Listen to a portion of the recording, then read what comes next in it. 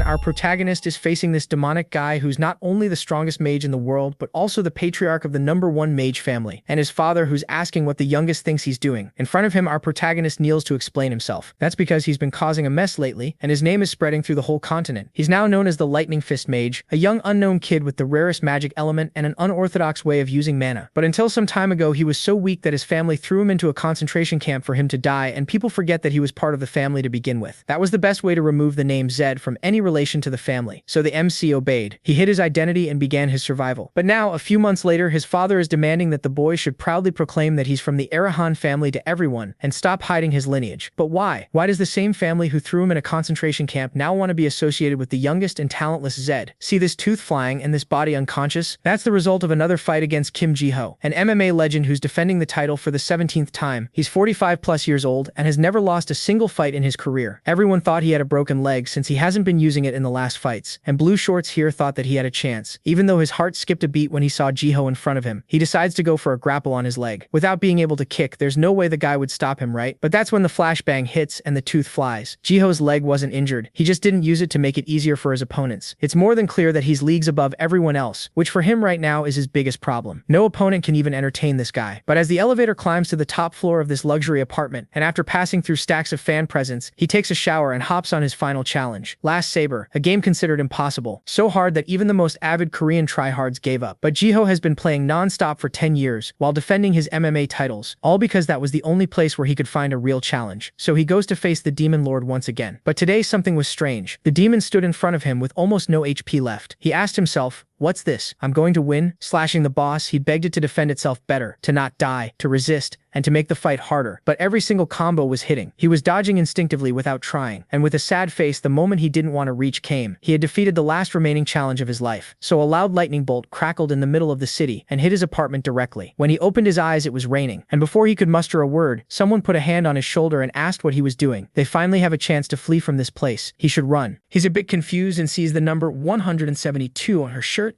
and instantly wonders where the hell he is. In front of him, there's a bunch more inmates trying to escape from a prison that looks more like a castle.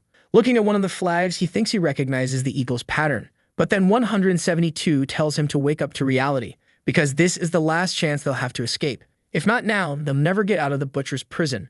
Look at the guy's face, man. And obviously, he already recognized the name Butcher's Prison. I already like the start of this story, right, bro? The guy got escaped by lightning. God looked down and said, "That's enough. Go to another world. This one's already too OP." Obviously, even though the protagonist realizes what's happening, he's still kind of dazed while 172 pulls him. Next to them, a bunch of prisoners keep going by, pulling the gate in a tug of war. Kim Jin-ho wanted to believe this was a dream, but at the same time, it felt way too real. He starts running beside the girl, trying to understand how he ended up inside the game he used to play, until he decides to calm down and escape this place first, and then worry about how to solve this mystery. But suddenly, he stops and tells 172 to pay attention. This was weird. This was supposed to be the most secure prison of all, and everything was way too messed up. 172 says it's because Director Clark isn't there.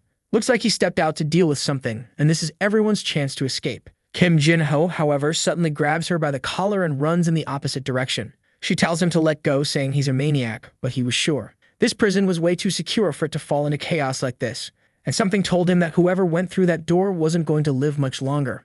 172 is trying to resist, telling him to let go of her. And at that moment, the others manage to open the door and start celebrating, saying they're finally free. They're all going out while our boy takes her further inside the prison. But obviously, the smiles of the escapees disappeared really fast, bro. Out of nowhere, arms start flying, legs everywhere, and Director Clark is right in front of them all. The guy turns and says this place really is full of pathetic worms. He gives the order for them to be killed, and the troops storm in. 172 asks why he's there, while our boy says right away that this was clearly a trap. Now the criminals are all rushing back into the prison, desperate, bro. The walls were painted in blood. Sometime later, Clark tells them to gather the survivors. The line of criminals forms. Bro, only our protagonist and his friend are different there. Copy and paste was used hard. She's right next to him, almost throwing up. Actually, wow, she threw up in her hand, all of it. It would have been better to just vomit on the floor. And worst of all, for vomiting, she got punched for moving. Jin-ho is shocked that they're that violent even with kids. No wonder riots happen there all the time. If something like that happens again, he's going to have to get involved in a fight. And then Clark shows up in front of him like 78 meters tall, saying the kid is either really lucky or way too much of a coward to have tried escaping. But to him, that's typical. Every mage is like that, nothing but a coward. Calling people like them rivals is disgusting. He gets in our protagonist's face and says that Arahan is going to regret surviving today. The guy leaves and the protagonist stares at his reflection, wondering if he really was just called Arahan. A week later, a beautiful blue sky and our boy is working. They had to spend the whole day stacking rocks. But not because there was a big reason, just so they wouldn't be idle and had something to do. Looking at his own hand, all busted up, our boy, who I don't even know what to call anymore, Kim Jin-ho 218 Arahan, will figure it out later. But this same guy is complaining that just lifting a rock already makes him run out of breath. And this body is way too weak. Not to mention, they said he's a mage. But he tried to use magic and nothing happened. It seemed like a complete failure. But to him, it made no sense. Arahan should know how to use magic. That's because Arahan is the name of the most powerful mage family in that region. That's when it hits him. He was from that family, probably, but was discarded for having no magical talent. Considering how cruel and sadistic that family is, that would make perfect sense. Then the guard tells him to take that rock over to the other side. The protagonist just obeys and carries the rock. He's looking forward to something specific. On the system window, it says that due to excessive data, synchronization is taking a while. The guy was so overpowered in real life. This guy is struggling to download his files. Yesterday and the next day, a meal time. Or well, meal is a strong word. At the time of rock with water and bread, which also looks more like a rock. The protagonist complains he's been training hard, but with food like this, he won't build any muscle. Then 172 shows up and asks if he's not going to eat the bread again. He says no and tells her to take it. Now I'm confused. Jinho says this friend is peculiar. What do you mean? It's a guy? No way. No, I think something's off, probably. Kim Jinho is wondering why this person, and I'll just say person for now until I know if it's a guy or girl, is locked up in here being so young. And 172 tells him to be careful lately. It seems like because of our guy, everyone's workload increased and nobody's happy about it. Now that made sense to Jinho why so many people were staring at him in that place. And 172 tells him to be careful, especially with 589, the leader of the prisoners, who also has a notorious reputation in the arena. Jinho then says it's better not to talk to him, since she might end up at risk too. But 172 says she already knows everyone, so she can just ignore it. And our protagonist stands up, saying they're going to find out right now. A bunch of prisoners start approaching, and he says the situation she mentioned is about to happen. At that moment, 172 is startled when she sees the guy's number. All right, bro. In theory, he's the leader of the prisoners, right? But honestly, I think he's the leader of the bald gang man. So far, only our protagonist and that friend have hair. No way, that's a coincidence. And the leader says he heard the reason their workload increased was because of that kid. 218 just wants to know what he has to do with that. Well, I mean, it is your fault, right, you bastard? He's about to make up an excuse, but there's already a hand the size of his head in front of him, bro. It opened a crater in the ground and 172 yells out for our boy. But someone grabbed the leader by the neck. What's that, bro? You think Kim Jinho is going to play around? He already lands a knee right in the guy's chin. His friend and the bald guys are all freaking out, calling out to the boss. And the protagonist's expression changed, right, man? He's not the same as before, and now his knee did absolutely nothing. 589 asks, what was that? And now our boy gets grabbed by the collar and is about to get airplane spun, man. The guy was thrown against the wall like protagonist in a couple's fight. Bro. His friend's right there scared, calling out to 218. But the boss says if he didn't die just now, he can rest assured he's marked for death. Whoa there, boss. You better watch out, because the synchronization just hit 100%, bro. Look at the villain's little grin. Finally, someone installed fiber optic in this cursed system that never loads. And the beatdown is about to begin. He's already getting back up, surrounded by that aura or with his fist full of blue energy. The kids all drive in balls now with those auras, doing that little hand flex and foot warm-up. Whoa, man, he's already in MMA stance, telling the guy to step into the ring. The boss laughs, saying for someone abandoned by his own clan, he really thinks a lot of himself. But Jinho just tells him to shut up already and come into the ring. The boss, tired of the talk, runs straight at him, bro. Our boy sees an opening in the leg and takes a low kick. But what? You thought it would be easy. The guy grabbed his foot, saying the kid's gonna learn a lesson now. But again, what? You thought it would be easy. Our boy pulled the B-blade move, started spinning and landed one right on the side of the head. The boss looked a little dazed, but before he could recover, bam, one more under the chin. Man, the guy just wanted to fall, but the kid wasn't about to stop there. Takes another solid kick and stumbles back. With that, the boss hit the ground out cold. And our guy, still being dramatic, says that's why he doesn't like using his leg much. Suddenly, the whole prison's already pulling out their apple slicers heading toward our boy. Because you can't even call those sticks knives, right, man? But our dude stepped on the boss, pulled his arm, and warned. If they came any closer, this guy was going to need help eating for the rest of his life. With that, the bald heads all froze, not knowing what to say. Jinho stomped on the arm again and said he still saw a lot of people standing there. If they wanted to stop this, then call the guards. Right away, one of them takes off running, saying that when the guards come and free the boss, he's gonna die. Apparently, in the end, all the guys surrendered and just carried the boss away. Sometime later in the cell, 172 wants to know how he did that, saying it was way too amazing. Not to mention, the kid looked like he had grown taller out of nowhere. What happened? The protagonist says it was the result of hauling rocks back and forth. But obviously, that was the result of syncing his real-life stats with the game's. It's the first time the protagonist brings his real-life body, because it's more overpowered than the one from the game, you feel me? Usually, it's always the guy who has a trash body and ends up in an amazing one. And now what our boy is impressed with are the stats. Zed Arahan, full of S-rank immunities. Bro. Immortal Duelist, Challenger rank, S-rank Archmage. Man, Grim has it all. What he finds strange is that his class is really mage. And because of that, he has 50% or less agility, strength, and resistance. And even though he's in the mage class, he literally has 0 mana. In other words, he's losing half of his attributes for absolutely nothing. Not to mention that this makes no sense because he belongs to the Arahan family, which is full of geniuses. Meanwhile, 172 is just staring, wondering what this lunatic is rambling about, laughing to himself. There's no way. The guy's lying on the bed, trying to figure out how it's possible he reincarnated into such a garbage body. But first, he needs to calm down and start considering his options. He's got that so-called growth penalty, which is what's cutting 50-50-50. But even then, it's still better than 0.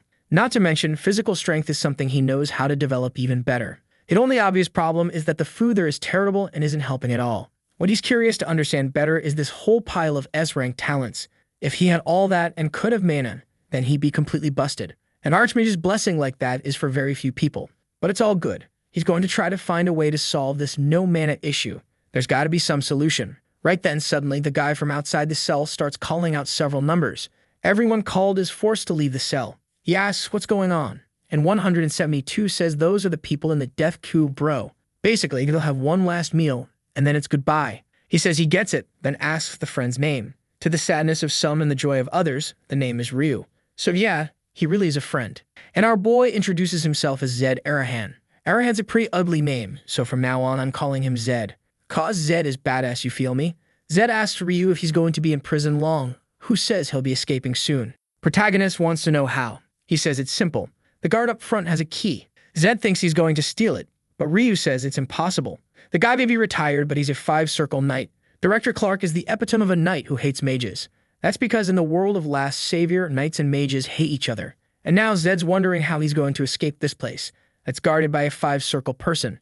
Weird. This is the first time I've seen circles used for someone who doesn't use magic. Then Ryu says it's not that hard. You just have to steal it without him noticing. For someone who came from the streets, that's easy. The only problem is that Clark's very attentive. So far, he hasn't seen a single opportunity. Zed smiles and says now he really sees a way to escape this place. The next day, work is about to start again, and one of the guards announces that by orders of the boss, they'll have to carry even more rocks today. The people are complaining, saying it's not going to work. Soon, everyone's going to die. The guard puts a sword to someone's neck, and one of the bald guys says, he just wants to know why they're pushing them so hard. There's no reason for this. The guard looks to the side and says they should already know whose fault it is. Obviously, everyone stares at Zed, and then the guard coughs and says he'll be back in a few minutes. 172 warns him that clearly they're setting him up for the others to jump him. Oh yeah, our protagonists already notice that these knights who follow the code of honor are acting very differently than they should. While Ryu is off running, he's not getting involved in this. But it looks like he's got some kind of plan, because he says he's not going to let Zed die. Obviously, all the inmates are coming to the same conclusion. To make the work easier, they're going to have to kill Zed. The protagonist smiles and says it really is an unavoidable situation. All the thugs rush toward him, saying he's way too confident. But as soon as the first one comes in, bam, he hits welcome with a knee to the chin. Bowling ball drops to the floor, and everyone's scared now, wondering who's going to be the next crazy one to charge in. But Zed just says for them to all come at him at once already. And there goes the crew again. But the first one that comes is again met with a hammer blow to the head. While he's throwing elbows and smashing, Zed is pissed that these bastards keep coming one by one and then another and another, instead of just attacking him all together. Another one falls to the ground and he says these guys are really lacking aggression. And just as he notices something, he ducks just in time and dodges an attack. Another knee and more headbutts, punches. It's a full-on brawl everywhere. And from a distance, Ryu is watching all this. The boy was leaving a trail of bodies on the ground. He had no idea Zed was this strong. But right at that moment, someone next to him calls out to Ryu and tells him to come along.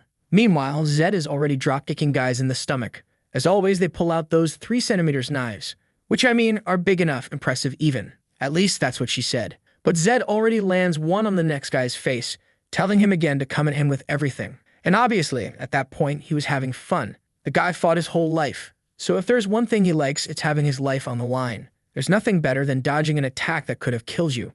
That adrenaline was what got him so addicted, both to that game and to martial arts. He hits one more in the chin, another in the back of the neck, while going crazy bro. Clearly not right in the head, obviously. Until someone steps on his back and calls out for the damn Zed Arahan. Majin Buu grabs the cracked-out albino kid Buu and tells him that if he doesn't stop, his friend's going to die. Obviously, yeah, Ryu had been captured. But our boy just smiles and says they made a huge mistake. Ryu was trying to break free, biting and everything. And the cracked kid Buu says the kid's going to die to a two-circle knight, so it's not that shameful. He jumps in to attack, but obviously Zed dodges it with ease. The guy looks like he doesn't even know what just happened, saying Zed disappeared.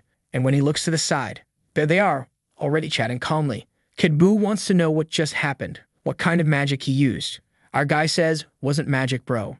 A movement of skin starts to approach, looks like a ballerina, but lands a perfect hit to the neck. The poor guy got dragged across the floor. But right then, Clark shows up calling for number 218, saying he's going to have to explain himself. But someone speaks up and says 218 was the victim. It's Ryu, who explains that he had been taken hostage, and it was Zed who saved him. Clark looks at the pile of guys knocked out on the floor, and he seems pissed that these guys only ever get beat up. He then says he wants to ask Zed something. He wants to know if, somehow, he's been using mana. Kind of uninterested, Zed says, maybe. But then Clark activates his aura. The prisoners on the ground get up just to say they can't breathe, while Ryu, who was still standing, drops to the floor. Now that makes sense.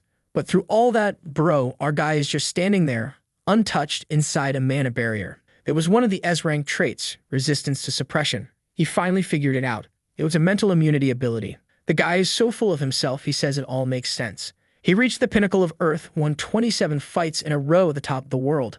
There's no way some mediocre person from a world like this would ever scare him. Clark, however, didn't like seeing the kid still standing. He's losing his mind. He wants to know how the hell a bastard with no mana is still resisting this. The guy even pulls more of the aura and starts pushing harder. Any more and he'd probably crap his pants for sure. But S-rank suppression resistance is absolute man. And with his hand on his waist, he's totally chillin'. Clark's expression changes. He can't even understand how this is possible. The rest of the guards are begging him to stop, saying at this rate, everyone there is going to die. Suddenly, Clark deactivates his aura. Staring at Zed, he says it's best he try to calm down. Otherwise, at any moment, he's going to cut his throat. He gives the boy one last stare and turns away, telling everyone to get back to work. But man, Zed tells him to wait a second and says he's got something to say. He says he's tired of doing that idiotic rock stacking thing, and he's more than fed up with this bunch of prisoners attacking him. And that's why he's planning to end it all. Ryu asks what this lunatic is talking about, to which Zed replies he wants to join the death row, bro. Clark questions whether he has any idea what he's saying. It's not something he can just change his mind about later. But our boy says Clark can even record it in a crystal ball if he wants. He's not backing down. Clark says, perfect then, and tells someone to bring a registration item. Right away, Zed says that now that he's on death row, he wants to request his last meal. He wants a birdie steak. A big enough portion to fill his belly. Looks like that's something really expensive, because the guards' faces say it all, bro. They say it's madness. Obviously, that top-quality steak is prepared only in the Southern Empire. In the game, it was one of the rarest foods you could consume. Delicious enough to restore even strength lost to age. Some people even ate it in the middle of battle to buff themselves and win the fight, man. Our boy, though, seems to be planning to stockpile it. I don't get it. Let's see what he's up to. He tells Clark that considering the family he's from and the cost of his life, it's a fair request. Besides, he warns that he knows what the real thing is like. So if they try to trick him, the whole deal will be voided. Ryu, though, wants to know why the hell this lunatic is trying to die. Then Zed says he'd forgotten about his friend. The two of them are on death row now. The staff hesitates, but Clark interrupts and says to follow orders. Since it's the life of an Arahan, it's worth it. Our girl thanks them, while obviously Ryu is freaking out, wanting to know why he is dragged into this. Next scene, he's in his room getting ready, apparently just finding that steak takes over a week. Our boy is using this time to keep training. Ryu, on the other hand, thinks it makes no sense. He's going to die anyway, so why bother exercising? Zed then reveals a special little system. 100 is the max number for any attribute, and all remaining experience gets funneled into the one that hasn't been leveled yet. And since he has 100 in every other attribute, Obviously, all the experience he earns goes into mana. Right in the middle of this, a guard shows up calling for the two of them, and Zed already celebrates, saying it's finally here. The meal, the extremely rare steak, is being prepared. As soon as Yuk the beef takes a bite, he cries with emotion, saying he's never eaten anything so good in his life. To which Zed says, "Don't forget, that's thanks to me." Some of our guy's negative status effects are being partially erased. He can feel like part of the experience that was blocked is finally entering his body. Meanwhile, someone enters Clark's room and says the banquet has begun. He celebrates and orders no one to approach the two of them, while wondering what the hell happened that day. The boy didn't resist, and yet Clark felt something strange. It was like his magic didn't resonate. Even though he's retired, he's still a five-circle knight. A young mage with no mana should not be able to do something like that. Something terrible must have happened that day. But today, he's sure he'll get the information he needs. Looking at the bracelet, he's sure the humiliation will be hundreds of times worse. Sometime later, the banquet is over and the two of them are stuffed. Ryu says he's ready to die, but our boy says, unfortunately, he's not. Now his body was full of energy and strength, the same feeling he had when he spent the whole day punching the sandbag. The door opens and he turns around saying that they finally arrived, already asking Clark what he plans to do now that they've eaten everything. Clark starts to say something, but our boy tells him to wipe off that sad smile. He should be disappointed. There wasn't even a little bit left. Clark, though, is just getting more and more pissed, saying that this bastard thinks too highly of himself just because of his bloodline. But it's all good. He puts a hand on his shoulder, thinking it's fine. He'll make the boy succumb to agony today. Poor old man, 40 years old, struggling to deal with a teenager. Now it's revealed. Clark wants to take advantage of having someone from the Arahan family there to extract information. Any detail about how that family works is worth good money. He then activates the power of the bracelet, and Zed notices it instantly. That man is a magical tool. Clark asks what he's thinking about that sensation. But of course, Zed is just standing there, completely fine. Ryu is nearly fainting and collapses to the side. Then Zed tells Clark he should behave a little better. Clark loses it and goes in with both hands on Zed's shoulders. But nothing happens. Zed just gives his hand a little pat. And now, apparently, the fight is about to start. Because he tells Clark that he warned him to take it easy. If he wanted to kill someone, he should have done it the proper way and not just keep whining. Clark, though, was all twisted up, not understanding why his magical tool isn't working. That would only be possible if the kid had a magical circle above his. But at his age, there's no way. That doesn't make sense at all. Which only leaves one other option. He must have some kind of bloodline from the Arahans that cancels out powers. Clark, man. To get to the fifth circle, he had to train and practice hard his whole life. But even a failed mage discarded by the family can resist this artifact. Suddenly, the item shuts off, and Zed asks if he's finally going to stop with this nonsense. Apparently, Clark gives up on threatening him and just lowers his head, saying that he can resist all he wants. Now that the decree has come down from the Majesty, he'll be executed tomorrow morning. He should enjoy his last night in this world. Sometime later in his room, he's making some notes. Even though he couldn't learn much, he's writing it all down. The problem is that he's dozing off, exhausted. His mana was used to the limit to activate that artifact. He wants to finish the report, but the pen slips from his hand. A while later, Ryu wakes up in the room, and Zed wants to know if he's finally getting up. He tells him to stop complaining, even if he feels nauseous or like throwing up. But our boy compliments him, saying he really does have fast hands. Aw man, I wasn't going to say anything, but I felt that moment when he leaned forward to fall. It was suspicious. I thought he's sitting down and falls forward, got up just to fall again. Weird, right? But now there's the reason, man. Our boy praises him, saying he did a good job. For anyone else, it would have been insane, but he was really quiet and sneaky. Ryu, though, says it only worked because Zed distracted Clark, and he wants to know if he's really okay after all that. Our boy says he is, and then Ryu says there's definitely something shady about him. At that moment, Zed decides to ignore that and check his status. Mana is still at 0, but now everything else went down to -40, meaning he's a bit stronger. That steak really made a difference. His body is becoming more and more comfortable to inhabit, and he can't even imagine how good it'll feel with 100% stats. Then he tells his friend they're going to have to escape tonight. So if he's recovered, it's time. Ryu says this is madness. Clark is going to notice them showing up any second now. But our guy, obviously aware, says not to worry. He's probably sleeping. Ryu is curious, but the reason is obvious, right folks? That bracelet Clark used pulls an absurd amount of mana from the body, but it causes exhaustion right after. And since Zed saw the item shut off earlier, he knows the guy is asleep. All thanks to the fact that he was taken to that room. And this guy walks around with the keys. The plan was easy. The time to leave had come, and the two of them get up.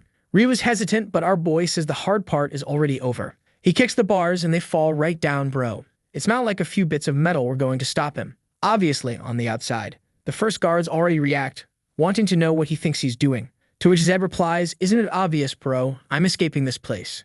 Didn't even see what hit them, and the two are already outside, running through the yard.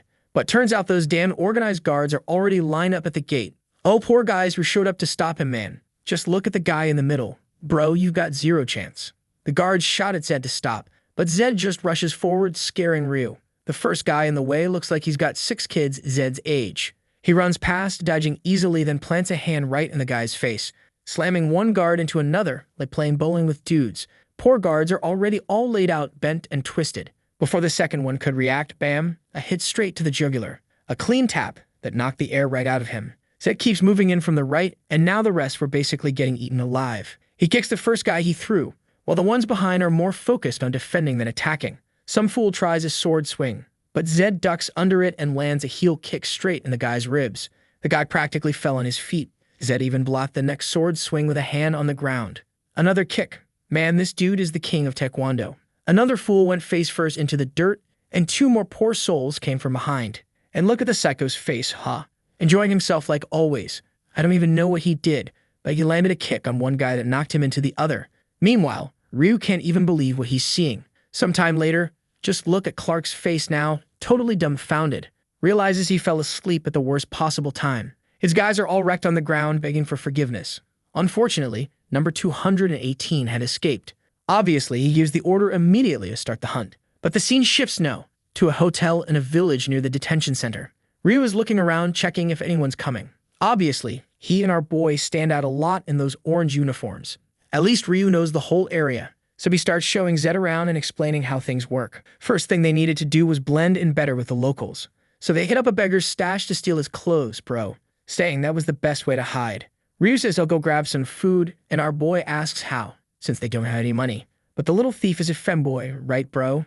He's gonna steal it easy. And he even tells Zed to just wait there like a side character. He'll be right back. 1 or 2 hours later, our boy has a different colored eye. That's because the thief even brought him a contact lens. They're in the southern region where people adore the old hero, and that's why blue eyes are kind of a trendy item. Our boy guesses it might be because of the clan that the main character, Torres Barrel, belonged to. That was the Sword X family, and their enemies, obviously, were the Arahans. Just like they hated each other and were opposites.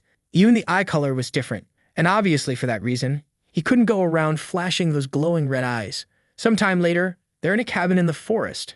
It's kind of like the beginning after the end, where the protagonist gets lost in the forest with the elf girl. Except here, in this case, it's with the femboy instead. And only now is reality starting to hit Zed. He's wondering how the hell he ended up inside a game, and what kind of situation is this where now he has to sleep in a stable. But the madman says that at least life is fun.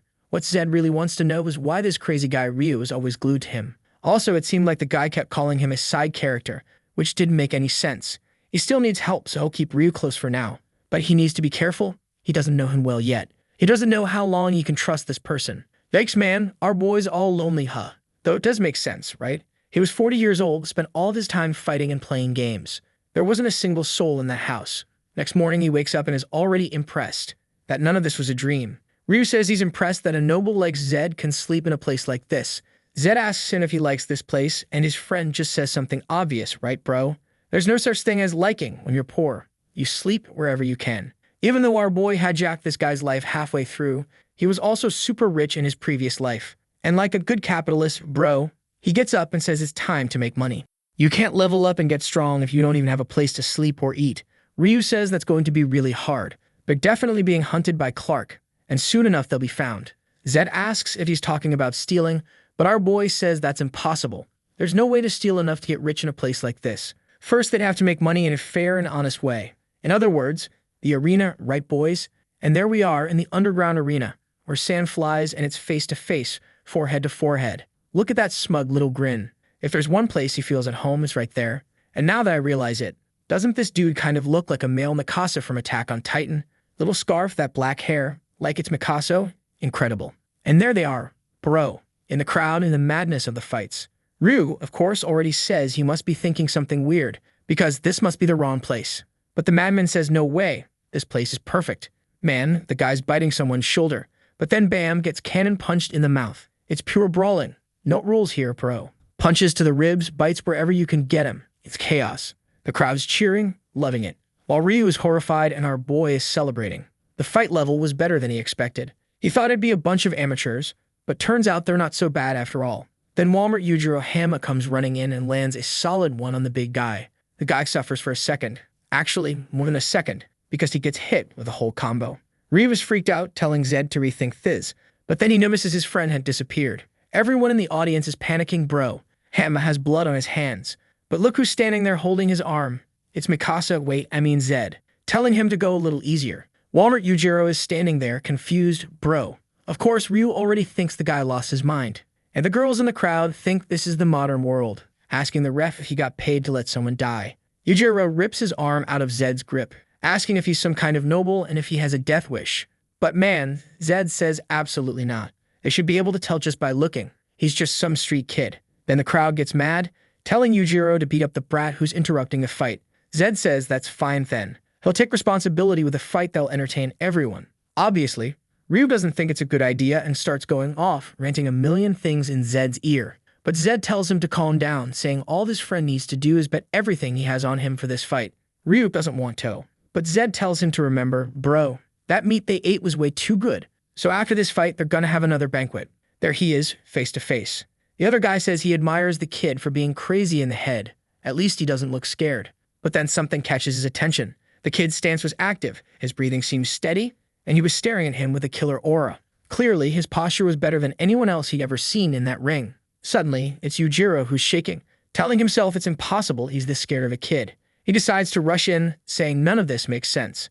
But he's immediately met with a cannon punch to the cheek, and boom, the nose faucet turns on. And Zed even plays the coach, telling the guy, you never start a fight throwing a punch behind the shoulder. He already starts throwing a combo at the poor guy who's trying to dodge, but keeps getting popped right in the jaw. Our boy explains that you always keep your arm forward. It serves both for defense and offense. Poor Yujiro is eating a full face of machine gun punches. Zed just keeps that arm forward, defense, and attack. Yujiro's face is getting all swollen up while Ryu has his eyes shut, praying, and he slowly opens them just in time to see the poor fool already kneeling in the dirt. Meanwhile, Mikasa's over there, all smug smiles, bro. Ryu can't believe it, but I don't know how he can't believe it. Did he not see Zed beat down a prison full of people?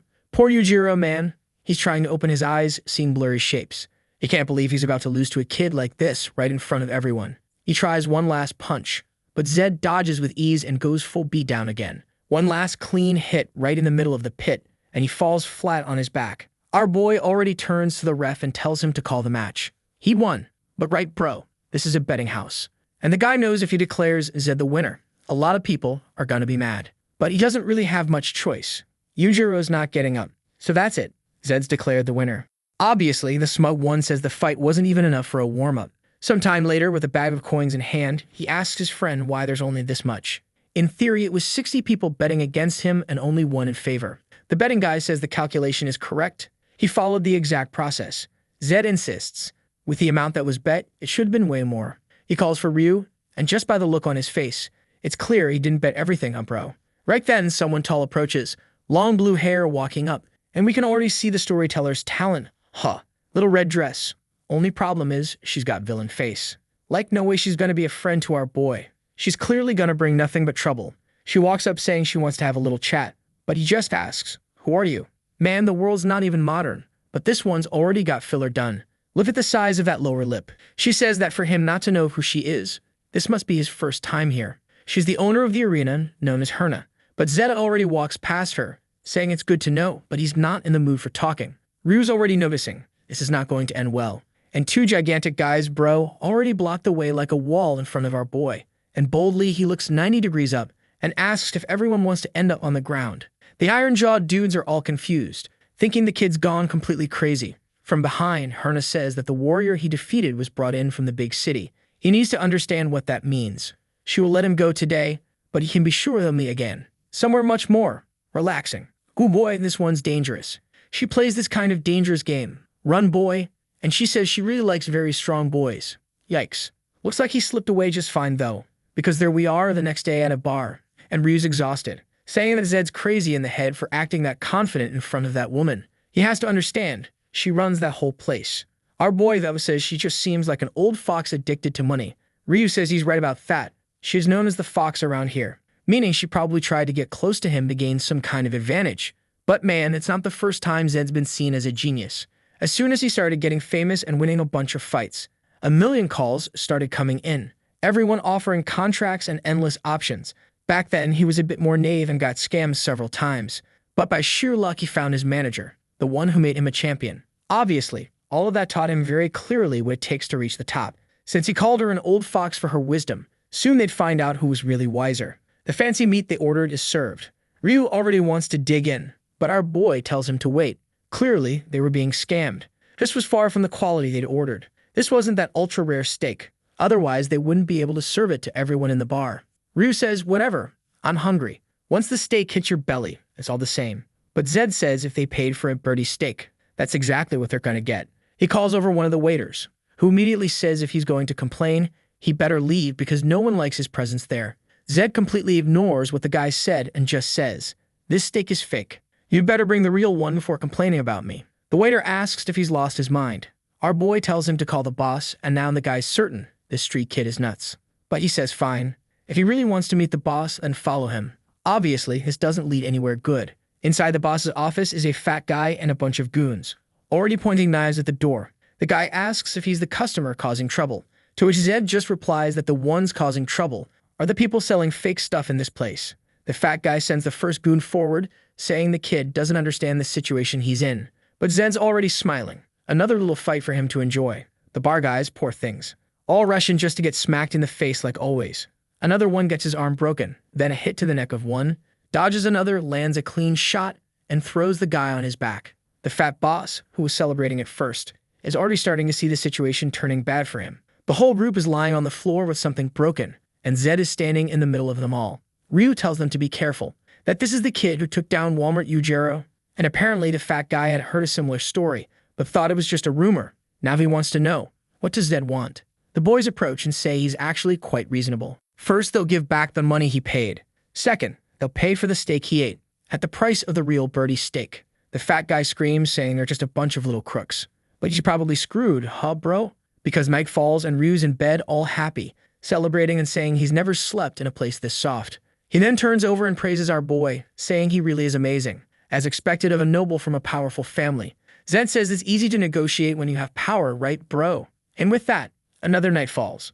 As always, man, Ryu's there with that peculiar look on his face in the middle of the night, out of nowhere. Suddenly, he gets up and calls for Zed. He asks if he's ready. Our boy doesn't answer, so Ryu gets up and leaves. But obviously, right, man, Zed was awake the whole time and saw the whole thing. A few days pass. Ryu walks into the room saying he's starving. He wants to know what time they're going out to eat. Zed, as always, has been training all day. Ryu asks how it's possible for him not to take even a single break. The protagonist stands up and takes a look at his stats. He says, unfortunately, they're not going up anymore. No matter how much he trains or checks, Mana is still stuck at 0. Maybe it's because he's going from nothing to 1, right? That's the hardest part. It's taking a bit longer. He turns to Ryu, saying training is over, and it's time for them to go get a steak for breakfast. It's been 3 days since they last went, giving the guys a chance to recover. Because the last few times they went, they ate 10 portions, and in the end, the staff had to pay them. Then Zed asks Ryu how many coins they still have. He replies that they're almost out, because the cost of living in this city is crazy high. Zed says he understands. But man, the truth is, this is a game he played for 10 years. He knows the economy very well. 50 gold coins, what they earned, is not the kind of thing you burn through in a couple days like that. Maybe Ryu thinks he's an idiot, just a noble who doesn't understand how the world works. And now Zed wants to know, is it greed? What's he hiding? Or does he have some kind of addiction? For now, he'll keep pretending he hasn't noticed anything, because he hasn't seen any sign of betrayal. But eventually, he's going to need to understand why.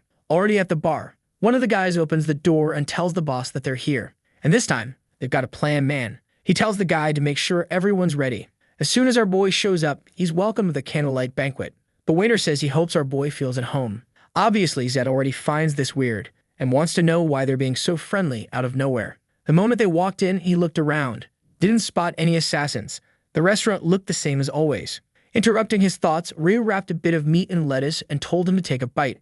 Our boy grabbed his hand and said, all right, he'd eat, but he'd keep an eye on everything around them. But obviously, as soon as he bites it, he feels something off, and tells Ryu to spit it out. He throws it out immediately, of course, wanting to know what kind of poison nonsense this is.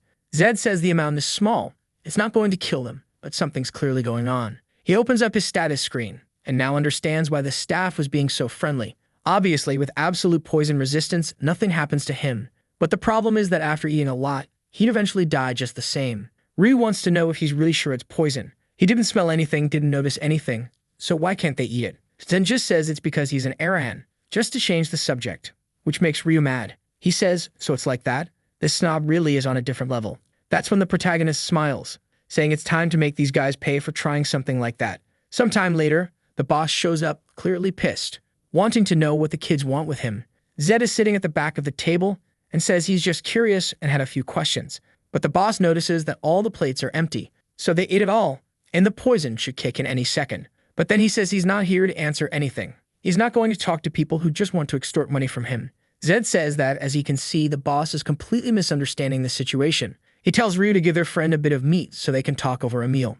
Obviously, Ryu hands over that meat roll that's probably been in his hand for like 40 minutes, and the fat guy is just standing there, right, wanting to know why they're offering something like that. Our boy says it's a peace offering. If the guy accepts eating it, then he'll accept any condition afterward. The boss says he's not interested. He has no intention of making peace with the kid. Zed wants to know if maybe the guy just really loves giving him money, or if there's another reason he doesn't want to eat that. Like, say, if it were poisoned. The chubby guy stutters trying to reply, and Zed already says he messed up thinking he was going to walk out of this easily. He kicks the table, and all the meat they were supposed to eat hits the floor.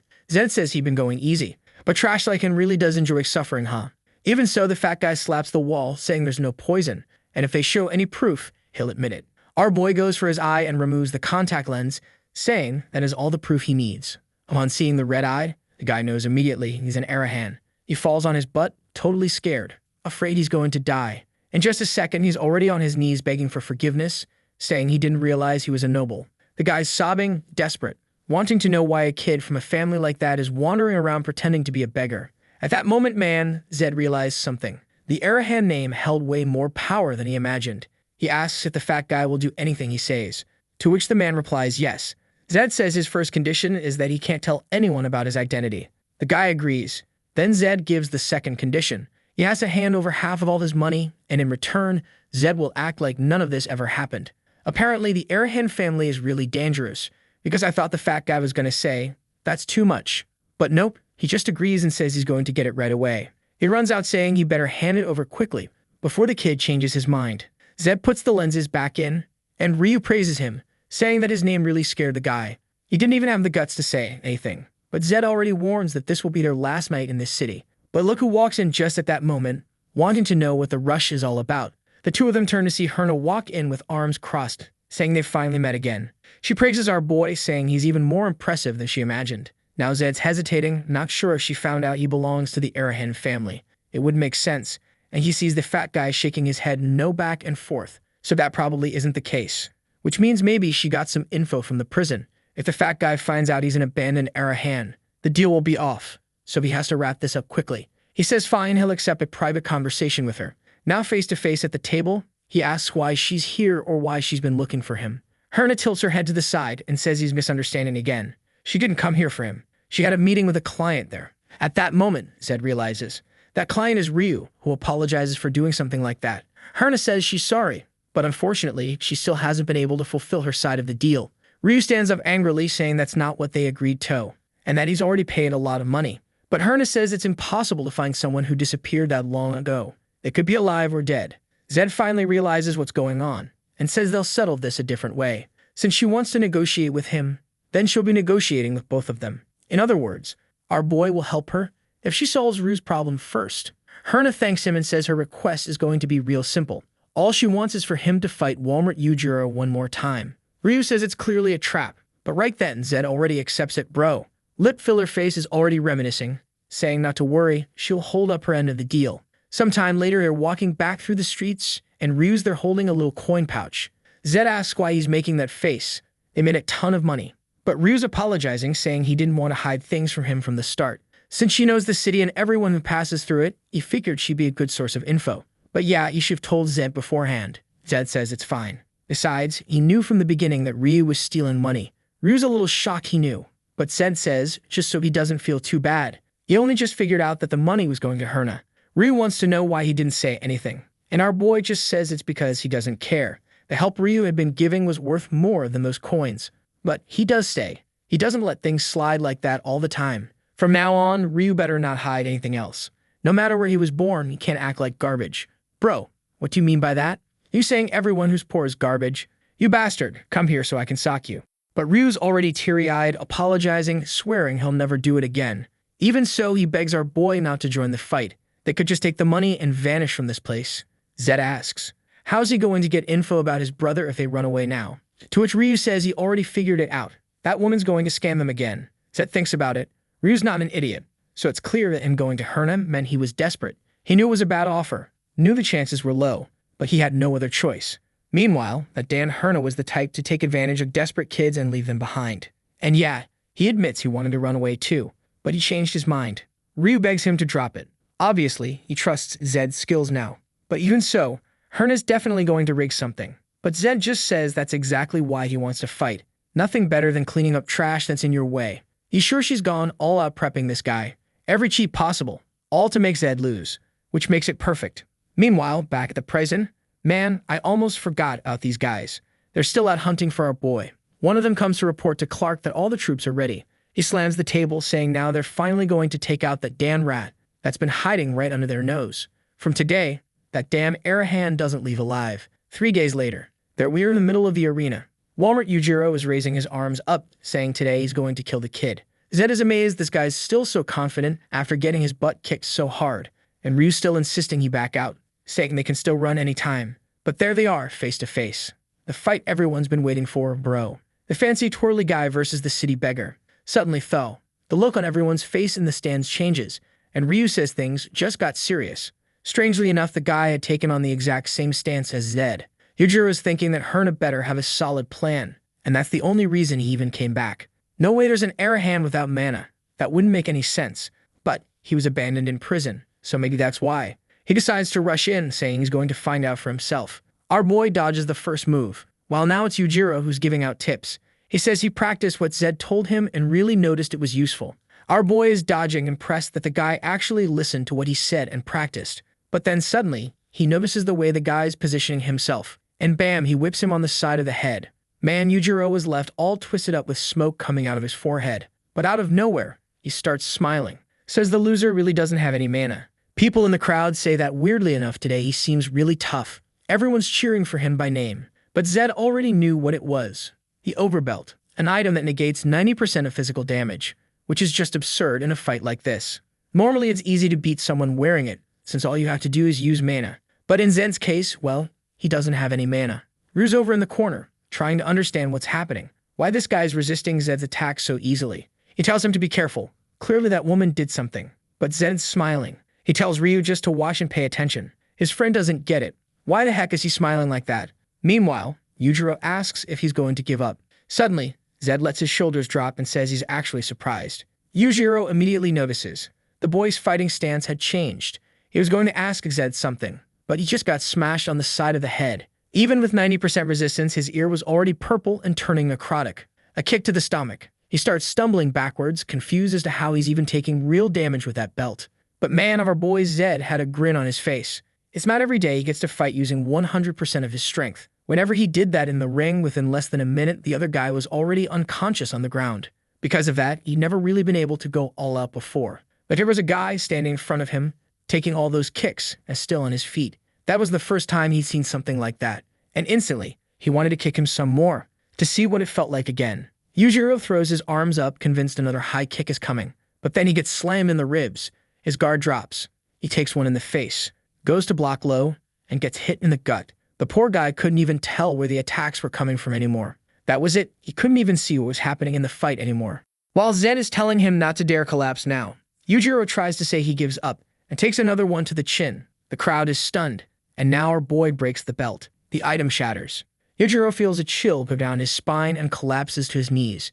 Right then, the protagonist asks him why he's not getting back up. Man, Yujiro was about to apologize again and say he forfeits, but gets another shot right to the face. Zed's not letting him say the word forfeit. That wasn't nearly enough yet. But just then, Yujiro sees something strange. Zed's contact lens was breaking apart, and he could see the red eye underneath. The guy was about to say the name Arahan, but passed out cold, falling backward. Suddenly, the protagonist feels something strange in his chest, like some kind of alien energy coursing through his body. He decides to open up the system window. And man, just like you guessed, finally his mana had gone from 0 to 1. It might not be much, but to him, the feeling was way better than expected. Because yeah, man, he's got an S-rank Archmage talent, so that makes a huge difference. But then he notices, strangely, the whole place had gone silent. Ryu comes running and asks why he took the lenses out. Zed bro, he just points to himself and asks, "Can everyone see my eye?" And Ryu says, obviously. Not only that, his eye looked even redder now, almost glowing. From the stands, everyone recognized it instantly and shouted the name. Arhan. Nobody had any doubts. They just took off running, bro, shouting that anyone seen by those eyes dies. My god, what the heck did his family do in this world, man? Just seeing the eye color was enough to make everyone bolt. Not even Itachi, if the Mangekyo Sharingan caused that much fear, bro. Right then, Zed ran off too, saying that soon the guards were going to show up, so they better disappear quick. Meanwhile, Miss Fat Lips over there was fuming, saying she never should have listened to that damn guy from the prison. She gets up, saying that now she's going to have to deal with this Zed guy herself. Obviously, she's furious because she lost a fortune, since that guy she hired, right man, wasn't cheap. Not to mention that belt cost over 200 gold coins and was destroyed. At that moment, she knows that damn brat already made her lose around 2,000 coins.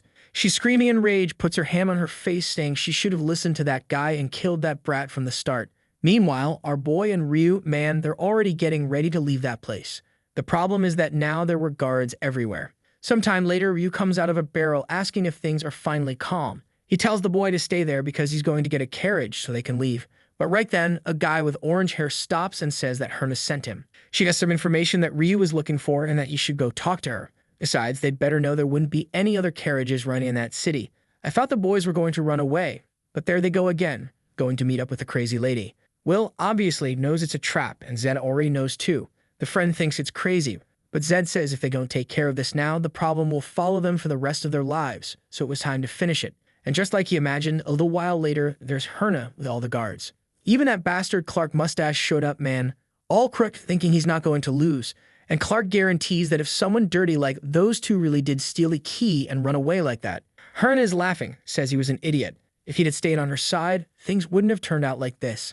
But Zed says that even if he could go back in time, his choice wouldn't change. Besides, he wasn't planning to die quietly. At that moment, Clark draws his sword and says Zed Arahan will be executed right now and no one should interfere. The protagonist just tells Ryu to stay back, and Clark says it's comical. The boy really thought he had a chance in this fight.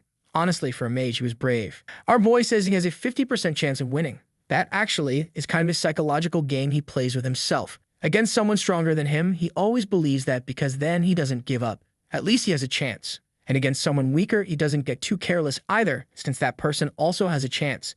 This little guy's got quite the strong mindset. To him, it didn't matter how strong the 5-circle knight was. The odds were still 50-50. Either he wins or he loses. Then Clark starts coating his blade in aura and says the boy is confident until the end. His aura expands and he warns that the boy will die confident either way. Then he charges forward, calling out to Zed Arahan and telling him to die. The protagonist just watches him coming, saying that was exactly what he wanted. He didn't want much, just the opportunity to risk his life and the chance to lose. At that moment, he became a challenger once more. And the signature expression of the rank S determined challenger activates. All his attributes temporarily increase by 10. He sees Clark's blade coming and a purple explosion hits the ground. He calls out for Zed, and in the middle of the smoke, Clark is standing there silently. He had opened a crater in front of him, but where was the boy? That's when someone tells the captain to look up, man. There were some lightning bolts coming. Huh, what's this? Out of nowhere, the boy was flying and glowing. What's happening here, man? He activated the Reborn Thunder transformation. Ah, I get it. He gained 10% more in all stats, probably got more mana. And now he has enough to use power. He's an S-rank Archmage. That little transformation kind of reminds you of Killua's, doesn't it? When he has all Lightning Eye, except this one's the golden version. Our boy immediately charges in, Clark is surprised and has to defend against the flying kick. Man, he was already a beast in hand-to-hand combat, now he's gonna beat people down with magic. The fool is pushed back and keeps wondering how this is even possible. He can't believe a brat like that could have Lightning Kai. Unlike the basic elements, almost no one had resistance to lightning. But this was an element that not even the founder of the Arahan clan was supposed to have. So why did this discarded brat have that power? The guards and that fool Herna are all standing there with their jaws on the floor. Ryu off to the side isn't even impressed anymore. Clark, though, stomps the ground firmly, thinking this is what he hates the most, people who have everything handed to them just because of their bloodline. He slashes towards Zed, saying he hates people like him, when our boy just does a Matrix-style dodge backwards. Man, Clark insists, sending a cross slash, while our boy dodges one, dodges another, and starts getting closer. Clark, however, had managed to slash for the side of his head and was sure the kid wouldn't dodge this one. But his sword seemed to collide with some kind of electric barrier. The kid kind of had a natural shield, and now he was right next to him, landing a solid hit in the ribs, and damn, that frame is beautiful. Take that in the chest, fool. While he's writhing in the electricity, man, the Korean moon is going wild. A purple explosion hits, and the guy's back. Yeah, he's something. The problem is, man, the guy was already the king of dodging, and now he's all electrified. Dodges another strike, comes from the side, and lands another one on the chin. Clark can't understand why this kid is fighting like this. He was supposed to be a mage. Obviously, mages use barriers and stay at a distance to cast spells. And that's why when a knight gets close, they're always defeated. That was kind of the law of this world, and a law that had never been broken. And that's why this kid in front of him made no sense. More lightning flying around and Clark trying to hold the attacks back. It was the first time he had seen a mage of this style, so he had no strategy. He decided to change plans and back off to use those long-range sword/attacks. But Zed is way faster, and in a second, he's face-to-face again, landing another punch right to the face. Clark couldn't see any openings and takes another one in the gut. Man, now he got launched all the way to the other side, crashing into a tree. The poor guy's spitting out like 3 liters of blood while the soldier beside him asks if he's okay. One thing's clear, he's a man of honor, man, because even with the others trying to help, he says nobody should get involved. Then he turns to the boy and says that really, he lost to Arahan. At the very least, he should be killed now. But Zed asks if the guy wants to know why he lost. Clark says no, just kill him already and stop being annoying. But Zed doesn't care, he says he's going to tell him anyway. He says the only reason he lost is because Zed's been training way more and putting in the effort. Obviously, that hits Clark's weak spot, and he says it's ironic. Someone with a bloodline like is talking about effort and training. The strength he has is simply because he was born with Arahan blood. He really has no idea what true effort looks like, effort from someone with no talent at all. But Zed responds that he's sure Clark should have been stronger than him at that age. If he'd have fought better and trained to become even stronger, he shouldn't have lost now. But he's blinded by this inferiority complex. Besides, a knight should never blame another person for their own defeat. Clark stays silent and says, yeah, that's ironic, while thinking he never imagined that a kid like this would remind him of the true code of a knight. Then he tells Arahan to just end it already and kill him. The problem is, Zed knows that if he kills this guy, someone known as the Five-Circle Knight, he's going to start being hunted. But he also couldn't let him walk around out there talking about him to everyone. At that moment, the Challenger talent and the Lightning talent deactivate. He suddenly raises his hand and everyone in the forest screams, asking what he's doing. Herna orders the guards to kill him now. Surrounded by everyone, Zed thinks this number of people isn't ideal. But suddenly, he looks back and a strange mist starts approaching. The whole place gets covered by this energy, and he's trying to figure out whether it's a mage or someone approaching. The situation was worse than he thought, and he needed to escape. Suddenly, the mist seems to settle a bit. But in the next second, when he opens his eyes, everyone in front of him is dead. Man, he didn't even get to kill Herna, and nobody even had time to scream. The strange part is that the bodies are full of scratch-like cuts, and even Clark was killed. Then Zed remembers Ryu, looks back and calls for him. All awkward and bent over, he shows up from the bushes, saying he's fine. His friend asks if it was him who did that, and our boy says no, there must be some high-ranking mage nearby. Whatever it is, it's best they leave as fast as possible. Then Ryu sees a card among the bodies and tells him to check it out. It was way too clean and looked like it was deliberately thrown there. The two of them are leaving while someone watches them from up in a tree. Nothing suspicious about this hooded guy, right?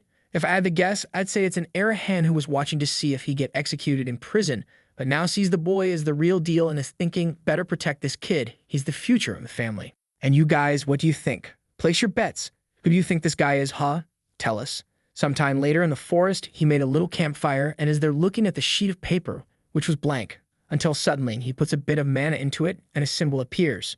It was a magic card that's actually used by secret organizations to kind of exchange encrypted messages, man. And Zed recognizes the symbol as that of the Black Mirror, a group that swore absolute loyalty to the Arahan and helps them with secret missions.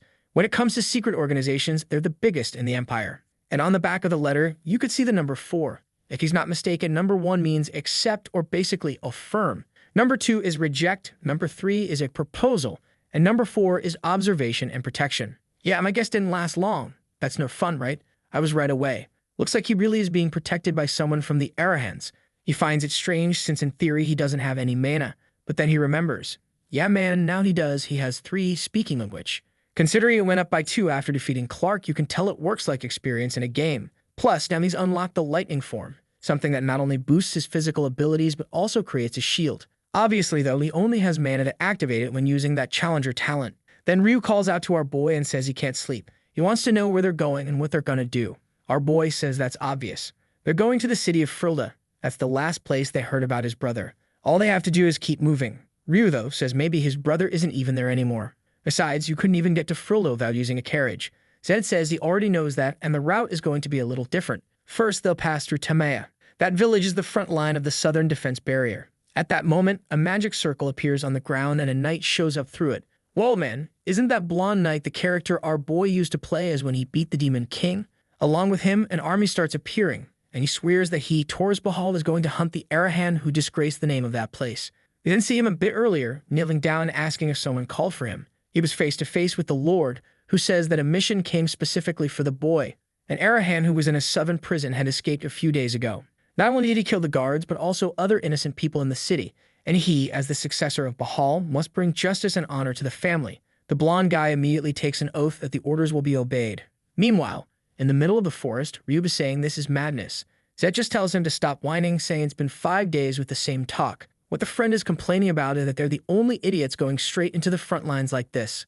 On the Empire's map, you can see there are only a few exits, and outside the mountains, it's full of demonic beasts.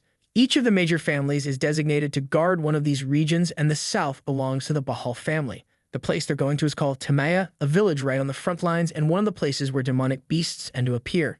On top of that, since it's an advanced base, there's a teleportation portal there.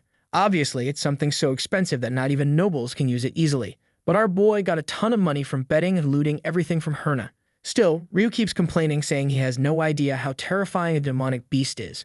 Time passes and night falls once more. He was chatting a bit when Zed suddenly felt a strange vibration. The whole ground was shaking. In a low voice, he stood up and told Ryu to get ready. Something was coming.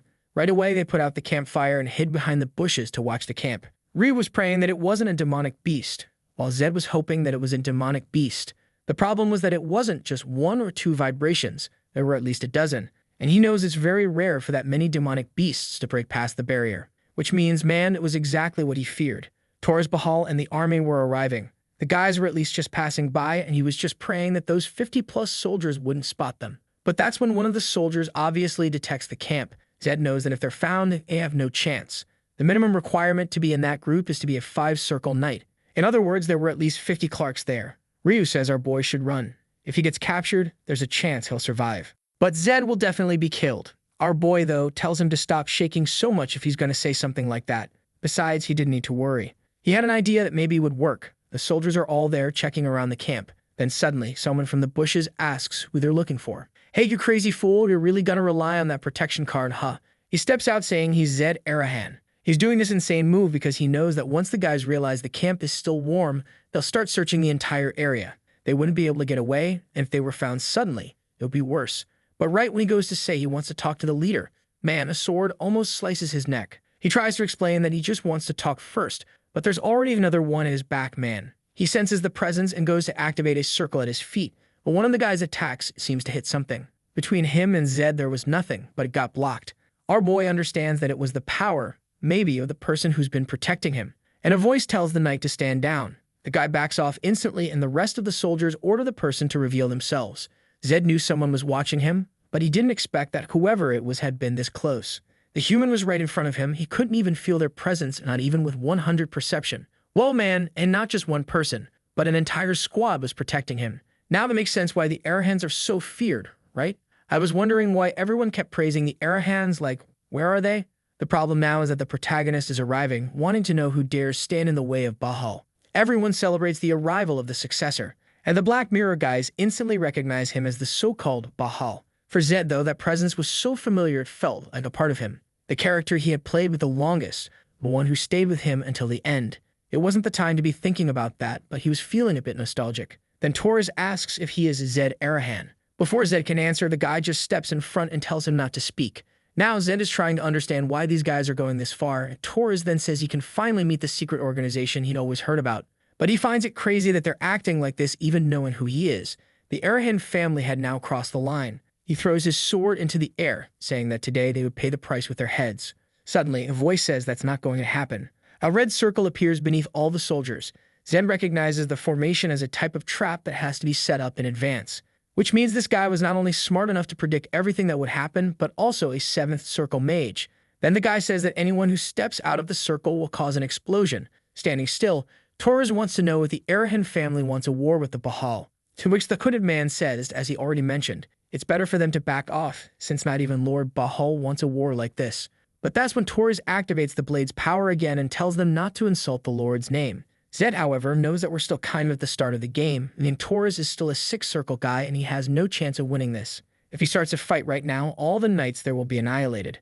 The madman, though, is already activating the lion's roar without a care. Even though it's a 7-circle technique, Zed is hoping the guy gives up, otherwise he's going to have to see everyone's bodies lying on the ground. Our boy asks the human to deactivate the magic circle before they all explode, but the hooded man turns and says they only follow the Lord's orders, and one of the commands he received was to protect Zed Arahan, and he can't do anything that would go against that. Zed then asks why, instead of protecting him, the guy is trying to kill the Bahal's successor, which will only increase his chances of getting killed in the future. If he really was such a skilled assassin, he should be able to get out of there without killing this guy. Then he yells at Torres to stop too, or he'll end up dying, but the guy just tells him to shut up, saying that he killed countless innocent citizens and prison guards. He'd have to pay the price for every crime he committed. Zed tries to explain that it's a misunderstanding and that they can talk, but man, Torres is already charging in, saying they'll talk when he's on his knees. Zed notices the circle didn't explode, which at least means the guy didn't get killed right away. But then an explosion sweeps through the area and Ryu calls out to Zed. Torres' sword had been blocked by a barrier created by the secret organization guys, and even with just the block and the sword's shockwave, Torres dropped to his knees and coughed up blood. Zed, Dan him, even walks over and asks if the guy, now that he's on his knees, is ready for a little conversation. But Torres just faints and collapses nearly dead to the ground.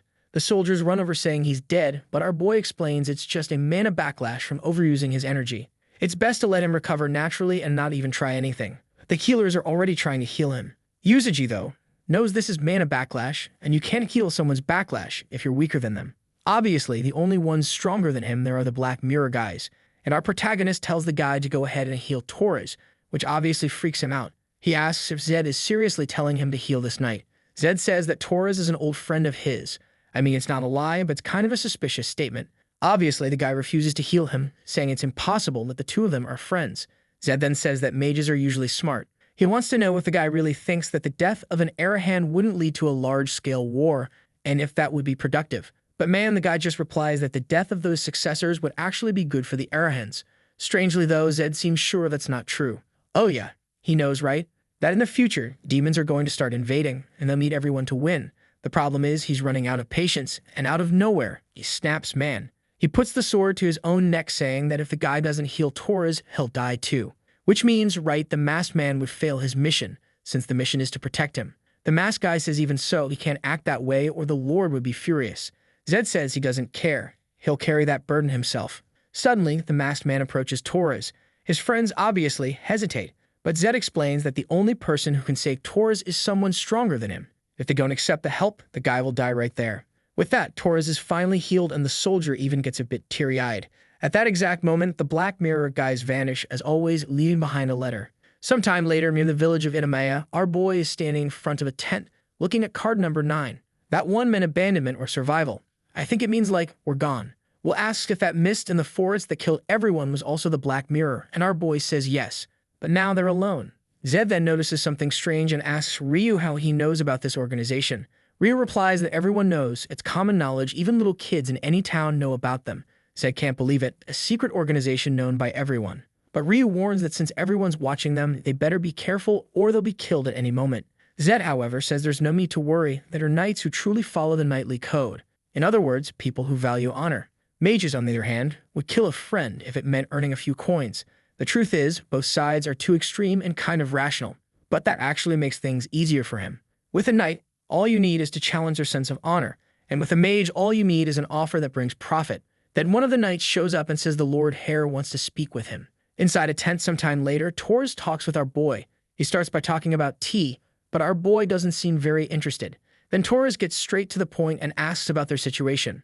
Zed replies that he's not very formal and wants to talk casually. They're both young, so they can keep it chill. Torres asks how old he is, and our boy says, in this body, I'm 15. Why does he always say the most suspicious things in the world? He just straight up tells everyone he's reincarnated, damn it. While the two are chatting, look, Ryu's over there taking notes that they're getting all buddy-buddy. Then Torres replies that even if he doesn't want to, he first has to thank him, because thanks to Zed, his life was saved. Our boy notices that, just like in the game, And since he is a knight, the guy keeps his word of honor. His pride is too high. He'd never hurt someone who saved him. And if there's someone who knows Torres well, it's him. After all, he played 10 years of Torres. But that the guy says enough small talk. Let's get to the point. He wants to know what's this about the murder of the city people and prison guards being a setup. Zed says that's fine and starts to explain everything that happened. Sometime later, Torres says that if what Zed said is true, then trying to defend himself really is justifiable. The whole point of this, though, is figuring out whether it's true or not. But Zed replies that if it were a lie, he would have just let Torres die, and that would have been an easier way out for him. Strangely, Torres says that honestly, that argument is solid, bro. I accept it. That's it. The guy gave up on arguing. Then he puts a sack on the table and says that's a gift, man. It's some kind of powdered minar. Zed, however, replies that if he's trying to apologize, he's going about it the wrong way. What he really wants is help finding Ryu's younger brother who's missing. Torres says that doesn't make sense. That wouldn't benefit him as a mage. But Zed just replies that he doesn't care about that. It's a promise he made to his friend. The next morning, there's the badass again, every day, bright and early, doing a bunch of push-ups, fellas. Man, I gotta get inspired by this guy. And Ryu's all confused, wanting to know why he asked that favor when he could have gotten something much better for himself. Meanwhile, Tuvo was just off to the side listening to everything and watching our boy working out. Yo, this guy is peculiar. Fellas? I don't know. The only woman in this story was Herna and she already died. They really gotta introduce some new ones, cause this is getting strange. And oddly, he really is staring at our boy's abs, thinking like a mage without mana, and normally mages say physical training is barbaric, but this one works hard. Maybe he can relate to the kid, a mage without mana, like a knight without a sword. What impressed him was that even so, the boy didn't give up and kept trying to improve. It makes you wonder, if he were in a situation that bad, would he be able to maintain his dignity? In that moment, Torres met a mage who was more of a knight than any knight he had ever known, and he swore he would become his friend. Woo! Let's go, fellas. Finally some friendship, cause this was getting weird. Sometime later, he went to get himself a big ol' steak to eat. Obviously, the kind of feast that would power up anybody. And while Torres is being all friendly with our boys, the other knights are just off in the corner watching and not liking it one bit. He tells everyone to sit down, and our boy is impressed, just like he thought. Torres is a man of his word and honor. Ryu, on the other hand, is a bit unsure, asking if he's really sure they can eat that. Our boy says he really doesn't know knights, just eat and say thanks. They start eating, but Zed knows nothing in this world is free. For them to be serving something that expensive, they definitely want something in return. Suddenly, though, one of the knights stands up, saying that unfortunately, this situation makes him uncomfortable, so he's leaving. The other guys say the same, and everyone stands up, saying they're going. In just a second, it's only the three of them left at the table. Torres apologizes, but Zed says it's all good. Besides, it's better not to punish those guys. He wouldn't gain anything from it. Torres says again it's weird that our boy is asking not to punish guys who are always insulting him. But Zed says that's expected. Those guys have seen mages as enemies since they were kids. Obviously, it wouldn't be normal for them to suddenly meet one and just sit down and share a meal. Torres says that maybe it's true. Maybe he was wrong to even invite them to this. But at that moment, Zed says he must have something more important to say, right? Since he called them here for this. Torres explains that they're planning to leave this place soon, but he wanted to delay the departure by one day. That's because he wants to show everyone that Zed is a kind and honorable young man, and one day would be enough. Zed asks if he was okay with that, and he says yes. Sometime later, we're at the southern border near the wall of Inamaya. A creature is sliced in half, and a knight celebrates. Torres praises everyone's work and tells them to keep moving forward. Zed, however, is there in the middle of everything, trying to understand why he's being brought into all this. He knows that this group is extremely advanced and usually deals with dangerous creatures. That's why after every mission, they either celebrate the fact that everyone made it back, or in some cases, they mourn those who didn't. Zed thinks that Torres' plan is to make him participate in this so the group will start to like him. Maybe it's an emotional decision, but it fits his 17-year-old kid. As they continue on, though, they find some marks on the ground. The crater is huge, and Torres asks if anyone knows what caused it. The guy next to him says it's probably a beast that hasn't been cataloged yet. By protocol, they should retreat now and record it in the books, but Torres says that would be overkill. They're not even in danger zone 1 yet, so even if it's a new creature, it should be low level. The others say that even if it's low level, it could still be dangerous when it's something unknown. Torres is thinking about going back until Zed says that he knows what the creature is. Clearly, it was a monster called Basilis. A mid-level creature, but with 25 circle knights and him in the 6th circle, it wouldn't be hard. Torres asks if he's not lying, while all the soldiers start saying they can't trust a mage. To which Zed simply replies that they should know Arahan mages have a much broader bestiary record than they do. The guys always think they're being insulted and start complaining about the kid, but Zed replies that they're the ones underestimating him. First off, they shouldn't even have the nerve to speak that rudely to an Arahan hare. Suddenly, Torres interrupts the conversation and tells everyone to be quiet. He goes to apologize to Zed, saying he had hoped things would go better, when suddenly, the basilisk appears behind everyone. Torres immediately yells for everyone to get into formation, but they already have to dodge the first attack. He asks if Zed is okay, who tells him to pay attention to the fight man. He nearly got chomped by another monster. That's when they realize it's not one basilisk but two. And Torres is already activating his aura. And now that I notice, doesn't he kinda look like Vlad from Stellar Swordsman? Like a Vlad from another world, and man, all the knights are there with their aura lit up, charging toward the basilisk. Strangely, in this world, mages fight up close while the knights are the ones sending out those aura slashes. The problem is, those aura slash explosions are doing nothing to the basilisk, and even Vlad is confused because the attacks aren't working. Suddenly, the creature lifts up a tail full of spikes and Zed yells for everyone to get down. Nobody obeys, and Torres shouts at them to follow orders. That's when the guys throw themselves flat to the ground. But Zed notices one guy being stubborn, saying he won't take orders from a mage. Our boy yells again, but too late. The monster fires off a bunch of poisonous spikes. Those who were down didn't get killed, but the fool who stayed standing, obviously got hit, was saved by Zed, right? Of course he had to be saved by the mage kid, dumbass. But our boy already warns them that on the next attack, the monster is going to aim at the ground, so that trick won't work twice. Then he tells Torres that he'll leave him and the knights to deal with the one on the left. In other words, the badass is going to handle the one on the right. Torres is a bit confused, but Zed just tells him to answer already, yes or no. So the blondie says fine. They'll kill the one on the left, and he'll take care of the one on the right.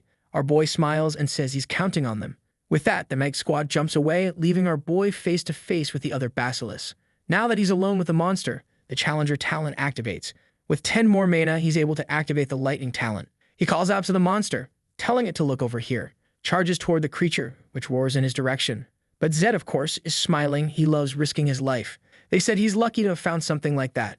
The monster tries to attack, but he dodges by jumping from one tree trunk to another and comes down from above again. The creature might look tough, but he knows where its weak point is. It's not about piercing, it's about striking it on top of the head. With that, the monster's all twisted and trembling, then collapses to the ground. Man, the beast is already dead. I thought that thing would be more trouble, honestly. On top of that, he gets an ingredient from its mouth, a red thing called Demon's Breath. It's a key ingredient that you can put into holy water to possibly turn it into an elixir. The boy's all in his swag mode, lightning crackling and little energy orbs floating around. And he says that the elixir is a perfect item since it has a small chance of boosting some of your stats. And since he already has all of his stats maxed, well, it's a 100% chance to increase mana. Then he waves goodbye to the monster, saying he's off to help the knights. Torres was defending himself from an attack but was sent flying. Even so, he was still managing to hold out. The problem now is that he's been separated from the knights and doesn't have any defensive support. Right then, he sees a firework shoot into the sky. Man, and it hits the monster square in the head again. Obviously, it was Zed asking if he's okay. Seeing the boy all electrified, Torres wants to know what kind of energy that is. The knights all arrive, shocked, asking what that is. Ah, of course they recognize it instantly, right fellas? It could only be the Tan Killua. Torres asks if he's really using Lightning Key, and Zed says that's obvious, which leaves the guy even more confused since as far as he knows, the boy has no mana. The protagonist explains that he acquired mana a little while ago, which makes the fool even more confused. That's because in this world, you're kind of born with mana already formed, man. A baby might not have all the circles connected, but they already naturally have the talent for it. But if Zed was born without anything, right, that means he should have never been able to get it. It's the same as someone being born with 9 fingers and suddenly growing a 10th one. It really was a good comparison. At the very least, it's peculiar. While Torres is deep in thought, Zed asks if he can keep the item. Torres says yes. He's the one who killed the creature, so he gets to keep it. Our boys all smiles. Getting those 2 items really was a stroke of luck. Sometime later, the knights are all talking about how Zed killed the creatures. First off, it made no sense. A kid with no mana using lightning. Second, he was fighting physically instead of using magic from a distance. That's all anyone was talking about. And a bit later in a bar, the guy that our boy made kiss the asphalt comes to thank him.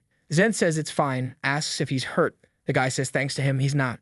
Ryu immediately wants to know what our boy did, suddenly getting treated with respect like that. To which our boy just says, whatever. At least now they're going to help even more in finding his brother. At that moment, Tora calls out to the 2 of them. He already compliments our boy, saying he really managed to change the knight's opinions. That's when he reveals that, unfortunately, he has to return home. He's sure the family head is going to go nuts when he finds out everything that happened there. Zed asks if he's not afraid of getting chewed out for getting close to an Arahan. Torres says he's already bracing for that anyway. He always knew it would happen sooner or later, Besides, he also plans to pass through Frinda to help look for Ryu's brother. Strangely, from that low camera angle on Ryu, the two look kinda like villains. But they're talking about how, now that there's a noble heir from this region looking for his brother, the odds of finding him are much higher. Ryu gets all emotional and thanks them both. The next day, they're in Frinda, a region in the south where the trade port is located. Finally, Ryu reveals the name. The person he's looking for is a girl named Lisa, 13 years old. She has long blonde hair that goes down to her waist. He roughly shows what her height is and says they'll be able to tell because she's adorable. Nothing dangerous at all about a girl like that walking around the world alone. Zed says they'll need to check the records of slaves that were sold and those that are still up for sale. Basically, all the houses that deal in that kind of business. The knight just agrees, and then our boy tells Hulk that they'll first talk to the merchant he used to work for. Sometime later, they're there looking at the entrance of a place guarded by some guy. Zed tells Ryu he won't be able to go in, and meanwhile, he's already dressed up in a fancy suit. Obviously, he's going in as someone interested in buying a slave. Right away, the guy at the door, trying to act tough, is bowing, saying it's amazing to receive someone as distinguished as him. That's without even knowing who he is, right, man?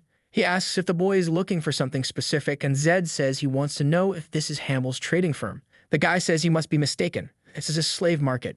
Suddenly, he stands up and says that apparently the boy isn't a noble, and that it's better for a kid like him to just leave. Zed finds that weird and says he is a noble. The guy replies that every true noble refers to slaves as if they were products. In other words, the fact that Zed asks if it was a trading post, it makes sense. Zed tells him to stop being stupid, but the guy says he must have been sent by DeVio. Once again, our boy curses him out, and the guy tries to throw a punch, and 10 seconds later, there he is, all wrecked, getting slapped in the face with Zed telling him to answer already. Turns out that the original Hamill's trading firm disappeared, and these guys took over, and Zed wants to know why. The guy explains that the previous owner went bankrupt, so they kinda just took over the place. Zed wants to know who this DeVito guy is, and the man says he's the biggest slave trader in the entire southern region. Now Zed's got one more name for the list, and he wants to know where the rest of the people from this place are. When the guy asks if he means the products, implying that slaves are nothing more than items, he gets another slap to the face. Zed tells him to say that again, and bam, another slap and another. Then he tells him it's about time he learns that people aren't products. Even if he's trash, he should at least try to live with a minimum of decency. The guy apologizes, and some time later, he's pulling back the curtains. Behind the bars, there's a bunch of worn-down people, chained up and imprisoned. Zed asks if there's anyone else, and the guy says no. That's everyone. Zed finds it strange. There's no blonde girl, no kids, nothing like what they're looking for. But that's to be expected, right? Children are usually the most expensive slaves out there. Most likely, a girl like the one Ryu described would have already been sold a while ago. He turns to the guy and says that today he's lucky. He's going to get a chance to become a decent person. All he has to do is bring all the money from this place and the prison keys. Next scene, the fool is behind bars, and our boy tells him it's his turn to experience that life. Outside, the former slaves are all thanking him for his kindness. Looks like he took all the money from the slave traders and distributed it among the freed people so they could restart their lives. A golden-hearted boy. He also took the opportunity to sit and talk with some of them to hear their life stories and gather information about this world. A white-haired guy introduces himself as Gordon and says he used to be an assistant to the Cherville family. Zed replies that if he worked for those people and didn't get killed, he's already lucky. To which Gordon says yes. At that time, the heavens must have been on his side. When it comes to blacksmithing, the Cherville family is the most powerful. In times of crisis and war, everyone looks for the magical tools and weapons they used to produce.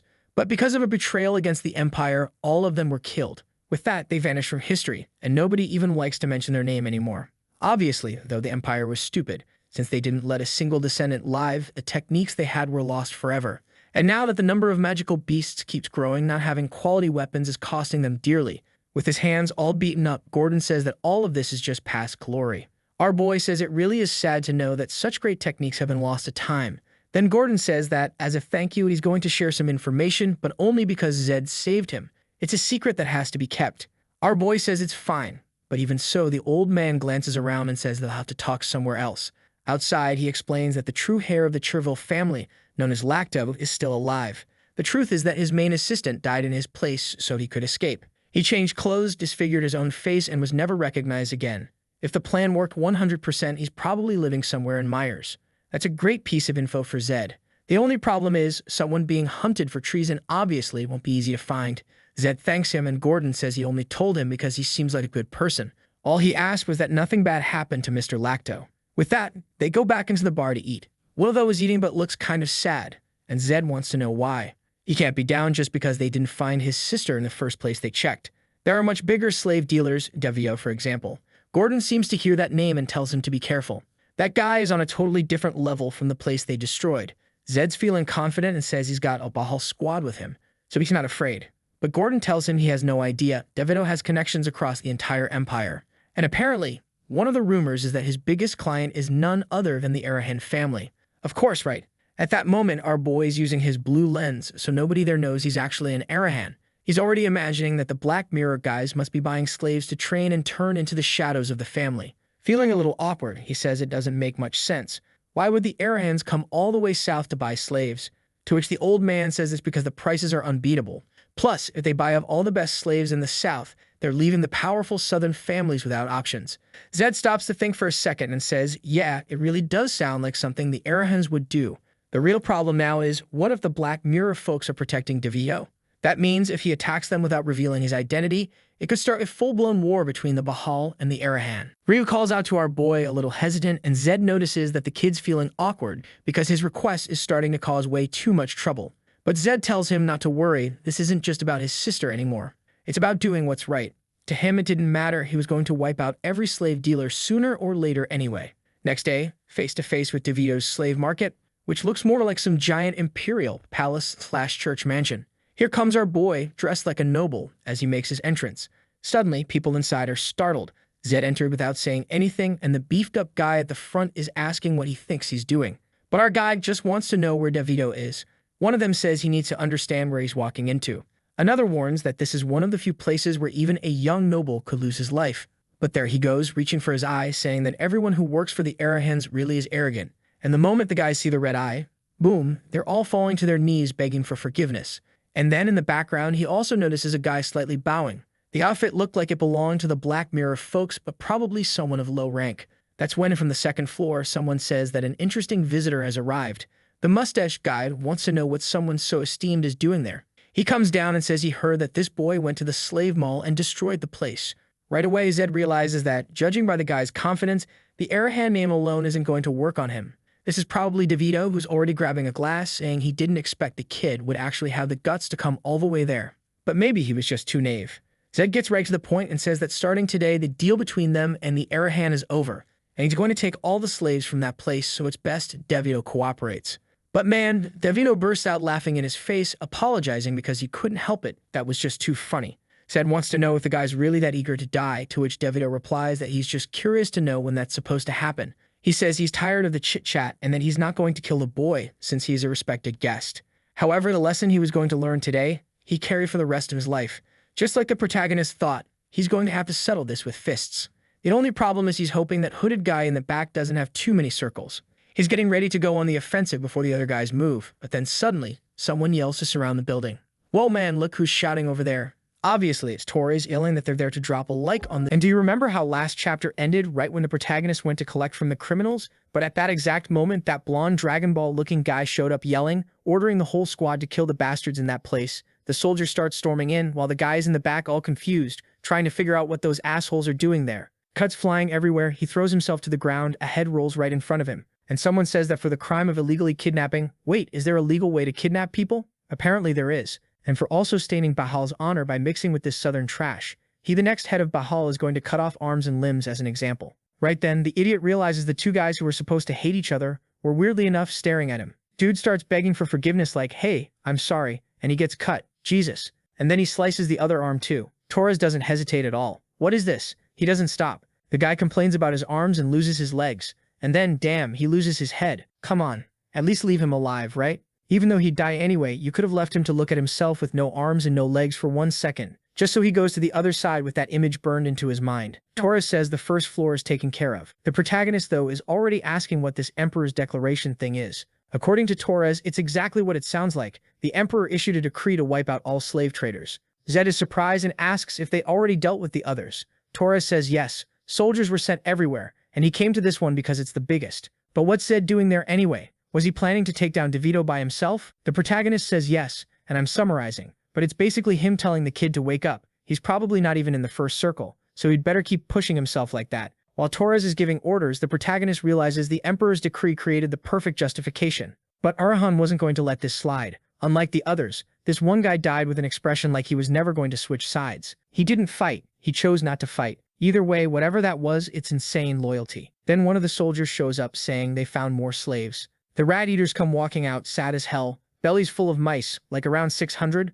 Those slaves must have been selling for a good price to feed that many. Then Torres says if they see a blonde girl, bring her to him. Ryu spots a blonde woman and calls out, Lisa, but when he gets closer, she's like 70 years old. The protagonist sees more than 500 people have already passed and still no sign of the blonde girl. It's hard to find her. It's sad, but the truth is young girls who still look good are extremely popular. Still, he tells his friend, don't give up. Then the knights check the cell, come back and say unfortunately nobody's left. Ryu is standing there crushed. A little later, a soldier tells Torres they're going to send the slaves to the Imperial Palace. The blonde guy thanks the protagonist, saying they worked hard today, they'll keep taking down all these people, and soon they'll find that girl. But then out of nowhere, a horse behind them rears up and someone falls backward. From the hair, it's blonde, so you already know who it is. Torres walks up and tells her to be careful, and that's when they see it's a blonde girl. The protagonist is confused. They didn't see anyone like that go by. Then she looks to the side and asks if that's her brother. Ryu recognizes Lisa instantly, runs over, hugs her, and it turns into this whole cute moment. He's crying, all cross-eyed and everything. The protagonist says they probably didn't notice because she had a hood on. But come on, you're all a bunch of amateurs too. Nobody checked who had a hood up. Then the protagonist asks if Torres is crying and Torres says no, he's not crying just because of some family reunion. A little later, cups raised, everyone's celebrating. Meat on the table, Lisa is impressed, and Ryu tells her to eat without being scared. Then Torres shows up, girl, Ryu is my friend. You can feel comfortable. Yeah, sure. The protagonist thinks it's weird. Now it's like he suddenly has a 15-year-old brother and a 13-year-old sister. He already knows those two are going to almost die all the time and he'll have to save them. At least he'll level up and get stronger. More meat on the plate, everyone's smiling. The atmosphere is friendly. Zed thinks it's the first time he's ever experienced something like this. Before he can even finish that thought, someone opens the door and calls for Torres. The protagonist recognizes him, Bahal's vice commander, known as Philip Squarehead, saying there's an urgent message from the clan lord. Torres asks what it is, but suddenly a sword shoots towards Zed's neck, and Zed is thinking, of course it had to happen right on the day he was about to say everything was perfect. Obviously it wasn't going to be that easy. Philip says the clan lord ordered them to bring this person immediately. Later that night, they're already in the carriage, and Philip goes, all right kid, I'm going to tell you the rules, okay? First, don't make eye contact with any of the family heads. Second, kneel in front of all of them. Third, the protagonist cuts him off. Shut up. Who are you to tell me what I can or can't do, you damn Steve? Philip warns him this is Bahal land. If he doesn't show respect, the only thing arriving there will be his head. But the protagonist says the one who needs to show respect is Philip. Don't forget he's from the Arahan family. So yeah, bring it on. We're arriving in Bahal territory. The protagonist doesn't know what the famous Fernando, the head of this place, is planning, but as an Arahan, he just needs to keep the right attitude. Because right now it feels like that's the only way to survive. The problem is balance. He can't be too weak or they'll humiliate him, and he can't be too bold or they'll unleash their fury on him. He just hopes his read on the situation is right. They enter the castle. Just like in the game, the reception hall is on the 5th floor, and if he was called there instead of the 7th floor, which is the office, that means he's only a visitor, which in a way is good. Then the kid almost has a panic attack when someone says he's the first Arahan to ever set foot in this mansion. The protagonist doesn't get it. Where is he? He doesn't know where the guy is, and then boom, he's there like a wall behind him. The protagonist can't even turn his head. Just thinking about moving makes his mind short-circuit, and he knows the guy isn't using any power. Just his presence does that. A knight who passed the 10th circle and reached the realm of a swordmaster. The old man walks past and the protagonist sees him sit in the chair across from him and stare. While the old man is staring, the protagonist is basically about to piss himself, trying not to break into a cold sweat. The old man says he recognizes the spirit of the Arahan kid, but in this great mansion he has to show respect. The protagonist knows he can't kneel right now. Submitting to anyone's force is shameful, and if he shows any cowardice in this moment, this man will never associate with him again. So he stays standing, absolute Chad, and thanks him for the invitation. The old man goes, invitation? The protagonist says yes. He appreciates the carriage that brought him to the reception. All these formalities make it clear he's being treated as a guest. But if in Bahal's house etiquette says a guest has to kneel, then fine. Who are you, Light Yagami? The old man is thinking, this bastard kid, and the protagonist is just trying to stay on his feet. Then Giriam, the buff one, laughs and says the bastard is bold. But then he goes, all right, sit down. I don't like watching a guest stand. The protagonist sees tea. Whew, they even serve tea, so he really is a guest. For now, everything's going well. Then the old man says, hey kid, you're overthinking it. I only had you brought here because I'm curious. Don't worry, I heard you went to deal with that slave trafficker DeVito. Did you know about the imperial decree? The protagonist says he already went, and the old man is surprised. Hold on, you went after the slave trader before the decree? Why? The protagonist knows there are things he could say to win Fernando's favor, but he decides to just tell the truth. To me, slavery goes against human morality. I was just acting according to my conscience. He knows no lie will work in front of a swordmaster. Then the old man says, "Didn't you know DeVito was connected to your family?" The protagonist says he thought it was a rumor. He didn't really believe it, but the truth came out when he got there. Fernando says that's strange. He found out there but he didn't stop? The protagonist says he was just following what he believes is right and wrong. It has nothing to do with his family. The old man says the Arahans won't let this go. The protagonist says it doesn't matter. He did what he thought was right, regardless of what his family thinks. The old man finds the kid impressive. He must know exactly what it means to go against a family like Arahan. And now that he caught Fernando's attention, he's in even more danger. Just like Torres said, he's the first mage who understands what honor means. And then comes the invitation from the old man. "Hey kid, it's so late, why don't you stay here at the old man's house tonight?" But the protagonist doesn't want to be part of any party. Thanks for the thought, but he's leaving. He gives that knight salute. The old man gets excited, saying he'd never been saluted by a mage. It really was a special day. And in the end, the protagonist accepted. You think he's going to leave, but he stays at the old man's house. The protagonist is relieved. Fernando's personality isn't that different from the game. The guy is smart and knows how to judge people. Otherwise, his head would have rolled the second he walked in without kneeling. He thinks about eating something and notices there's a banquet on the side. The servant leaves, and the protagonist notices a letter on his meat. Like, seriously, they're messing up his food. But we know what it is. He jumps up, looking around scared because it's a letter from the Shadow Squad, and when he grabs it, it has the number 0, which means return or stop. Damn, the head of the Arahan family is calling him. Night passes and the kid is still in shock. The last thing he wanted to see was a magic letter like that. How are the Arahans influencing things even inside another family's house? Then Torres comes to talk to him with that soft, polite face of his, while the protagonist wants to know where Liu is, where Lisa is, what's going on, where everyone is. Torres just says first he's happy, Zed is safe, and it looks like he was invited to breakfast, which is incredible. The family had already realized what kind of person he is, and it seems he'll personally order any search for Zed to be withdrawn. The protagonist is surprised that's kind of unexpected. Too bad that right now he's being hunted by the Arahans, and that's not something Fernando can fix. A little later, breakfast is done and they're heading to the warriors' barracks, and the protagonist notices something strange in the back, almost like a little white horse in a stall. And the blonde guy says he's going to explain to him how riding works in his family. He didn't say it like that, but that's how I'm putting it. Really, he's taking him to see how the family's horses work. The horses choose their owners, and weirdly, he reaches out to touch the little horse and it immediately backs away. And Torres says that one doesn't choose any master. The limit is 3 months, and so far nothing. The protagonist is surprised. Doesn't the strongest person in the family pick the horse they want? Torres says not necessarily. It seems each horse has its own reason for choosing. The protagonist looks so excited that Torres says he's indifferent to everything. But now, seeing that big white horse, he looks like he wants to ride.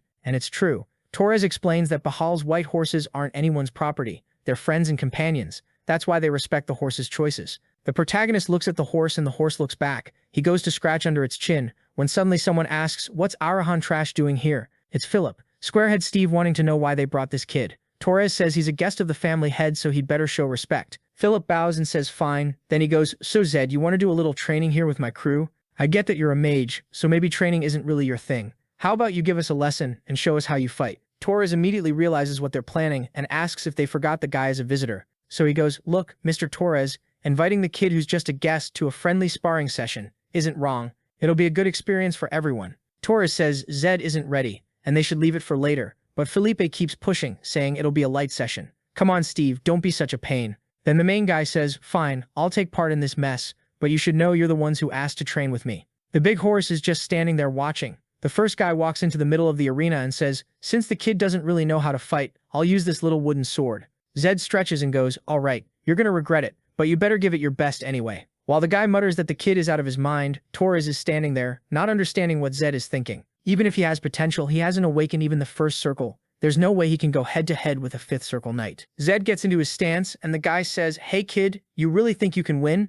And the main guy goes, 50-50. His mana activates and someone says, "Well, look at that. He's pretty optimistic. Here we go. Godspeed and all that." And the main guy thinks, let's see how long he stays that excited. Steve is watching. So that's that mage brain energy thing. It's actually interesting. They say it's the dream attribute. It looks way more explosive than most, but it drains a ridiculous amount of mana, and he isn't even in the 2nd circle. No matter what anyone thinks, the outcome here is obvious. The fight starts. The knight jumps at him with a vertical slash, thinking, why does this kid look so slow? This mage isn't creating distance. He's just standing right in front of him. He's not enchanting anything, not using magic, no circles, nothing. The knight is already bored and thinks he'll end it quickly. Then there's a sharp crack. Everyone flinches. The big horse is watching. The sword is on the ground, and the main guy is suddenly right beside him, gathering that aura. "Hey kid, who are you even attacking?" The guy tries to process it. Then he eats a hard kick and gets launched away. The knight is in shock. What the hell? He's a mage. What kind of kick was that? They're face to face again. A leg comes in from the side, but now the knight counters 3 slashes.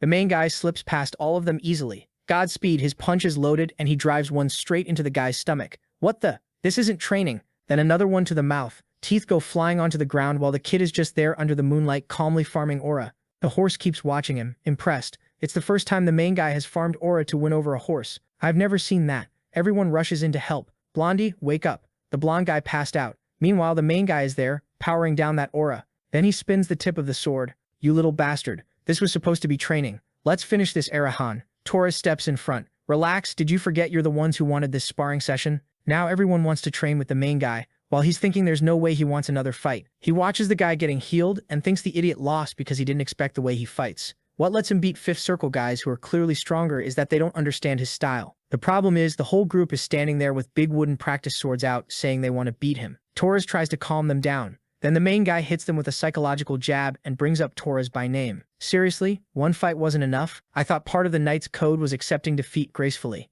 They look like they're about to pop a vein. You piece of trash, you want to talk about a knight's code? Don't you have any honor? He answers, I only accepted this duel because you asked. I came here to visit the Bahal stables because the leader told me to, and you're still acting like this. That's embarrassing. Then out of nowhere, the final boss shows up right behind him. Get lost, Diddy. This old man keeps appearing out of nowhere right up on him from behind. Everyone jumps and he orders them to lower their swords. The moment Steve sees him, everyone drops to their knees, while the main guy is stunned. He has perception at level 100. So how did he not feel this guy coming? What, you wanted to feel him coming? He apologizes, I'm sorry, Lord Bahal. I know I was kind of disrespectful, but I couldn't refuse the duel. The old man ignores that and chews everyone out, telling them to remember this moment. That's why they can't go easy in training. More important than feeling strong is having combat experience. This was a lesson for all of them. The main guy thinks he's giving everyone a full-on lecture over a couple punches. Then the old man thanks him, saying that today he gave everyone a valuable lesson, and he won't forget what happened. It's like he's thanking him and warning him at the same time.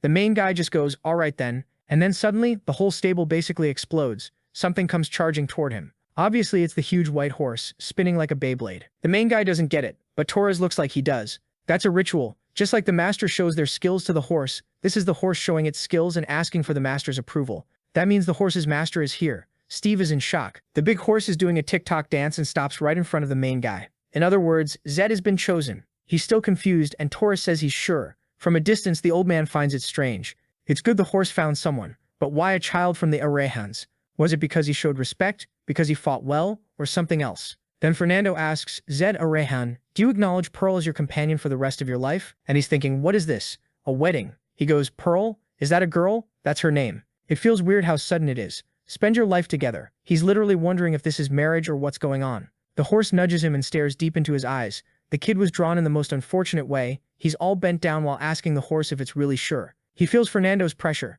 like he's basically saying, accept it. She chose you. So he goes, fine, I accept. The horse is thrilled. But of course Steve, with that perfectly lined up haircut, says this can't be allowed. A white horse that belongs to the Bahals can't end up in the hands of an Arahan. Fernando says he's right. A horse has never chosen someone outside the clan, but the truth is, that only happened because they were never given the option. Then Steve asks if he forgot what the Arahans did to Bahal's white horses in the past. They were treated like pigs and killed. How can he trust one of his companions to someone like that? Fernando says the boy Zed already gave his word that he'll accept and take care of her. But Steve is losing it, yelling that the Bahals lie, that they're mages, that they're liars, screaming like crazy. Then Fernando says, all right, let's make a promise. If one day Zed mistreats his white horse, I'll go there and kill the boy myself. The main guy is like, wait, what? I don't remember signing up for that. Steve still won't accept it, until Fernando says he accepts Steve's loyalty. But if he protests anymore, he should understand what's going to happen. Steve swallows his anger and says he understands.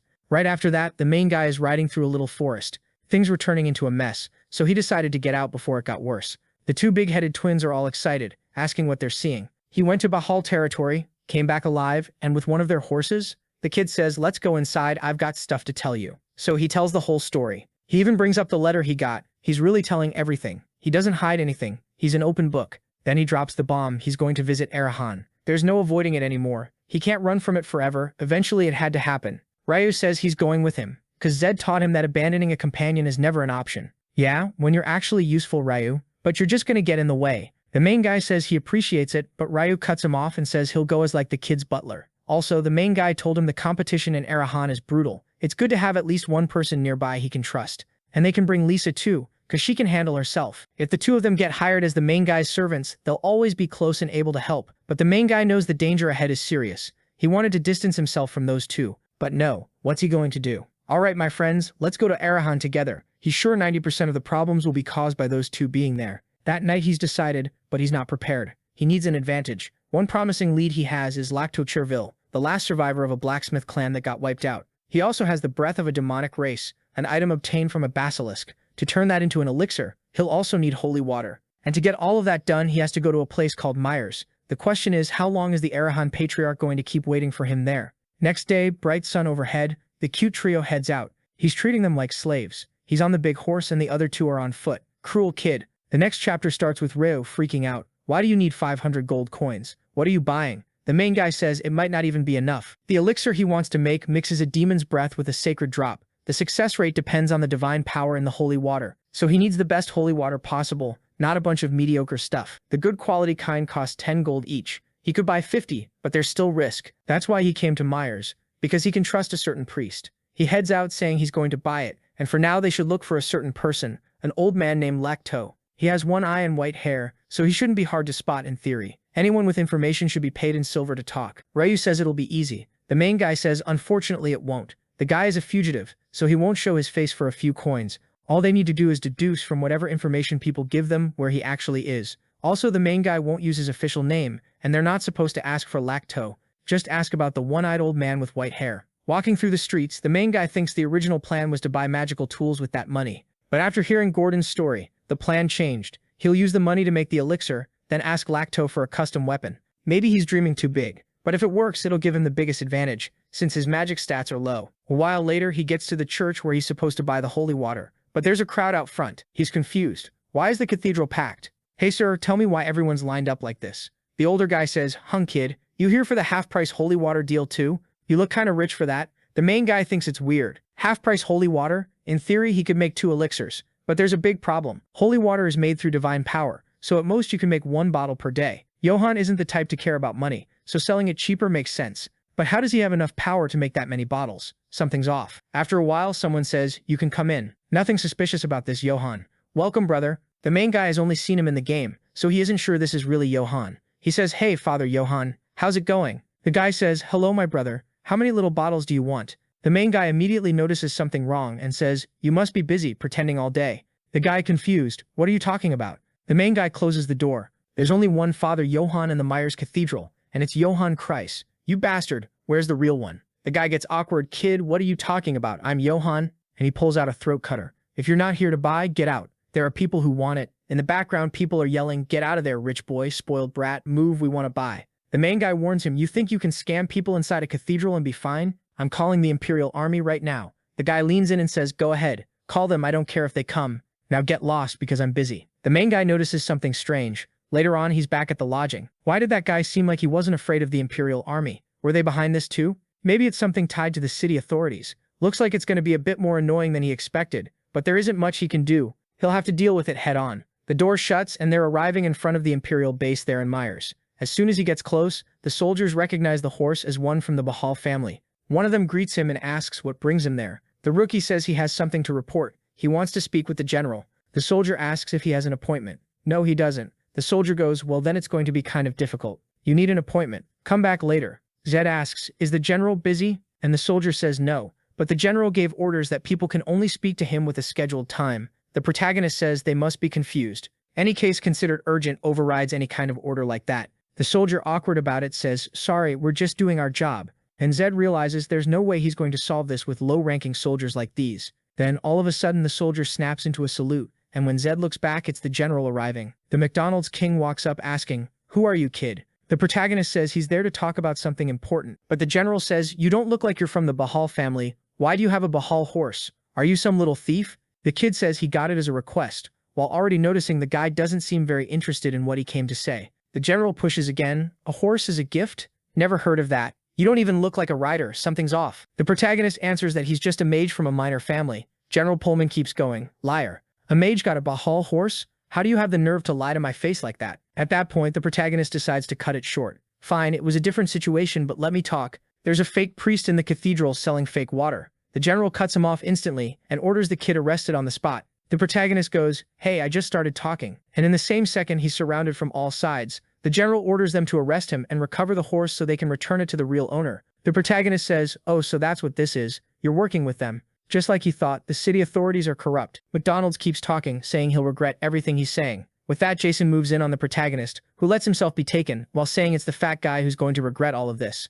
The big guy is yelling that he's going to break Zed's bones, that he's going to finish him, but the kid is smiling. And now we're at the Bajal mansion. Fernando is talking about how the emperor is giving big rewards. That's because the number of imperial citizens rescued from slavery over there was 3,720. So they're repatriating them, right? For Bajal and for the Arahans, it was 2,580 slaves they got. But they're the ones who enslave people, so those people will probably just get enslaved again. And the weird part is that this time the numbers were revealed, and Bajal is clearly ahead, meaning the emperor basically took a jab at the Arahans. He tells Torres to get ready because he's going to go pick up some blessed items as prizes, so Torres better not drag his feet. But then his expression changes, and Torres asks what happened. A man arrives saying a young boy from another territory asked for an audience. He said he's Torres Arahan's friend and came to confirm it. Torres asks if the boy's name is Ryu, and the man confirms it. Torres says he is his friend, but what brought the kid all the way here? Fernando just stares, and Torres says he'll find out, but the old man orders them to bring him in right now. Torres thinks it's strange.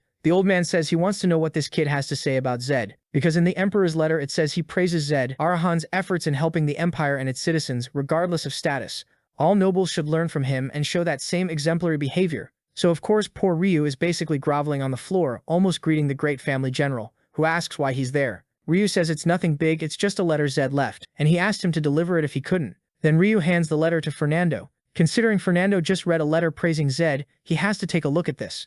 And of course the letter talks about the priest in Myers, the cathedral authorities, the people selling fake water, everything that's going on. And the final message tells Ryu that if Zed didn't return by nightfall, he should deliver the letter to the head of the Bajal family. Ryu says it happened today and apologizes, but he had to come bring the letter. Fernando says it's fine. The boy, even though he was scared, showed courage by bringing his friend's letter, and that's an honorable act. He orders them to bring the boy food and put him somewhere comfortable. Ryu gets emotional because he was told he acted honorably. Knights really were incredible. The guy says 2 words and Ryu's like, "Wow, you're amazing." So he's eating and crying. The bread and burger from that place was 10 times better than anything he ate while traveling with Zed. But the scene switches to the prison. Big Rat, Big Roach, and the kid doing push-ups. The guard is confused. How long are you going to keep doing push-ups? It's been 2 hours like this. Is this kid enjoying the torture? What's going on? I don't get it. I'm getting more tired watching him train than he looks from training. Suddenly someone shows up saying, "My nose is about to fall off my face." It's the general saying this place stinks. The guard says, "Sir, he's been training all night, but we've been watching him so he doesn't escape." The general, confused, says, "This kid has been training all this time?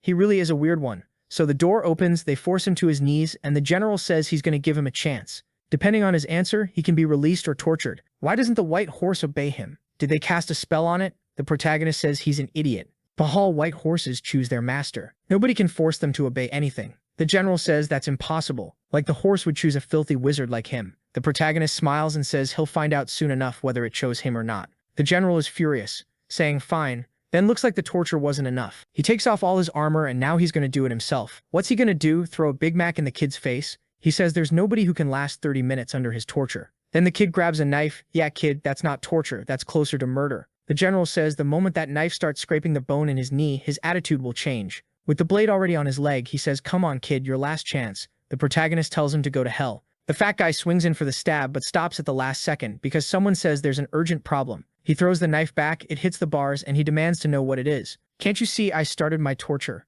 The guard says, "Sir, it's urgent. The Bajal family sent a letter." The fat guy orders it handed over. "Give it here, I'll read it. Let's see." "Ah, the guy you arrested, the master of that white horse, is a friend of Bajal. I heard there are dissidents in your city." "What? They're going to judge me." He rips the letter up, yelling that it's a lie. "An investigation. How is this possible?" Then he asks the protagonist, "This is your doing, isn't it? You were waiting for this little letter to arrive. But you should know, even if he's the head of Bajal, he won't go against the Imperial Army. But fine. All he has to do is kill the kid now, and then kill the priest. No evidence. Nothing. Perfect." The protagonist flips into Godspeed mode, saying some people only learn by getting hit. And just like that, he's free. And the electrocuted guy has a chain on his leg. He doesn't understand what's happening. Even the protagonist is surprised. From 1 second to the next, the guy is completely surrounded, and there's a big mage standing off to the side. Damn, it was one of the Arahan family's black guards.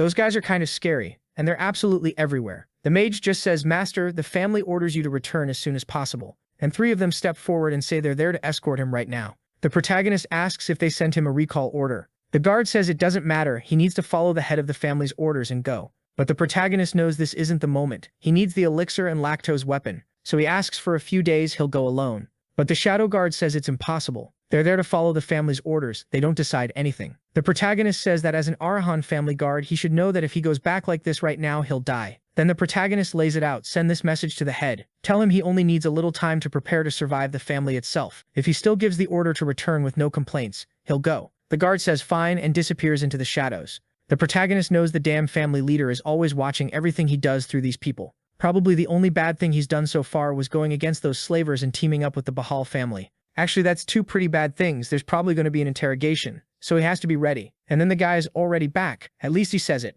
The family head said he'll give you some time. You have 14 days to visit him. After that, there won't be a single extra day. 14 days, this guy feels like the final boss. He doesn't even seem like a family head. But now the protagonist knows the clock is running. 14 days and he has to move fast during this grace period. The shadow guard also says the father sent word that an investigator is going to arrive and he'd better be smart dealing with that person. The protagonist thinks it's strange. If someone's coming, it should take at least a day. He's starting to think these people are involved somehow. And then the shadow adds one more detail. The family head ordered him to stop hiding, that he has Arahan blood. The protagonist asks, "What are you talking about?" "My contact lenses. You want me to take them out?" The guard says exactly. He wants to know why. They threw him in prison, and now they want everyone to know he's Arahan. The shadows start to fade, saying the message has been delivered, and they leave. 2 hours later, an Imperial investigator named Cox shows up saying the young boy did an excellent job. Exposing this Imperial corruption is really promising. "What family are you from, kid?" The Emperor praises your achievements. The protagonist takes out the contact lenses and says hello. He introduces himself as Zed Arahan,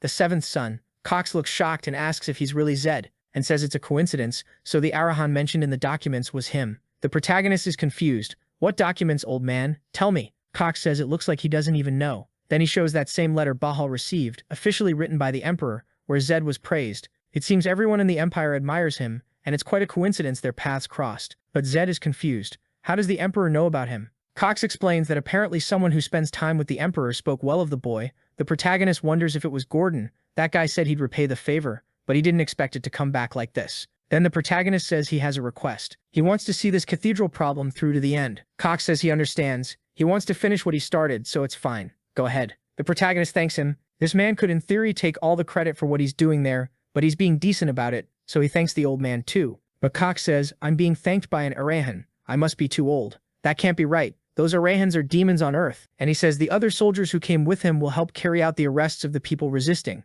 If anything happens, he'll take responsibility. The protagonist keeps thanking him while the old man keeps laughing. Too polite for an Arahan. Impossible. And the protagonist is thinking, what a mess. This family is full of scumbags. With the banner raised, they head toward the cathedral. The citizens who had gone there to buy holy water, more like Belle Delphine water, move aside trying to figure out what's going on. While the protagonist walks with the badge on his chest saying he's going to count to 3. If they don't leave, death is guaranteed. Total silence. And the soldiers are like, so what? Do we force them out? But the protagonist says, "I know you can't use mana or carry weapons inside a cathedral. It's dangerous." Someone else says, "Yeah, but there's another way to get them out." Then the protagonist steps forward and goes, "Relax. I've got it. We're out of time, so wait there. I'll be right back." The others look freaked out, saying it could be dangerous, but he heads in anyway, saying it's fine. Everyone's thinking, wait, it's impossible to use magic in a cathedral. How's he going to handle this? Then Cox shows up with the authorization certificate for it. The soldiers get ready to move in, saying they're going to capture the criminals. But the old man tells them to wait, saying he's the one who gave Zed the token that guarantees he can finish this case.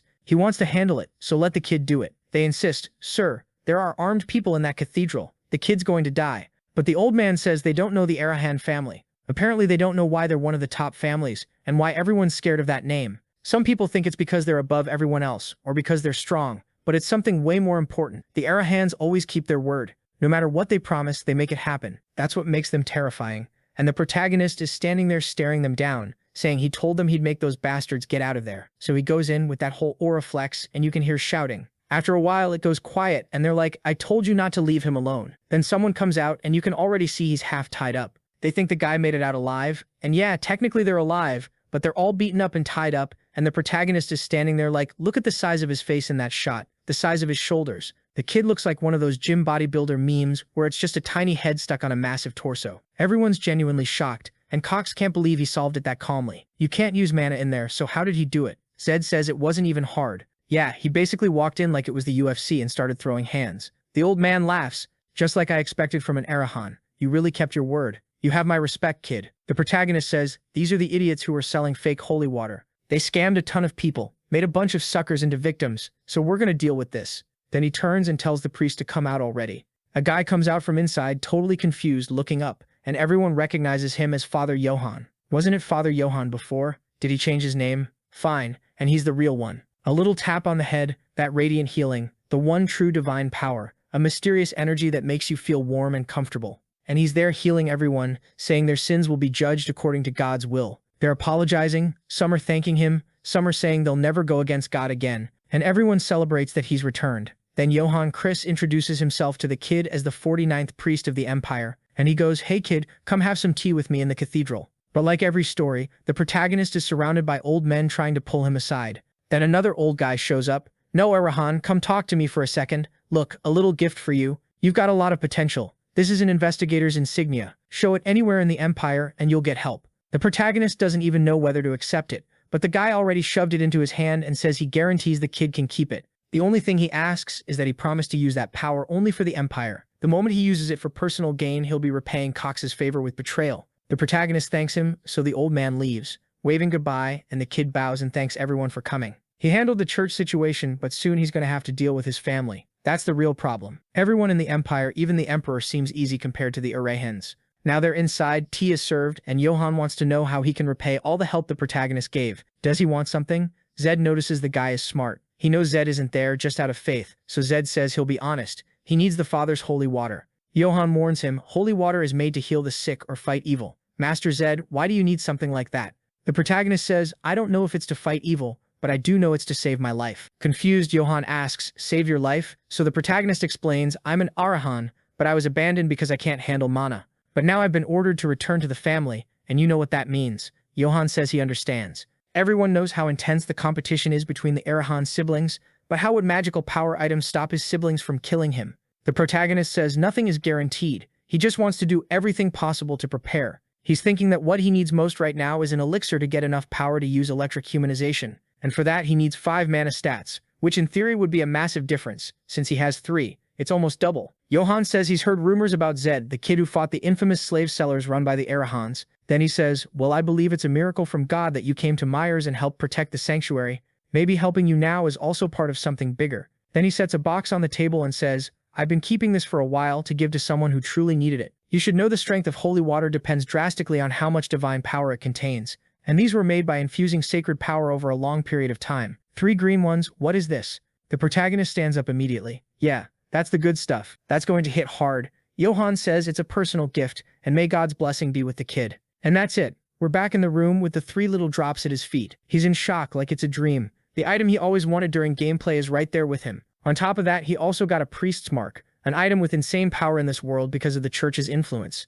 You basically get the cathedral's authority on your side. Since the empire is built around the church, having something like that is almost like having the emperor's guarantee. The mark is so strong you can't even be arrested with it, and people will be scared to kill you because that would mean attacking someone tied to the cathedral. Just those 2 marks already make him way safer in the power struggle. Johann knows that, and that's why he gave them to him. Now he has the investigator emblem and a priest's mark. You can say there's nothing better than those 2 before going back to his family, and it's not even what he originally came for. If someone wants to kill him now, they'll have to take a huge risk. Just looking at the 2 makes him feel safe. Yeah, careful. When protagonists start feeling safe, that's when disaster shows up. On top of that, he takes the good green one that works easily. Normally it's a 20% success rate, but with this quality, plus having 3 of them, plus 2 demon-related things, he's confident it might work on the first try. He opens it, pours the green stuff onto the red orb, and it starts to flow. Wait, what? It really appears out of nowhere, the big elixir in the kid's hand. He's impressed. Even though he knew the odds were high, it really worked on the first try. He chugs it. Mana up by 1, now he's at 4. Now he just needs to get lucky one more time. He begs and then perfect again. Yeah, it really was packed with divine power. This doesn't even feel like luck anymore. He starts thinking the probability has to be over 80%. No way. Either way, he opens his mouth, drinks it all, and boom, 5 mana. With that, magic use gets added, and he unlocks electric humanization. It drastically boosts the user's physical abilities, and also gives a shield proportional to the amount of mana. He gets up, and it makes a ridiculous difference. Then he collapses, exhausted. It's not physical exhaustion, it's the tension he'd been carrying finally letting go. He was scared the requirement for the skill to appear would be 10 mana, but everything worked out. Weirdly, this is more fun than the game. Sometimes you forget he's a UFC fighter who beat everyone up, was 70 years old and still at the top of his career. You remember that? A while later, outside, Ryu says that in this city there are 40 people with white hair and one missing eye. So not a lot, but not exactly rare either, way too many people missing an eye. And just like Zed asked, 34 of them stayed in contact, meaning the person they want is among the other 6 who didn't take the silver coin. The protagonist asks if he marked the locations of the other 6 and Ryu says yes.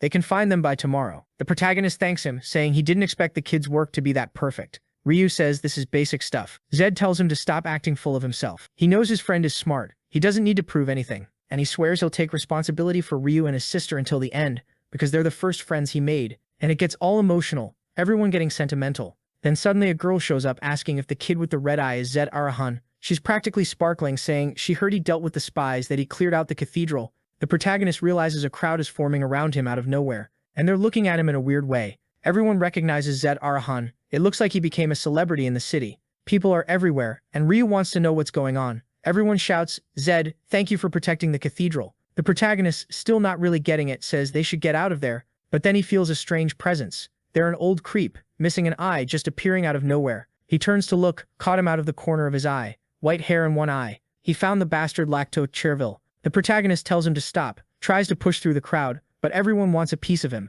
He makes it out into the open, and the old man is gone. Ryu asks what happened, and he says the bastard was right there but disappeared. Then he tells Ryu to pass him the info for the closest person among the 6 who weren't on the list. He knows that guy will try to run, but he has to be nearby since he showed up out of nowhere too. Ryu leads the way. They go down a street, turn the corner, break into a house, find another random old guy, skinny, lost, confused. The protagonist tells him to move. He jumps up to another floor, goes into another house, then another, then another. The kid is hunting him down like crazy. Then Ryu says one of the only places left is the basement in that half-abandoned spot. But when the protagonist gets to the door, a strange red beam looks like it's blocking him from entering. He tells Ryu to go up to the upper level while he wonders why he has this weird feeling. The opponent is a blacksmith, and even as a fugitive, he shouldn't be giving off this kind of intent to kill. One possibility is that it's some kind of trap, so he activates electrification. The energy starts hitting the door, but suddenly a blue light appears and blows the whole place apart. The CES rank, Immortal Gambler trait activates, and the protagonist finds himself inside a storm of blue flames.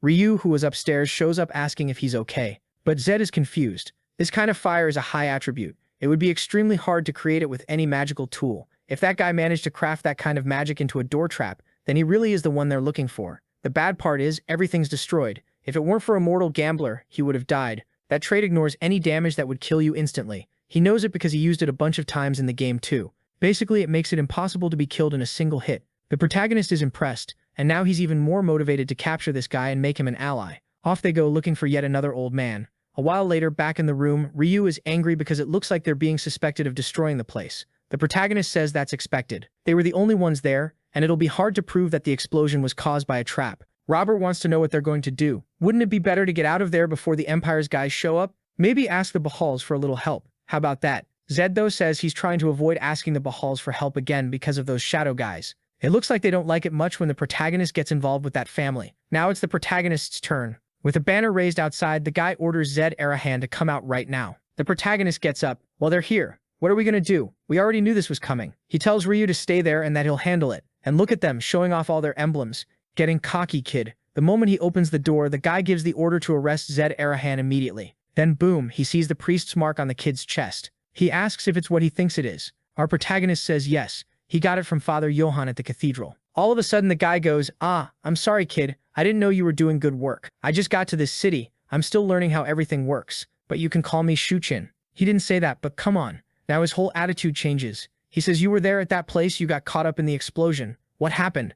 Looks like you're a victim, not a suspect. The protagonist says, yes, exactly. You're judging this correctly now. The guy asks, could I ask you a few things? But if you don't want to answer, you don't have to. Don't worry. The protagonist says it's fine, he'll answer everything. He went there by coincidence because he was looking for a certain person and there was a trap set up. He was surprised too. The knight says, I see. Yeah, that makes sense. And the protagonist notices. The second the guy saw that thing on his chest, suddenly he's being treated like the most trustworthy person in the world. Maybe this is a chance to find Lakto even more easily with the army's help. Look at this little schemer, already planning to use the priest's insignia for personal gain. But Shuchin isn't dumb, and he says he can't abuse the authority of that mark to use public power. So our kid asks if that's enough justification and shows the other emblem. Now they want to know how he even has that too. And our protagonist says he got it from the Imperial investigator Cox. And as far as he knows, if he shows that emblem, he gets help. So the guy says yes, he's Imperial and they're required to help anyone carrying the emblem. What he can't understand is why this damn Marahan has both emblems. The protagonist says it's not just about him anyway. They have to find out who's responsible for the explosion.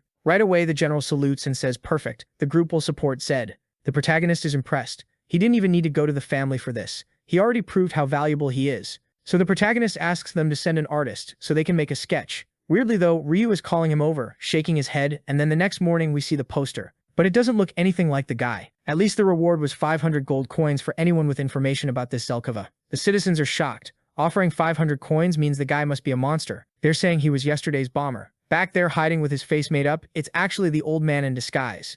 And he knows the guy was drawn differently on purpose. So why is that Arahan kid doing this? It would only make sense if he wanted to make it clear he wants to meet him. He walks away thinking he'll eventually figure out what that kid's secret is. He doesn't even know how many cities it's been anymore. Being a fugitive is exhausting. Maybe it's time to end this. He's lived long enough, he doesn't have any regrets left. When he sees the place where he's supposed to claim the 500 coins with soldiers marching in formation, he decides to go. Then the protagonist shows up behind him and says his disguise is incredible. Wow, protagonist is really pulling the outlaw move. Hey, act natural. If you make me suspicious, I'll kill you right here. The old guy goes, "Who are you, kid?" The protagonist says, "Zed Arahan. I finally found you, old man." He pulls back his hood. "Nice to meet you. I'm the 7th of the Arahan family." The old man takes off the mask and the protagonist says, "I know your name. You're Lacto Sherville, right?" The old man asks, "If you know who I am, why are you looking for me?" The protagonist just looks at him and says the reason he's looking for a legendary blacksmith is simple. "I came to hire you as the Arahan's exclusive craftsman." Oh, so now he's speaking for the whole family? Who gave him that authority? The next chapter starts by saying, games and reality are different. In a game, an item is just an item you double-click to equip.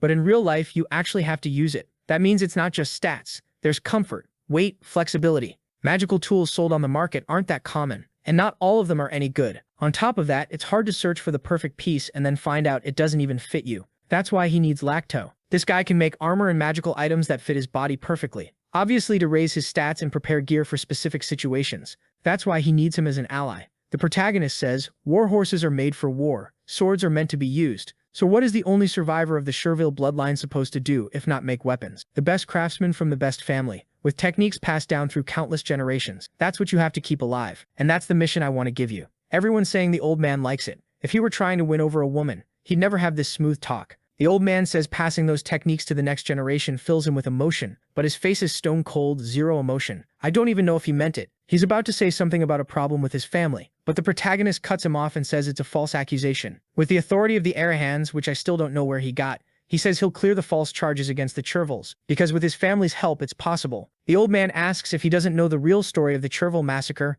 and the protagonist says he doesn't. The guy says that's strange. He doesn't know what happened and still wants to help the Chervilles. So how does he know the accusation is really false? The protagonist thinks, yeah, that's true.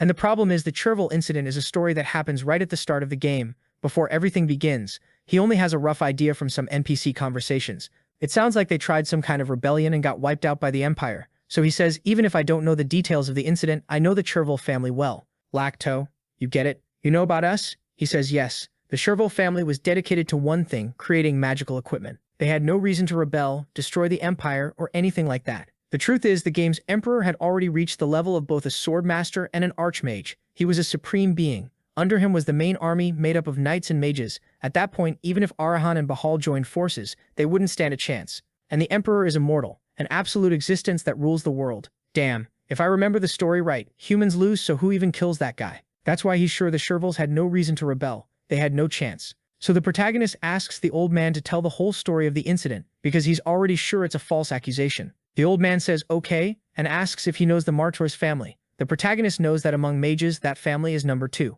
Lacto says yes, they were also their main trading partner, or they used to be, until the Martors decided they wanted to surpass the Arahans. The protagonist says in theory that's impossible. The old man agrees, saying the Arahans are incredible. But the real problem started when the Billy family got involved. Oh my god, so many families. The protagonist thinks it's weird. He knows the Billys are kind of mediocre. So how did they manage to ruin everything? He asks what happened. The old man says, one day he was hammering out a greatsword, and one of the Billy family guys came to talk. He said that from now on they should stop trading with the Martennis, and trade only with them. Obviously Laketow refused. The guy turned around and warned him he'd regret it. After that, it seems they conspired with the Martennis and managed to plant conflict between the two. The protagonist asks if both families were involved in their downfall, and Leito says he doesn't know exactly. After that, the Imperial army showed up at the Chervil home and killed everyone without mercy. No time for explanations, no chance to defend themselves. They were simply wiped out. The protagonist gets it. They killed the kids without saying a word. Now the problem is, it's not just Arahan,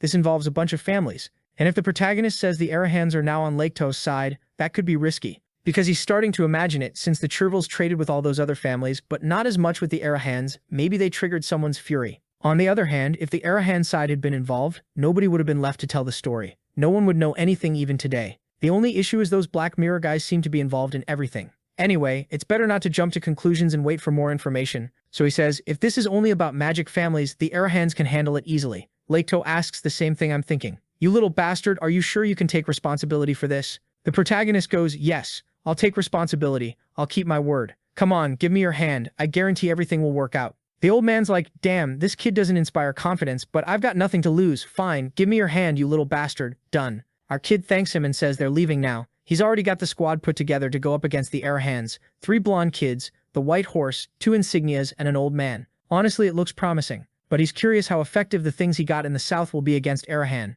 The kid's even smiling. Yeah, the confidence is kicking in. Meanwhile, in the eastern region called Neka, there's a golden tower in the middle of the city, and it kind of sticks out. Why are you trying to flex that hard? Everyone's arriving impressed. Ryu says he didn't believe a place this rich existed in the world. Confused, the protagonist asks, you've never been here? Didn't you work for the trading teams? Ryu explains that Neka is controlled by huge caravans. Small-time people don't even get a chance to trade there. His sister is pulling him by the arm, telling him to look. There are tons of gold buildings. Even Lacto is shocked, saying it's been a long time since he came to Neka. This place is growing insanely fast. There's a lot of money here. The protagonist asks if he's been here before, and the old man says yes, he visited as a tourist a long time ago, like 10 years back, but it's strange how much it's changed. He can barely recognize it. Looking around, the protagonist thinks it feels a bit colder than the southern border, but it also seems more relaxed. The look is different, but it's almost like he's in a rich neighborhood in Korea. In the city, everyone's staring at the horse. They know white horses belong to Bahal, so why is there one here? The protagonist ignores it and goes to find a proper inn. Now they're in the room and Ryu asks if they're really going straight to Arahan.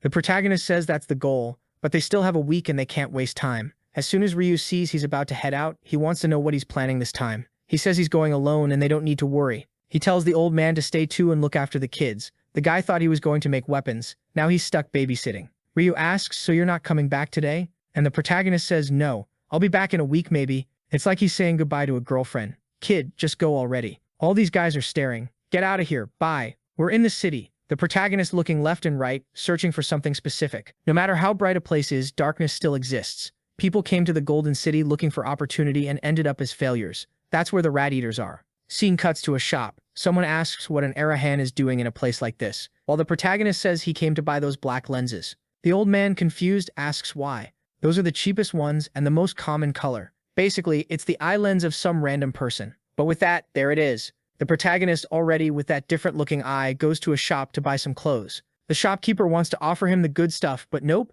he wants to buy the cheap, ragged clothes. He's putting together a mouse-eater costume. Here you go, kid. Swag mode. Look at him. The kid's dressed like he's ready to stand at a traffic light. He's even checking himself out in the reflection of that gold building. Damn, that's wild. Having a gold house where people can see themselves in the reflection is next-level flexing. He's ready to meet the king of the alleys. There are some houses over there, totally abandoned. Look, today's dinner is walking around. The protagonist sits right where dogs pee and stares up, wondering if it's time to move. Then he starts walking, but people are already watching. Everybody wants to steal the Gucci clothes he's wearing. The gang is already posted up. The protagonist notices those punks are watching him. 7 people are following him, and now he can barely see 5 meters ahead because it's so dark. Looks like he's gonna have to start moving for real. Problem is, he's starving. And today there are little mice everywhere, food all around. You could almost call it a Garden of Eden. But right then he runs into this huge musclehead. Man, there are people everywhere. The guy comes in like, hey bastard, where'd you come from? You better say you're new here or you're not gonna survive. The protagonist goes, hey, is there any food around?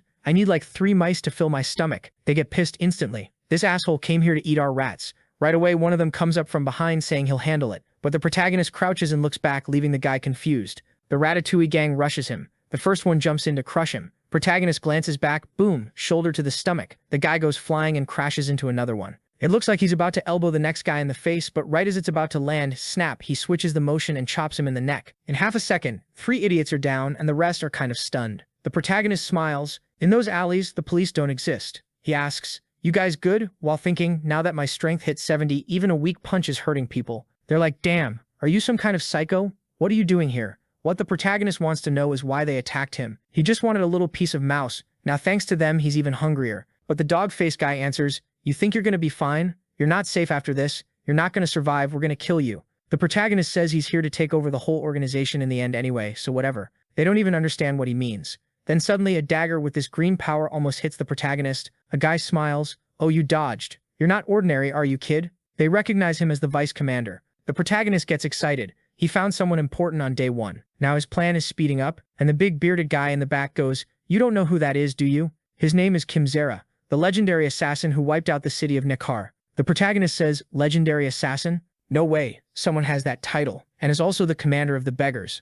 That comment doesn't go over well. Kimzera goes in to stab him, but the protagonist steps aside. Kimzera is impressed. He dodged twice. "You're new, but you've got potential. Too bad you won't live long enough to get strong." The protagonist thinks it's funny this guy is talking about potential to him, a world champion. But then Kimzera activates this green aura that starts taking over the whole place. The protagonist immediately realizes it's a mana expansion, meaning this bastard really is Circle 4 or higher. He thought the legendary assassin title was fake, but it's got some truth to it. Anyone in this world with that kind of mana control can be considered a legend. Kimzera smiles and says, "You look surprised. Now you'll find out what happens when you walk around this world carelessly." He does this Killua-style step and starts circling him, watching him, confused. Why doesn't this kid look scared? Is he frozen? So he tests him with an attack, comes down from above to drive the blade straight into the middle of his skull. The protagonist looks up, acting scared, and then what? It's like 3 people attacked him. He slips to the side, 3 blades collide. It doesn't make sense. They're like, "He dodged our combined attack." They start wondering if he's some kind of mage or what.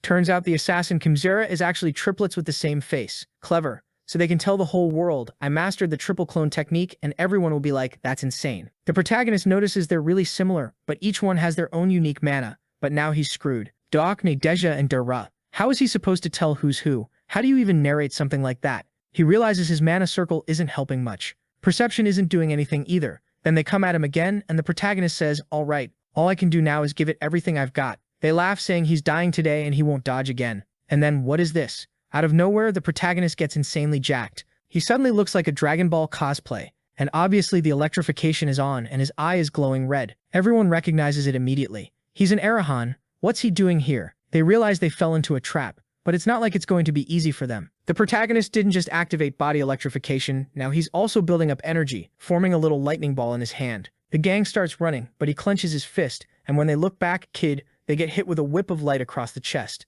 And he's coming in, pure aura forming, walking forward, cape flying, hair flying, built like a tank. The protagonist is finally starting to understand the power of thunder. And it's funny, it works exactly like it did in the game. He doesn't need an enchantment, it activates almost instantly, which is a ridiculous advantage. Then someone nearby starts yelling, "He's here! He's here! Damn, a soldier is coming!" The protagonist takes off running. Now he's going to have to save the Kimzera triplets. They turn the corner and see him pass.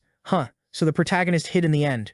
They're lighting up the corridor and see blood on the ground. The protagonist realizes this Kimzera guy, whatever this bomb is really weak. The guy is covered in blood. Now the guards are searching and he sees hiding won't work. He wanted to handle it quietly, but there's no way, so he walks out. They go, "Hey you, who are you?" The protagonist just looks at them and asks where they're going. They see the red eye and instantly everyone's like, "Oh, an Arahan. Sorry sir, we were looking for someone responsible for something. You wouldn't happen to be Master Tunda, would you?" The protagonist knows Tunda is the 6th son of the Arahans, so he says, "No, I'm the 7th son, you don't know me." The guy says, "No sir, sorry," and they run off. The protagonist relieved he solved it with just words. The Arahan status in these regions really works like absolute authority. He goes back to Kimzera's body, at least he's still alive. The protagonist is surprised, he thought he held back with that lightning attack, but it hit way harder than he expected. He moves through the alleys carrying the guy, until someone calls out to the Arahan's son. The protagonist tells them to show themselves, and the other 2 pop out, already apologizing for being rude to an Arahan descendant and begging him to please be generous and release their brother. They're handing over their daggers, crying. "Please, it won't happen again, I swear." The protagonist is confused. Why are these cruel assassins crying in front of him? He says it's funny how they show this intense love for their brother, but take other people's lives without mercy. They say they only learned assassination to survive in the world. They never killed anyone innocent, only bad people. The protagonist says, "Yeah right, you tried to kill me, you lying piece of shit." They go, "That's because this is our home. You look like an invader beating people up, so we had to act." The protagonist gets it. There must be a lot of people trying to take control of this region of Nikar's underworld. So he asks, "What they said is true?" that they don't kill innocent people? Like asking a thief if he steals? They say obviously that's right. They never killed anyone innocent. The protagonist says if that's true, they can't be making much money, because killing cruel people doesn't pay well. They answer that all they want is enough to guarantee the safety of their family and brothers. Their master, who taught everyone the art of assassination, always emphasized that, for some reason the protagonist believes them. He knows killing is always cruel, but for ordinary people crushed by nobles, the Kimzera brothers are almost like a last source of hope. So he says, fine, one condition, take me to your leader and I'll heal your brother. They look scared, like they don't know, afraid to say they'll take him. They explain they won't survive if they sell out anyone in that place. But the protagonist steps closer and says, I have no intention of hurting him, so don't worry. The one on the right says everyone who comes asking to talk to the master always says the exact same thing, but they never give up information about him. The protagonist says even if he doesn't get what he wants from the master, he won't put them at a disadvantage, and he won't kill their friend or anything like that. And he promises it in the name of Arahan. They don't say anything, and the protagonist asks why they don't believe him. They answer that nobody thinks it's smart to believe a noble's words. The protagonist thinks it's better they refuse for now, otherwise he wouldn't believe their sincerity either. But then he gives them an option. You can tie me up, put a knife to my throat, blindfold me. Then you can take me to where your boss is without me knowing anything. If you still don't believe me even then, I'm not handing your brother back. Just like I'm trusting what you said, you're going to have to trust me. They look at each other and say fine, then they'll take him to the leader. And yeah, the protagonist can do that because they don't want to kill an Arahan. They'd get erased from the world, so the protagonist, seeing through the cloth, says it's time to meet the king of this place. They pass through a few alleys and he starts noticing they're walking in circles. So he asks, are you looking for the Black Guard? If that's it, don't waste your energy, just take me there. You think the Black Guard wouldn't know where your leader is? He's saying they know Arahans are always followed by guards, and they're trying to find his guard, but he warns them they won't manage it, so give it up. The Mohawk guy asks, is the Black Guardian nearby? The protagonist says, no idea, those guys are everywhere, give it up, even I don't know where they are, they're like they're from another dimension. The guy in front says, alright then we'll go. What else can we do? They enter a room full of tea. The protagonist's hood is removed and they call for the leader, who asks who this guy is. Did you forget the rules? Damn, the king of the back streets is a nerdy guy with glasses. The guy apologizes, saying this person insisted he wanted to make a deal with the leader, but the leader says he doesn't want to hear anything. Get this guy out of here immediately. They stare at the protagonist as he pulls something out of his pocket. He says, give this to your friend to drink. It's to heal the friend he's shocked. The protagonist explains it's holy water and the guy will recover fast. It's a waste to use it on him, but it's the only way to fix him. No way he'd normally spend his super holy water to heal someone like that. Then the protagonist goes, leader, I came to make a deal. But the leader's like, stop bothering me, get out. Then the Arahan pulls out the book, shocking everyone. When the leader looks to the side, he sees the red eye and asks how an Arahan ended up there. He trusted his people, so why did they betray him like this?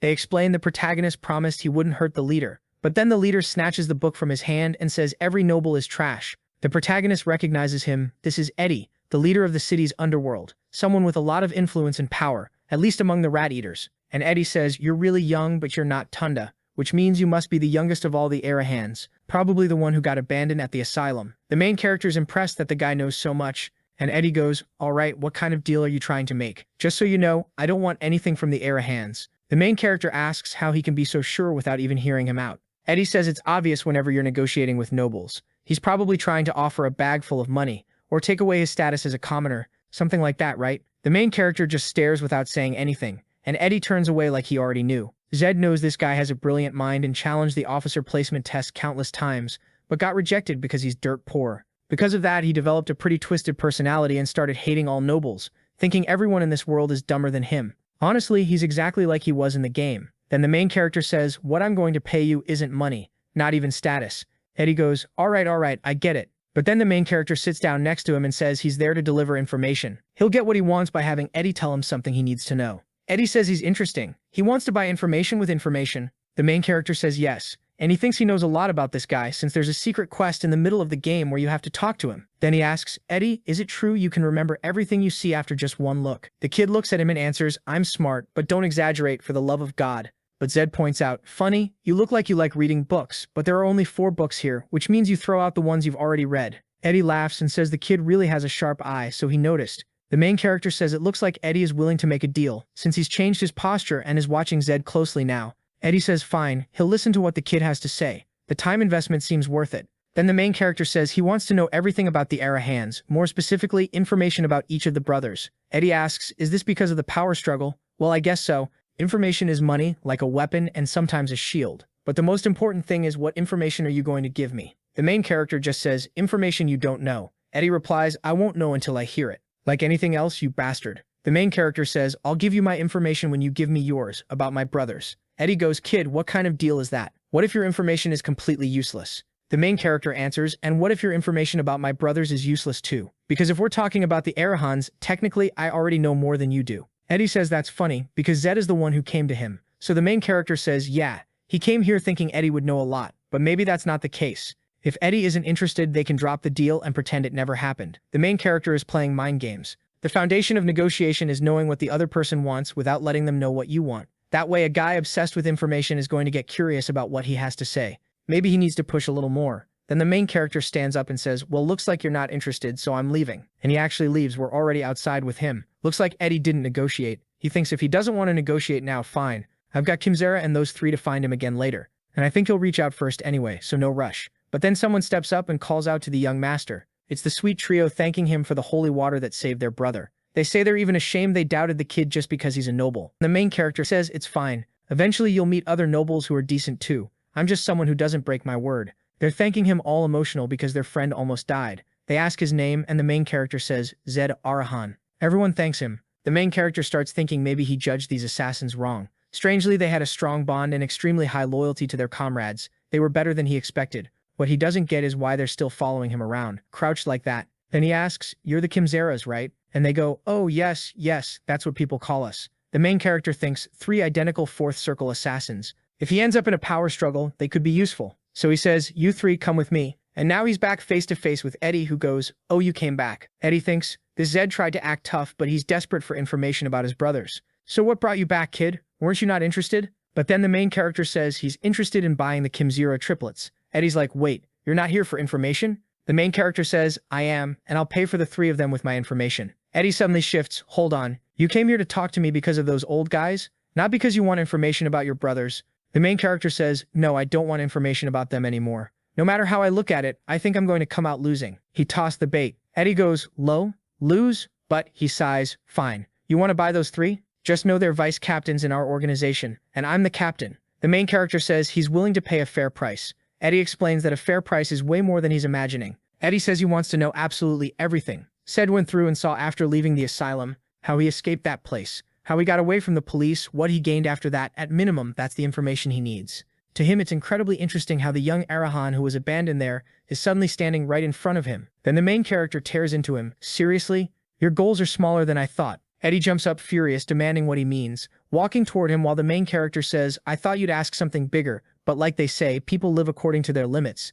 Eddie grabs him by the collar and says he's getting full of himself. Everything good in his life is only because he was born into a good family, and even then he has no talent, just bloodline. Eddie is glaring at him, about to keep talking, but then he catches that red-eyed stare. That hits hard. He almost shakes. The triplets step in. Captain, don't forget he's an Arahan. We'll all die. Eddie, let's go. Sorry, I got carried away. So tell me, what conditions do you want? The main character says, answer me. Who's standing in front of you? Eddie goes, an Arahan's son. So what? I already apologized. Zed says, you don't get it. Yes, I'm an Arahan, and I'm a noble. If I were you and I hated nobles, I'd be asking how I could use them, not just hate them and do nothing else. Eddie goes, what do you mean, use nobles? Are you telling me to use you? The main character says, I know you're obsessed with information, but the information you can get living in the shadows is limited. You still don't get it. Eddie says, I don't. You haven't told me anything. Zed replies, stop staying in the shadows. It's time you step into the light, and I'm going to help you. Eddie says that's ridiculous, that Zed has no idea what he's talking about. But the main character says he'll give him a good location in the middle of the city, and Eddie will set up a private investigation agency there.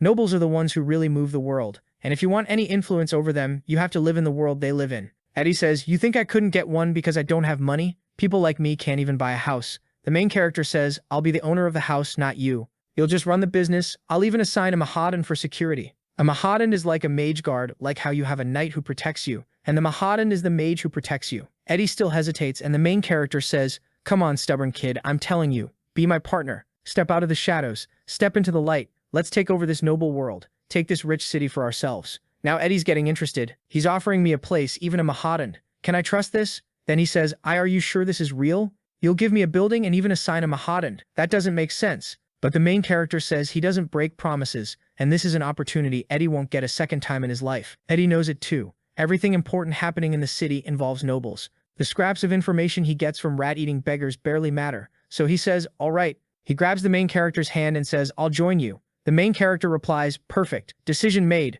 but now you know we need payment, right? Payment you'll make with both the information about my brothers and the Kimzera triplets. That's what you'll hand over. Next scene, broad-shouldered main character arriving at the Arahan mansion. Man, I'm excited to see if he has an older sister. Since he's the youngest, they've got to be powerful. Ryu is there like said, I couldn't sleep all night. The main character says it wasn't just him. Both of them are anxious. The main character spent the whole night studying everything he got from Eddie. Now he knows all their alliances, how much they spend in the city, personal details, servants. He's even confused, how does that bastard have all this? If this guy really got the chance to build an information agency, he'd be terrifying. But what he needs now is to buy time to get stronger and survive the Arahan power struggle. That's why today matters so much. His position will change completely depending on what happens. They're almost there. The Arahans have little money, huh? They've got a golden monument in the middle of the city. At the gate, the guard goes, stop right there, identify yourself. The main character gets down and the guard says, oh, it's you, Master Zed.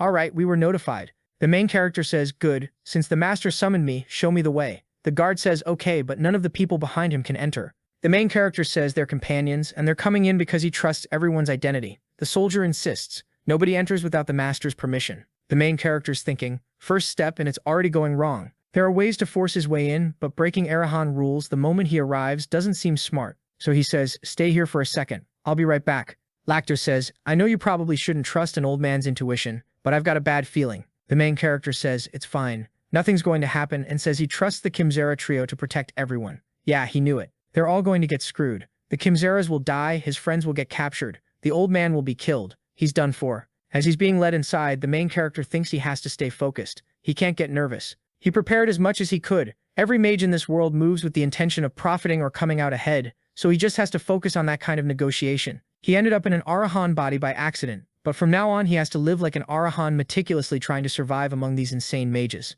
Boom. The gate opens. The father looks more dead than alive. He really feels like the final boss. He welcomes his youngest son. The main character goes, hey master, how's it going? He's trying not to shake, but it's hard. The father stares and asks how he feels after being away from home for so long. The main character says it feels the same as always. The master's aura is powerful, freezing to the bone. The father laughs and the whole place trembles, and the main character can't even stay standing. The main character says his vision is blurry, and the sound is completely distorted. And the father says that apparently he can feel his aura. Zed starts talking all humble, like how could a mere mortal understand the level of a great mage? He knows this man is one of the Empire's only two great mages, Janiden Arahan, the one who killed all his brothers and took the throne. Then the father says he's changed too much. The last time he saw him, he was a weak child. Look at the protagonist feeling all full of himself. The word weak can't represent an Arahan.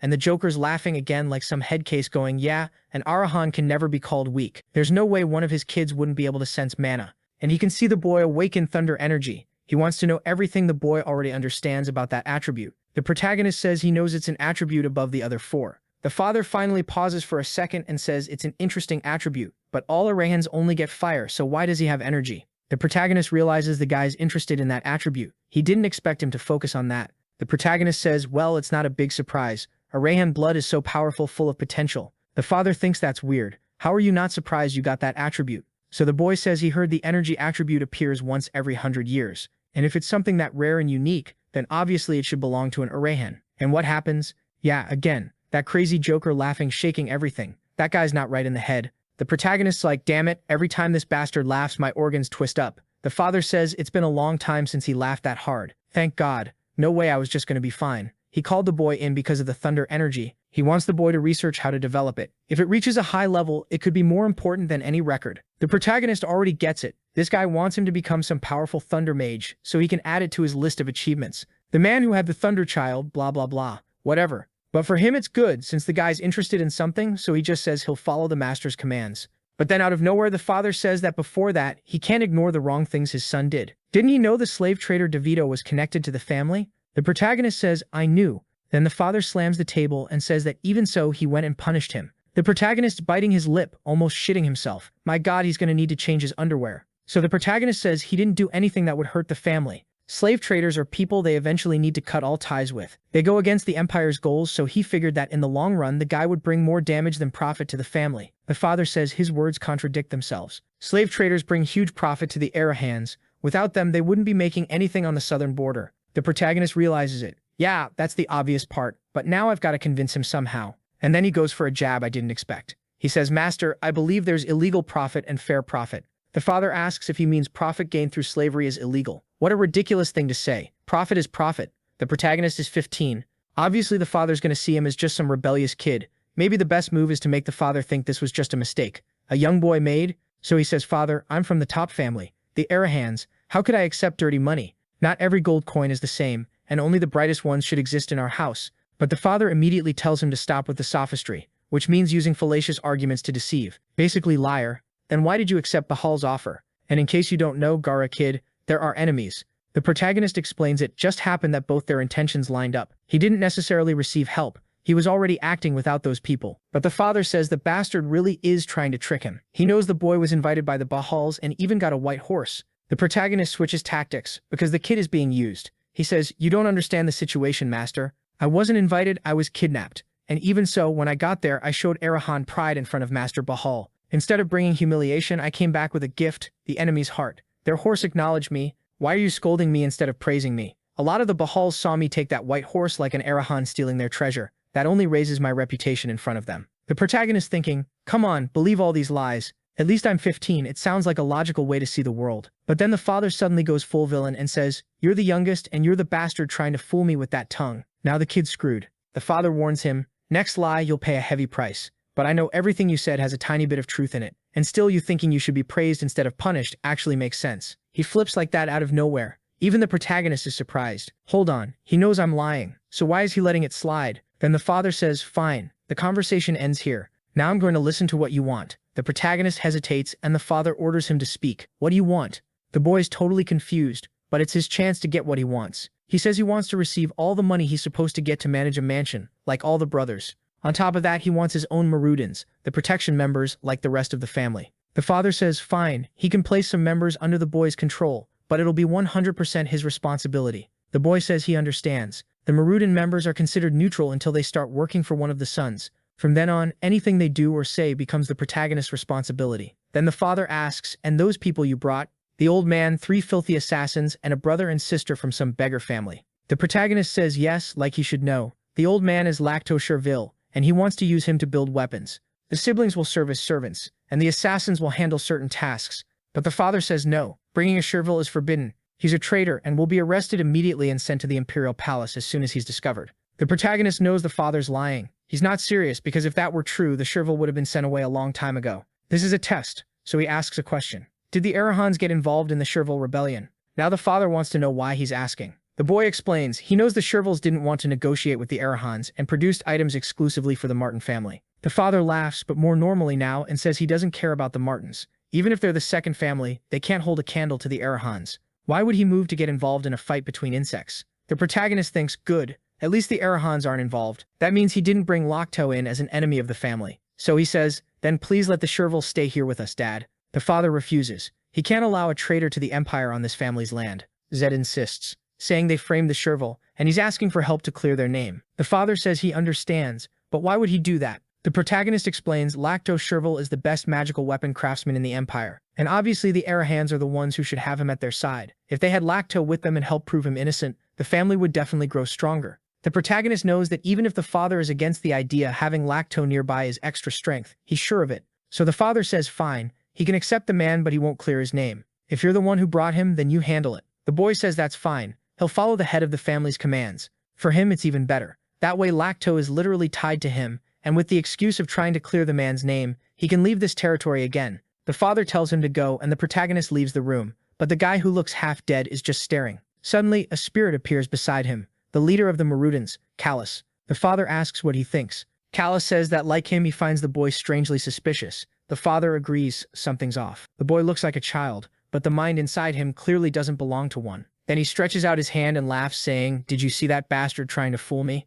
A little kid, shameless." Callus asks if he's going to let it slide, says he should punish him. The father chuckles and says the boy's eyes were so desperate. Did you see? He had that look of someone who'd say and do whatever it took to get what he wanted. But just being a genius isn't enough. Only people who reach a realm beyond genius can lead the Arahans. Still, now he's even more eager to see what the youngest does next. First, he needs him to be at the same level as the other brothers. Then he says he'll take the youngest to the mysterious tomb when he finds an appropriate date. Scene switches to a rundown mansion with the protagonist group arriving. The little brother's already talking. It's going to be a lot of work to clean this place. He mentions the Kimzera guys will help with the cleaning. So they start cleaning the whole mansion. The protagonist is cleaning a window when someone comes up and says hello to the young master. He recognizes the uniform right away. The Mardon guys who will be staying with him. 20 people. That's a whole troop, like a soccer team. He asks how long they've been members, and the guy in front says they're all recent and joined the Mardons about 3 months ago. The protagonist says they must be 5th circle, and the guy says yes. The protagonist realizes it's kind of disappointing that everyone he got is a bunch of rookies.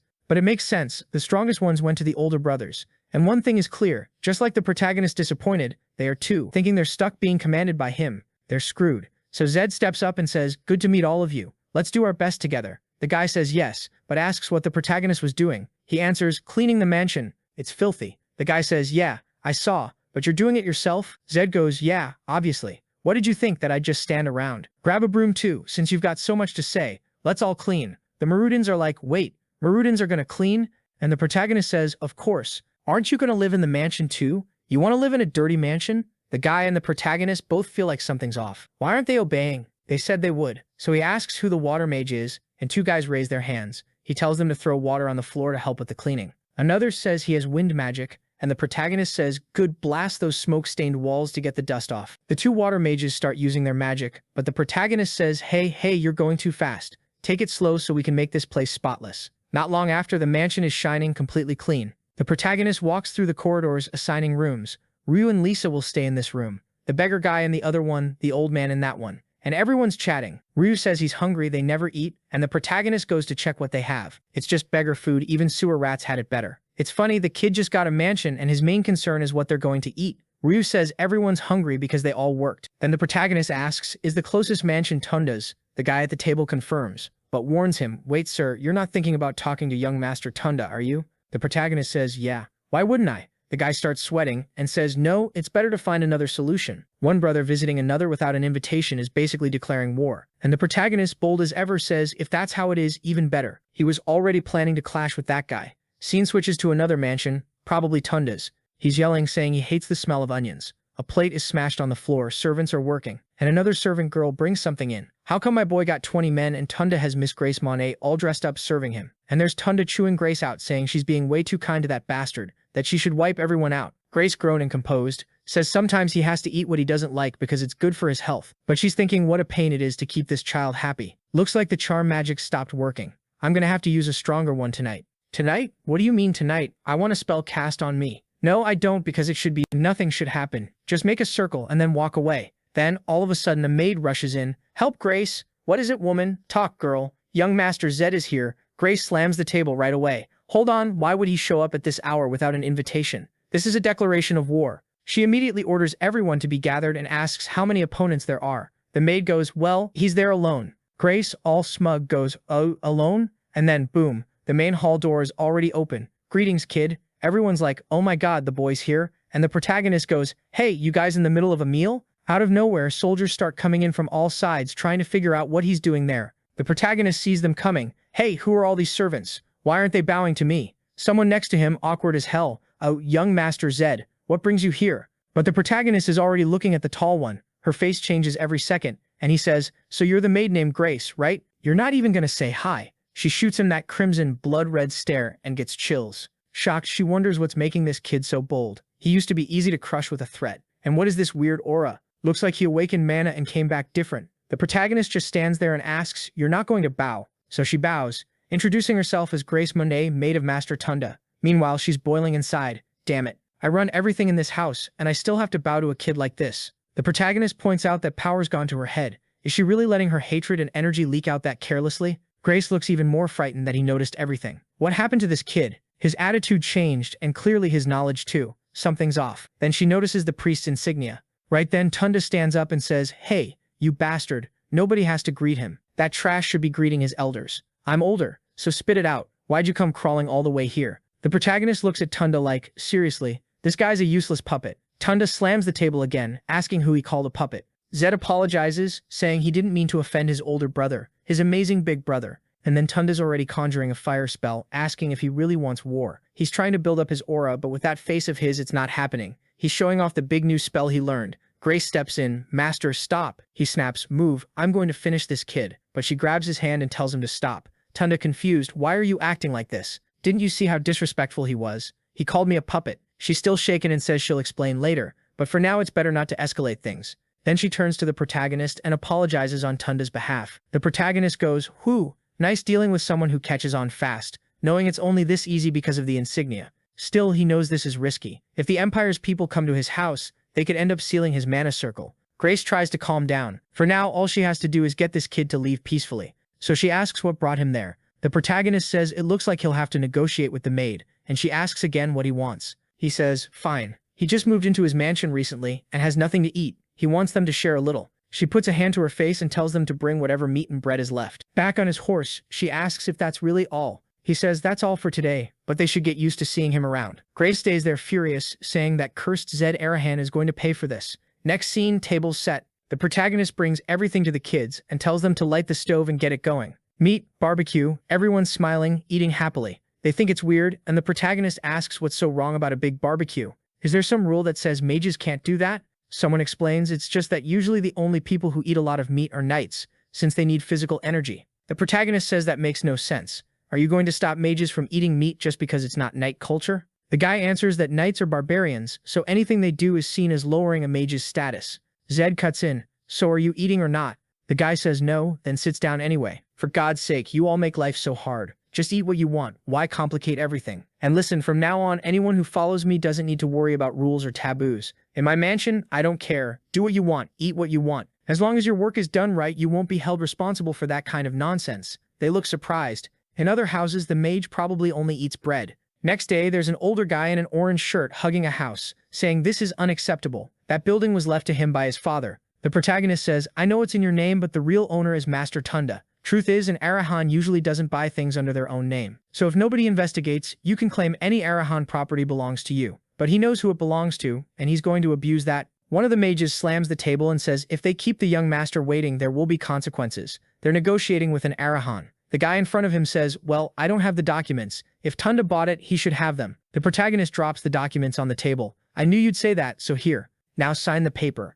recognizing me as the owner. If you don't sign, you're going to die here. What the hell? He's intense. The guy asks, wait, if I sign, you guarantee my safety? The protagonist says yes. He always keeps his word, and he swears on the Arahan name. Now hand over the house that belongs to his family. So the guy signs, and the protagonist is thrilled. From now on, he owns the place. Technically, yeah, the Arahan blood really corrupted the kid. Now he's stealing from his own family. The scene switches to the city mayor's office, where the mayor is looking over the sales contract. The protagonist sits there asking if they'll recognize the sale immediately. The mayor says, well, it looks like a legitimate transaction. Once the rest of the funds are paid, there won't be any problem. This is Douglas, the mayor, and just looking at him, you can't tell if he's the biggest scumbag alive or the nicest old man ever. He says that since the guy was using property registered under his family name, it could be classified as theft. Then he adds, young Master Zed is a pretty peculiar kid. The protagonist asks what he means. Douglas explains, no Arahan usually buys anything under their own name, and you probably know why. The protagonist says he knows, but he's not interested.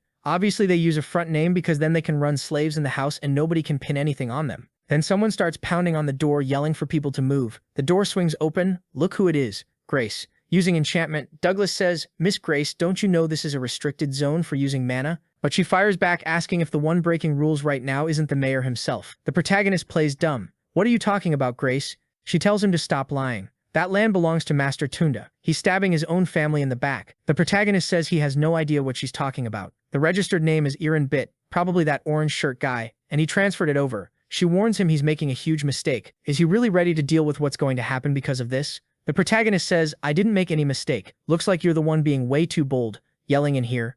Do you even realize the situation you're in? But she's fearless, saying that as Tunda's maid, she swears he'll pay for today. The protagonist laughs, saying she loves threatening people, but she should take this as a warning too. Revenge or kindness, whatever they do to him, he'll return it tenfold. And she better not forget, Arathans always do what they say. He stole his brother's house and still threatened them. The kid really is a criminal. But the world belongs to the clever ones. They got themselves a huge mansion. Eddie's even there, got it. So this is going to be my site. Am I working here? The protagonist says, yeah. From now on, you're in charge. Eddie turns to him. I doubted you, but you really handled it easily. You're more ambitious than I thought. Then he hands something to the protagonist, who asks what it is. Eddie explains it's a list of mages living in Sekazone, in Nekka. The protagonist doesn't get why he needs that. Eddie says, don't you need a teacher? As far as I know, for an Arathan, the main goal in life is getting as strong as possible. Or you don't like that idea. And as far as I know, you don't have a master. You're not looking for one. That's when the protagonist realizes it's true. He isn't looking for a master. He thanks Eddie, appreciates it. Eddie says he's helping himself too. The stronger the protagonist gets, the safer Eddie is. The only problem is the protagonist doesn't recognize any of the names and asks who Eddie recommends. Eddie immediately says the top pick, Krang Gutra. Oh no, another old guy, could have been Camila, Alice, Rosanna, could have been Grace 2.0. But the protagonist says he's never heard of him. Eddie explains the Gutra family are famous mercenaries in the East. It's old history, so not many people know. The protagonist finds it strange. A mage working as a mercenary? Eddie says for a mage family without much influence, being a mercenary is one of the best ways to make money. The downside is your public image gets wrecked. From the back, one of the meatheads says he's heard of the Gutras. People say one Gutra is better than an entire mercenary company. Eddie says that's right. They're extremely skilled and expensive. Only the richest nobles can hire them. The protagonist seems interested. A powerful mage who's also a mercenary. Eddie tosses the papers and says, I think you've got a lot to learn from Gutra, because you're not exactly a normal mage either. The mouse eaters say you fought weirdly well for someone who uses magic. The protagonist, a little embarrassed, says maybe he isn't a normal mage. And yeah, this Gutra guy living as a mercenary probably has a lot to teach. Eddie says that to him, that's the only person who'd be the perfect master for the protagonist. He shouldn't even worry about the others. So the protagonist asks, then why'd you write so many names on the page? Eddie's about to explain, but suddenly there's pounding at the door. It's Tunda at his house, furious, ready to kill that kid. How did he steal that building knowing it belonged to him? He yells, Grace, you worthless piece of trash. Why didn't you do anything while he pulled that? Do you have any idea how much money I put into that? She's losing patience, Master Tunda, for the love of God. He demands she explain herself right now. Then she steps closer, telling him to calm down and look deep into her eyes. He looks and suddenly, boom, a big hand goes to his head. His eyes go unfocused, and she tells him to shut up. He apologizes right there. She walks off, sits down, and thinks, how are we going to kill this Zed? You've got a good amount of money saved up, don't you, Master Tunda? Why don't you hand it all over to me? And he all slack. Yes, Grace, take whatever you want. She says, perfect, problem solved. They'll hire someone really expensive. If they get captured, they can just silence them later with illusion magic. With the money he has, it'll be easy. She pets him, saying he's a cute guy, especially when he's this obedient. I said I didn't want that spell. You can get seduced if you want. I'm out. I'm good. This is extortion with no benefits. He's just handing over all his money. Not even a marriage where the wife takes everything is that brutal. Scene changes to another fancy building in the middle of the city, where a guy welcomes him to the best hotel in the city of Neca, Rivera. Our boy says he's looking for someone, and the guy tells him to come in. But when poor Eddie tries to take a step forward, bam, he gets blocked, and the guy says that unfortunately he only lets nobles in. Eddie tries to argue, but the guy tells him to understand how things work around there. The main guy's like, yeah, looks like you won't be going in, Eddie. Stay here and wait, idiot. Eddie just stands there scratching his head. What a frustrating world. Feels like only nobles count as real people. And the main guy's thinking it's obviously frustrating for him too. So now we're in the hotel lobby. The place is seriously luxurious. There's gold everywhere in this city. I can already tell. Even the main guy is standing there with his mouth open like, damn, look at this flex. Go on, check it. I want to see the list of people staying at this hotel. The woman says, well, I can tell you who's in the regular rooms, but not the suites. She says she'll go get it. And the main guy realizes that even the Arahan name isn't enough in this place. If they're not scared of the Arahans in Neca, that means one of his brothers has to be here. Considering how influential the Arahans are, it's probably the owner, and with how much money is in there, it's gotta be the first or second brother. Then the woman shows a list with the normal guests. And the main guy sees that obviously the person he's looking for isn't on it. Right now he's hunting for this Krang Gutra, and since the guy's a mercenary who made a ton of money, he's probably in a suite. Eddie found out the guy is in this hotel, so it looks like the main guy is gonna have to work to find him. Suddenly he hears someone yelling that the food in this place is horrible. He ordered a Berthazon steak. What is this trash you brought me? On the second floor, the butler apologizes, saying, this steak is Berthazon, so the guest must be mistaken about something. But the bald guy tells him to shut up, saying he's eaten that steak plenty of times. Does the butler think he's an idiot? The main guy notices the one making a scene seems to be bald. And remembering Eddie said the guy is a mage, so he'd be skinny, maybe bald. And this guy is making a huge fuss. There's a chance it's him. He heads up the stairs, listening to the yelling, and then he arrives, sir. The moment the guy turns around, he seems to recognize him. And the old guy says he can feel a disgusting aura. Apparently it's his. The main guy doesn't get it, and the old guy walks past like, damn it. An Arahan first thing in the morning is bad luck. My day's ruined. The main guy is just standing there shocked, thinking, what a crazy old man. He's rude, even by Arahan standards. Or maybe he's someone who hates them. Now we're outside, with Eddie asking if he saw that old man. That's Krang. The main guy says, yeah, he knows. And Eddie tries to explain, like he warned him. Krang has a difficult personality. Eddie says, that's not difficult. That's just a terrible personality. Eddie says he figured it would be hard dealing with him. Looks like there's no choice, so they should go back to the list and look for someone else. Then the main guy mentions Eddie had talked about some 5th or 6th circle mages, and Eddie says, yeah, there are other more normal mages. The problem for the main guy is that he's training hard, eating right, sleeping well, according to him. But his magic attribute is stuck at 5. He needs something to raise that attribute. But he's not the type who can just meditate and suddenly it goes up. Then he takes off running, saying he's going crazy. And yeah, out of nowhere he just bolts. The main guy runs after him, wanting to know more about this Krang, because Eddie says Krang is really mysterious. All Eddie knows is that he's from the Gutra family, and has a tattoo. Maybe that's the key. The main guy asks, oh, so it's that tattoo on his forehead. Eddie explains that yes, the tooth and the claws are the symbols of the Gutra family. Now it makes sense. Eddie ran because he followed the guy and found him somewhere else eating that Berthazan steak. Then the main guy remembers. Torres said he was going to send some top-quality Berthazan steak from the Bao family that could help him get closer to this guy. Watching the old man, he knows he's not a normal mage. And the main guy needs a teacher who isn't normal, so he approaches. Sir? And the old guy slams the table again. Bastard, you came to curse another one of my meals? He turns and asks if the idiot is there to charge him some hotel bill. The main guy is like, for the love of God, it's impossible to talk to this guy. He turns away thinking, forget it. This guy won't work as a master. Then suddenly something comes flying toward him. Both of them notice, and in 1 second, Krang appears and blocks it. 2 daggers hit the floor, and the old man asks what that was. The main guy looks at him. Did you block that by putting mana into your finger? The old man says, watch your mouth, kid. If you saw it, you should have been able to dodge. The main guy says, yeah, I could have dodged, but you stepped in front of me first. And the main guy is even more impressed because it looks like the old man blocked everything without even looking at the daggers. It took like half a second. Then Krang says, kid, don't get it twisted. I only blocked it because if you died next to me, it would cause me trouble. But let's be real, this isn't the time to talk. While the crowd is running, there are 3 assassins coming in and they're clearly not here to play cards. Then Krang looks at him, looks like they're after you. The main guy says, yeah, I already knew that. The old man goes, you know what? Want some help, kid? The main guy says, no, small fry is easy for him to handle. The old man thinks he's pretty confident for an Arahan. Damn it, cut it out with that confidence. If an Arahan dies in front of me and I do nothing, I'm screwed. For now, I'll watch. If the kid's in danger, I'll step in. The assassins speak up and the old man doesn't get involved. Krang steps out of the circle saying, move, I'm just watching. I'm not getting involved. The guys are confused. This old man is bold. Then they see the symbol on his forehead and instantly recognize it's the Gutra mark. And instead of killing the main guy, everyone drops to their knees apologizing. Even the main guy is surprised. Like these guys came to kill him and now they're ignoring him, kneeling to the old man. They're all emotional, saying it's an honor to meet the legendary mercenary. But Gutra asks if they seriously call themselves mercenaries. A real mercenary doesn't take assassination jobs. They're just a bunch of filthy little thugs. The guys lower their heads and apologize, saying the job market is rough and they didn't have much choice. They have families to feed. But Krang says those are just excuses. Even mercenaries need a cause and a reason to take a mission. A hired errand boy who does anything for money isn't a mercenary. It's embarrassing. They keep apologizing while the main guy still doesn't understand what's going on. Then Krang says, well, at least you're polite. But now that you accepted the mission, you have to finish it. Set is like, what do you mean? Their mission is to kill me. And the old man explains, finishing the job is the bare minimum for a mercenary. Worse than accepting that mission would be abandoning it. He sits down and says, good luck to you, I'm not interfering. Now the guys are fired up again, surrounding the main guy, who's thinking this whole situation feels like a joke. But then it starts.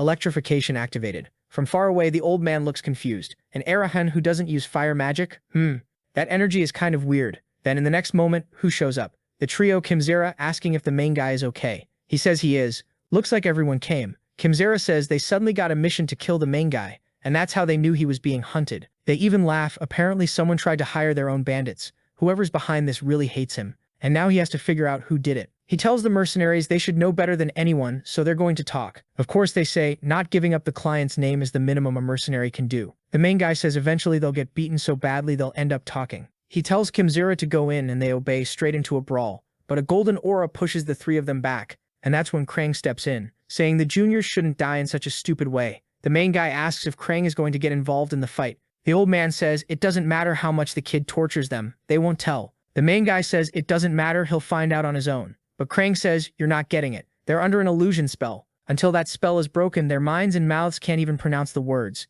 And the fact you can't detect something that low level shows you've got a lot to learn. The main guy says he could just break the block and get what he wants.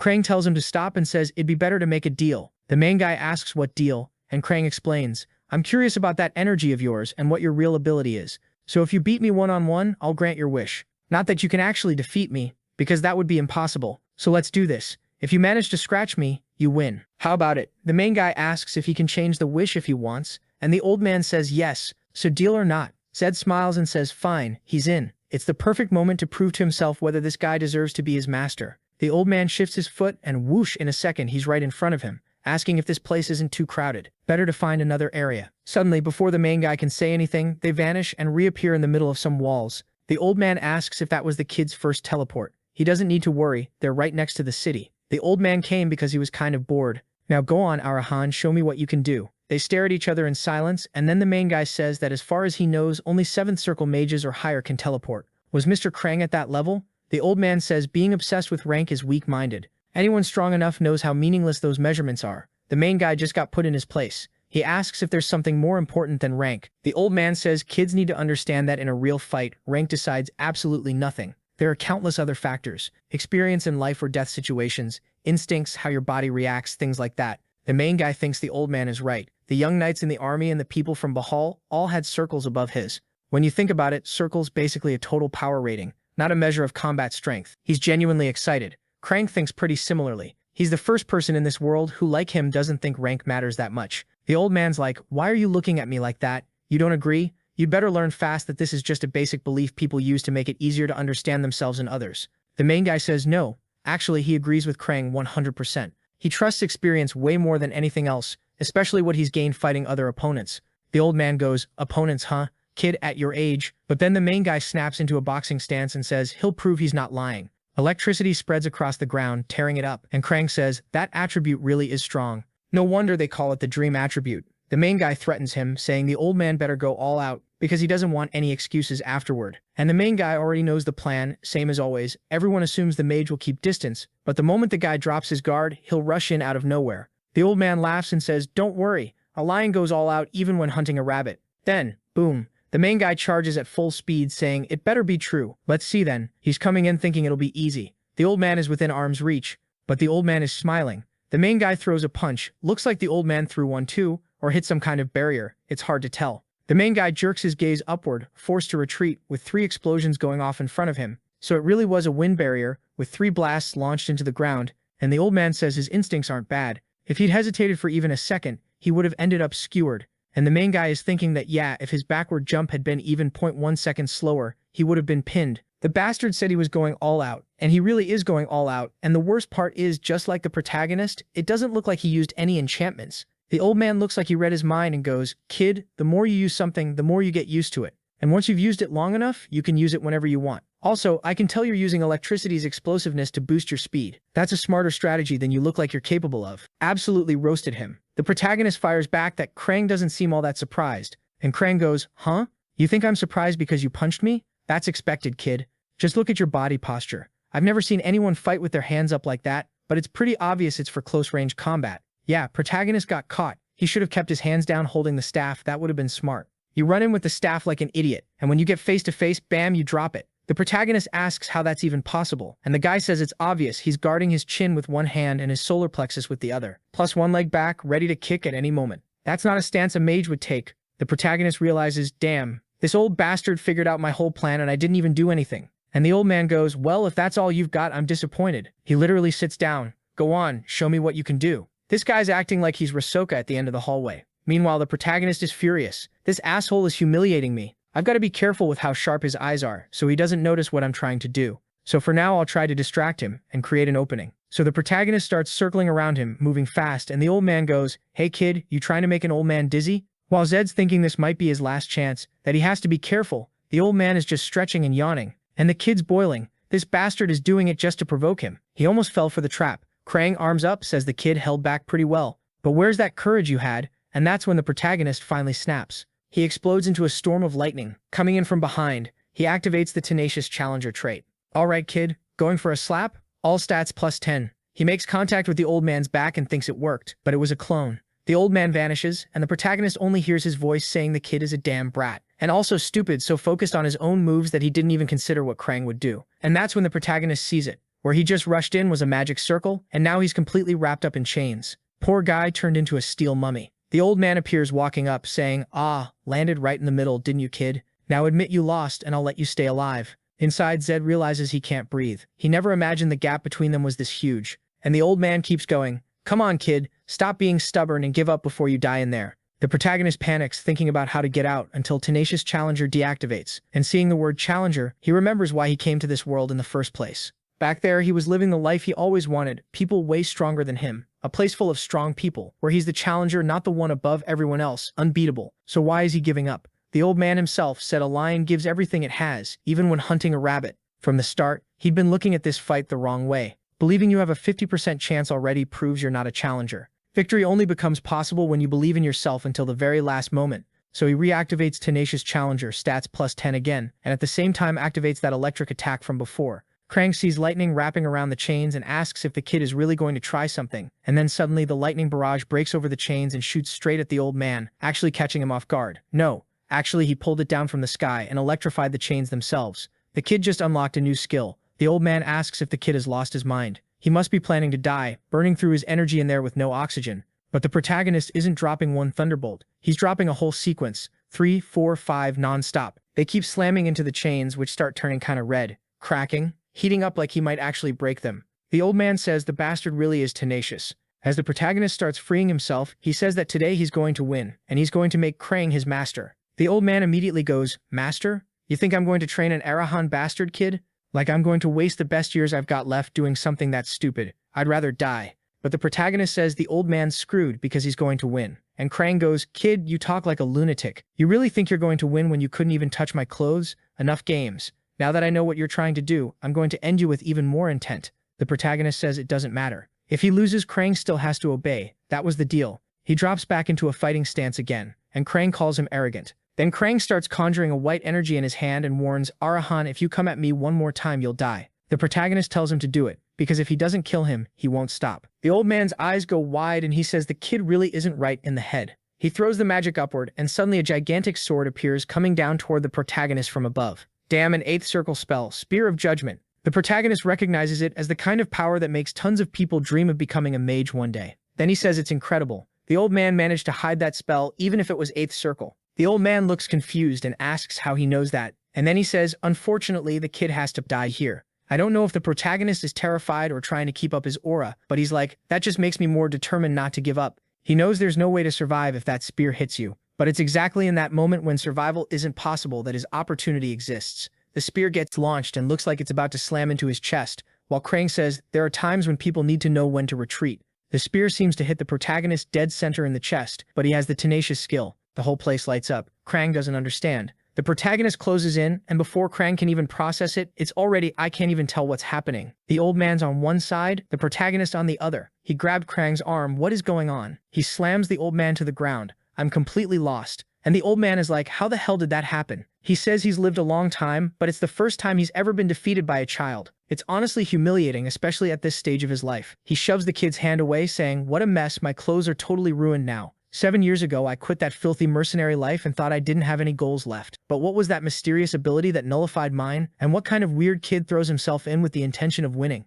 That idiot Jenny must be losing his mind for throwing this kid into a detention camp. And to think people say he only recently unlocked his mana and he's already this strong. Probably in a few years he'd have a shot at taking over the empire. Maybe he'd become as dangerous as Temuji himself. If someone at that level really appears, the whole empire will be shaken. And obviously if I help this kid, that possibility isn't zero anymore." He kicks the protagonist. "Come on, kid, wake up. That's enough. You've slept long enough. Every second of life is precious." He puts a hand on him. This kid's human circuit should be completely wrecked, but then he gets confused.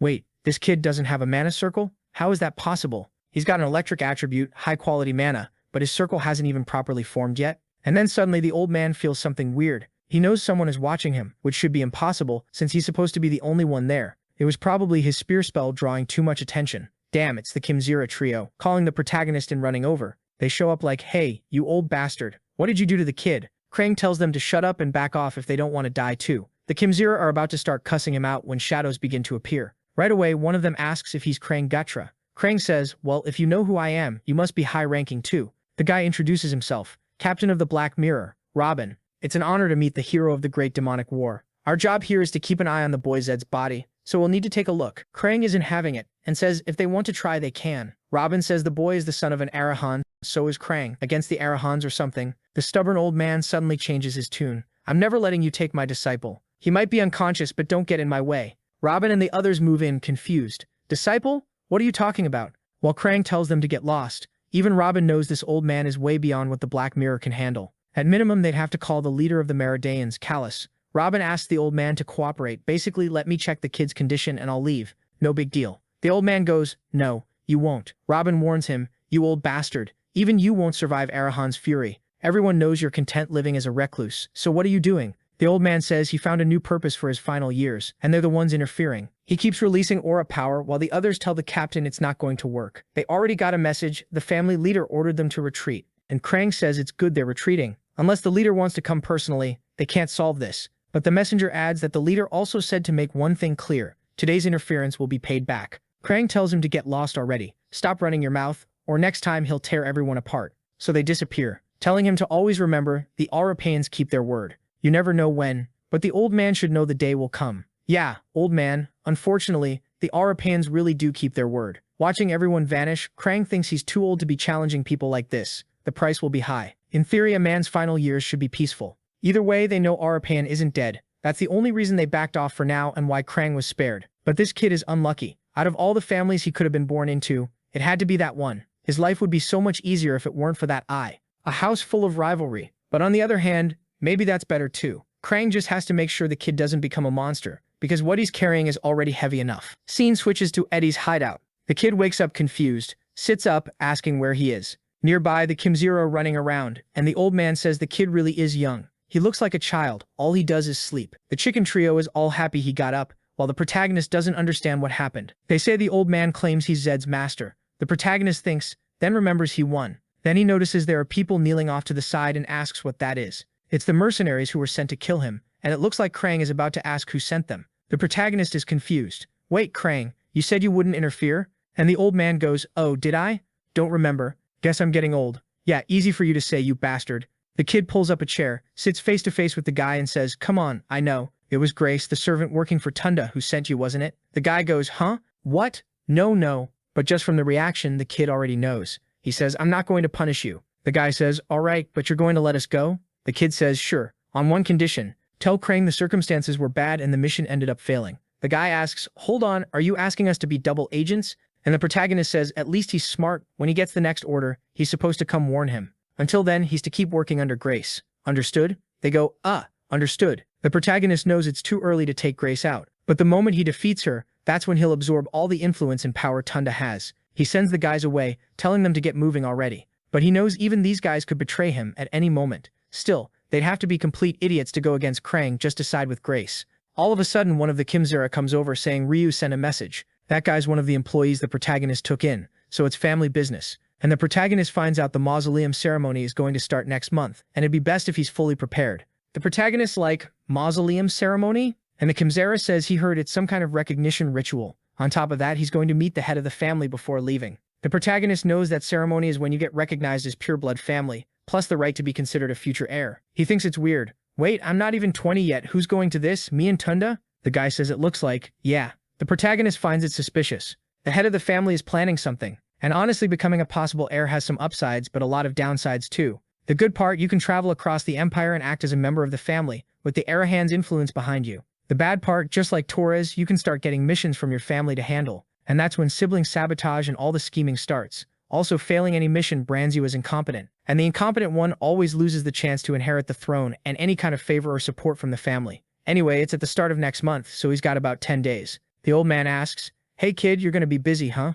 Want to push our training back? Zed says, unfortunately, getting ready for this mausoleum thing is gonna drain a lot of energy. So yeah. Then Krang says, all right boy, I promised I'd teach you, but there's still a condition. You'll have to pay me 100 gold coins a month. Only then will I let you call me master. The protagonist is confused. Like, I heard you're filthy rich, you bastard. After those 2 days pass, we're back at Eddie's hideout, where one of the guys who'd been sent to report the failure to Grace had 5 of his men sliced up. They begged for more time and all that, but there was no chance. Zed apologizes while the guy says no, it's not his fault. Gutra was right. Tunda never valued them. Now they want revenge on Tunda. These mercenaries are crying their eyes out. I've never seen a world where villains care about their friends this much. Every villain in this story seems more loyal than the protagonist and his family. And out of nowhere, the protagonist starts making a vow. He puts a hand on the guy's shoulder. I swear to you, Grace is going to die by your hands. No, she's the only woman in the whole story. Don't kill her. Actually, kill her. Sure, I don't care. The ugly-faced guy thanks him, slams his head to the floor while the protagonist wants to know what Tunda's real strength is.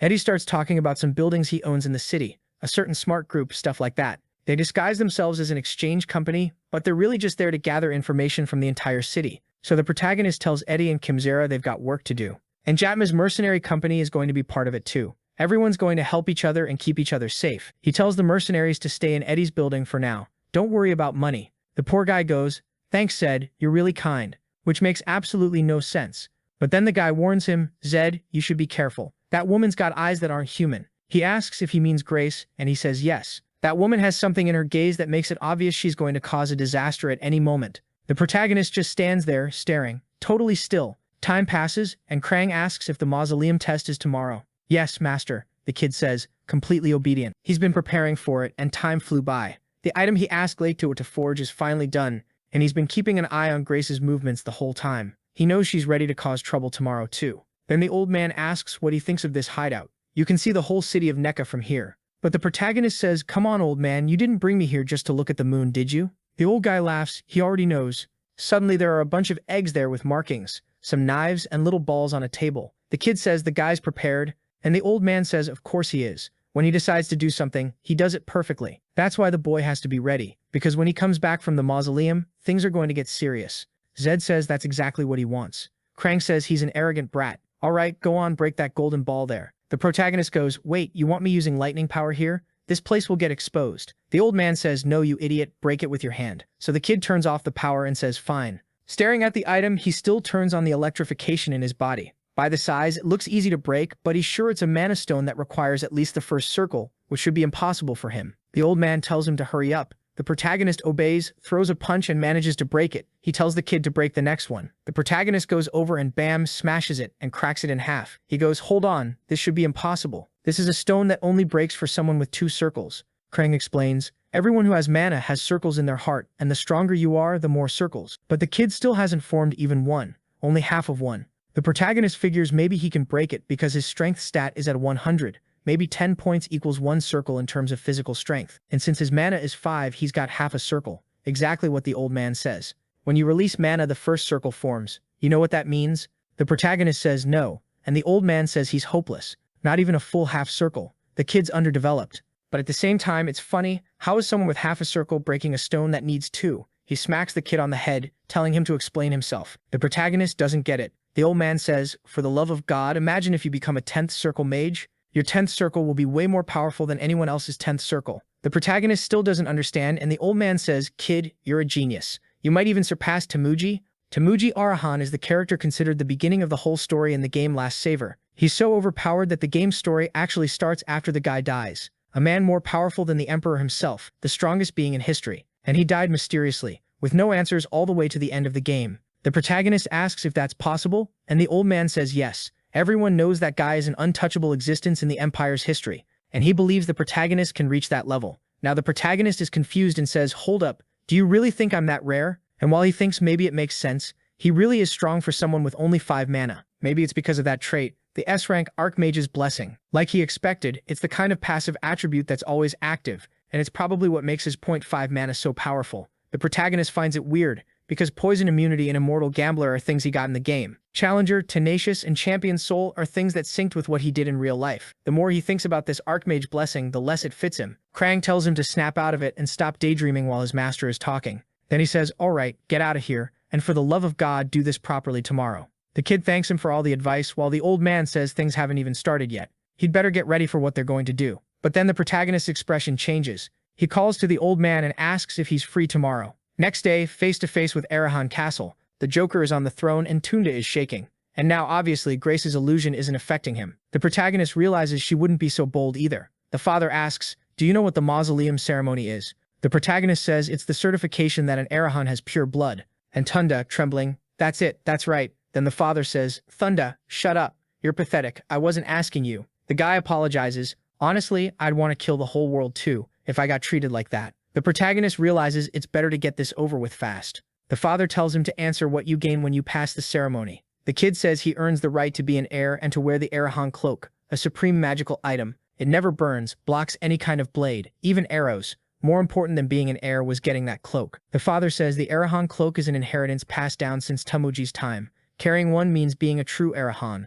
and that's why no guards can be taken to the mausoleum. They must prove with their own strength that they deserve to wear it. and from today on, they'll be judged by the same ideals as the brothers. The protagonist gets it. Now he can't say, "I'm a kid, I messed up." That won't work anymore. He says he'll keep it in mind. The father says the day will be hard so they can leave. The protagonist stands up and only sees Thundel there, shaking like crazy. The father notices while watching. Zed doesn't even see Thundel as competition. It really was impressive. Callus appears from the shadows. This guy shows up out of nowhere all the time, saying Grace Bonnet's movements were detected and asking for orders. He says not to send anyone from the Black Mirror Guard. He wants to see how the youngest handles it. Callus says it's too risky. That would make it so the youngest won't come back alive. Looks like he doesn't care about the kid. The father says he'll find out. Maybe if he doesn't survive today, he never cared in the first place. Callus says fine, then he'll follow orders. Outside, some men approach Zed. One introduces himself as Michael Caden, captain of the guard and today's escort. He's there to serve the young master. The protagonist notices right away, these guys can barely use mana properly. At best, they're good for dealing with random mercenaries or small-time bandits. But yeah, nice to meet you. I'm Zed Arahan. I'm in your care. Meanwhile, Thunda is lying on Grace's cushions and says, Grace, I'm scared. She says, oh my dear Thunda, it's okay. The protagonist just sighs and says, so are we going or not, big head? You see everyone waiting, grab his arm and let's go. Move it. We've got to keep going. Grace goes, what are you doing? The protagonist says, you don't see everyone waiting for you too? Enough crying, let's go. But Grace pulls him back and says, everyone already knows they're waiting. Now stop acting like this in front of everyone. It's embarrassing. The protagonist is confused and says, these people work for the Arahans, and the real embarrassment is you complaining like this. Let's go. Then he turns and warns them they don't have time to waste. Grace is furious in the background, thinking this bastard is going to keep acting like that. But fine, soon he'll be the one begging for forgiveness. Scene changes to Mount Treman. Beautiful place, no desolate. And Thunda is trailing behind the exhausted army, asking how anyone is supposed to climb something like this. Then he says, Grace, you idiot. You should have brought a carriage. You really think I'm climbing all this? The protagonist is up ahead, confused. Why is he talking like climbing this is a big deal? Anyway, weirdly, everyone is exhausted. So fine, they rest. Everyone sits down and someone asks if the protagonist is okay. He says, yeah, this is nothing. Caden comments that he's impressive. Even he's getting tired and he didn't expect a mage to have this much stamina. Even Master Hondo wasn't that resilient. The protagonist recognizes the name Hondo. Sounds familiar. Hondo Arahan, the oldest son of the Arahan family and also one of the game's characters. Technically, he's the protagonist's rival, and right now he should be around 21. Then he calls to the captain and tells them to keep moving. Resting too much makes the body lazy, and it'll be even worse. But of course Grace is in the back. What are you doing? My young boy isn't ready yet. Everyone's thinking, so what do we do? And Caden says he'll keep an eye on things to make sure they'll be fine. But the young master can go on ahead. The protagonist realizes it. This kid is making life harder for everyone. Time passes and the protagonist working up a bit of a sweat. But he's even humming and whistling, thinking that whole thing actually recharged him. They've walked a long way, and it looks like the kid finally stopped complaining. Then he notices Thunda is being carried on Caden's back. He rushes over, grabs Thunda, and pulls him off, saying that if he can't even help, then at least don't hold everyone back. How hard is that? Thunda snaps at Zed to get his hands off him, saying Caden offered to carry him. The protagonist shoots back that of course he offered, because Thunda keeps whining like a little kid. Thunda slaps the protagonist's hand away and asks who he thinks he is, acting like he gets to decide whether Thunda gets carried or not. The protagonist warns him that from now on, anyone who carries Thunda will be punished. Climbing the mountain to the mausoleum is part of the ceremony, and anyone who interferes won't get off easy. And on top of that, they're marching forward right now. Anyone who falls behind can stay behind. Then he takes off again in a run. They reach the mountain peak and the soldiers are sprawled on the ground, exhausted. The rest of the group comes in from behind, and the protagonist notices Ryu is there too. He didn't even know the guy was coming along. There's a woman there. He's kind of thrown off because he doesn't even know who this gray-haired woman is, saying Thunda, Grace, and the captain still haven't arrived. The sun's about to set, and they can't keep waiting. The protagonist scratches his chin and says, well, he guesses he'll start his certification first. The woman points out that Master Thunda is the sixth son and the youngest, so technically Thunda should go first. The protagonist asks if there's any rule about order. As far as he knows, whoever arrives first goes first. The woman, a little awkwardly, admits that's true. Then he asks if it's the butler's first time watching this ceremony, and she says yes. The protagonist comments that there's no rule, saying he has to wait for Thunda, so he's going. Now they're standing in front of the Arahan mausoleum. She tells him to go in. There's a large altar inside. Mana is forbidden and he can't touch anything except the altar. The protagonist, thinking that now that he's right in front of it, he's starting to get nervous. He takes a step forward, reaches his hand out and starts to cross in, and it's strangely warm. Then he jolts in surprise. The Arahan's mausoleum is connected to another dimension. He's standing in this empty void when the butler appears again, saying only those with Arahan blood, and she's the only exception, can enter. The altar straight ahead is where he'll receive the pureblood certification. He walks up and places his hand on it, but he's confused. What if it gets revealed that he isn't really Zed Arahan? This is Temuji's own mausoleum, so it's possible Temuji would know. that this body has a soul from another dimension. What happens if he goes through with this? Hand on his face, he thinks it through. Either way, the blood and the body are Arahan. The butler produces a knife. He has to cut his palm and let the blood drip onto the altar. After authentication, he'll receive the family cloak and emblem. He hesitates, and she asks what the problem is. Did something go wrong?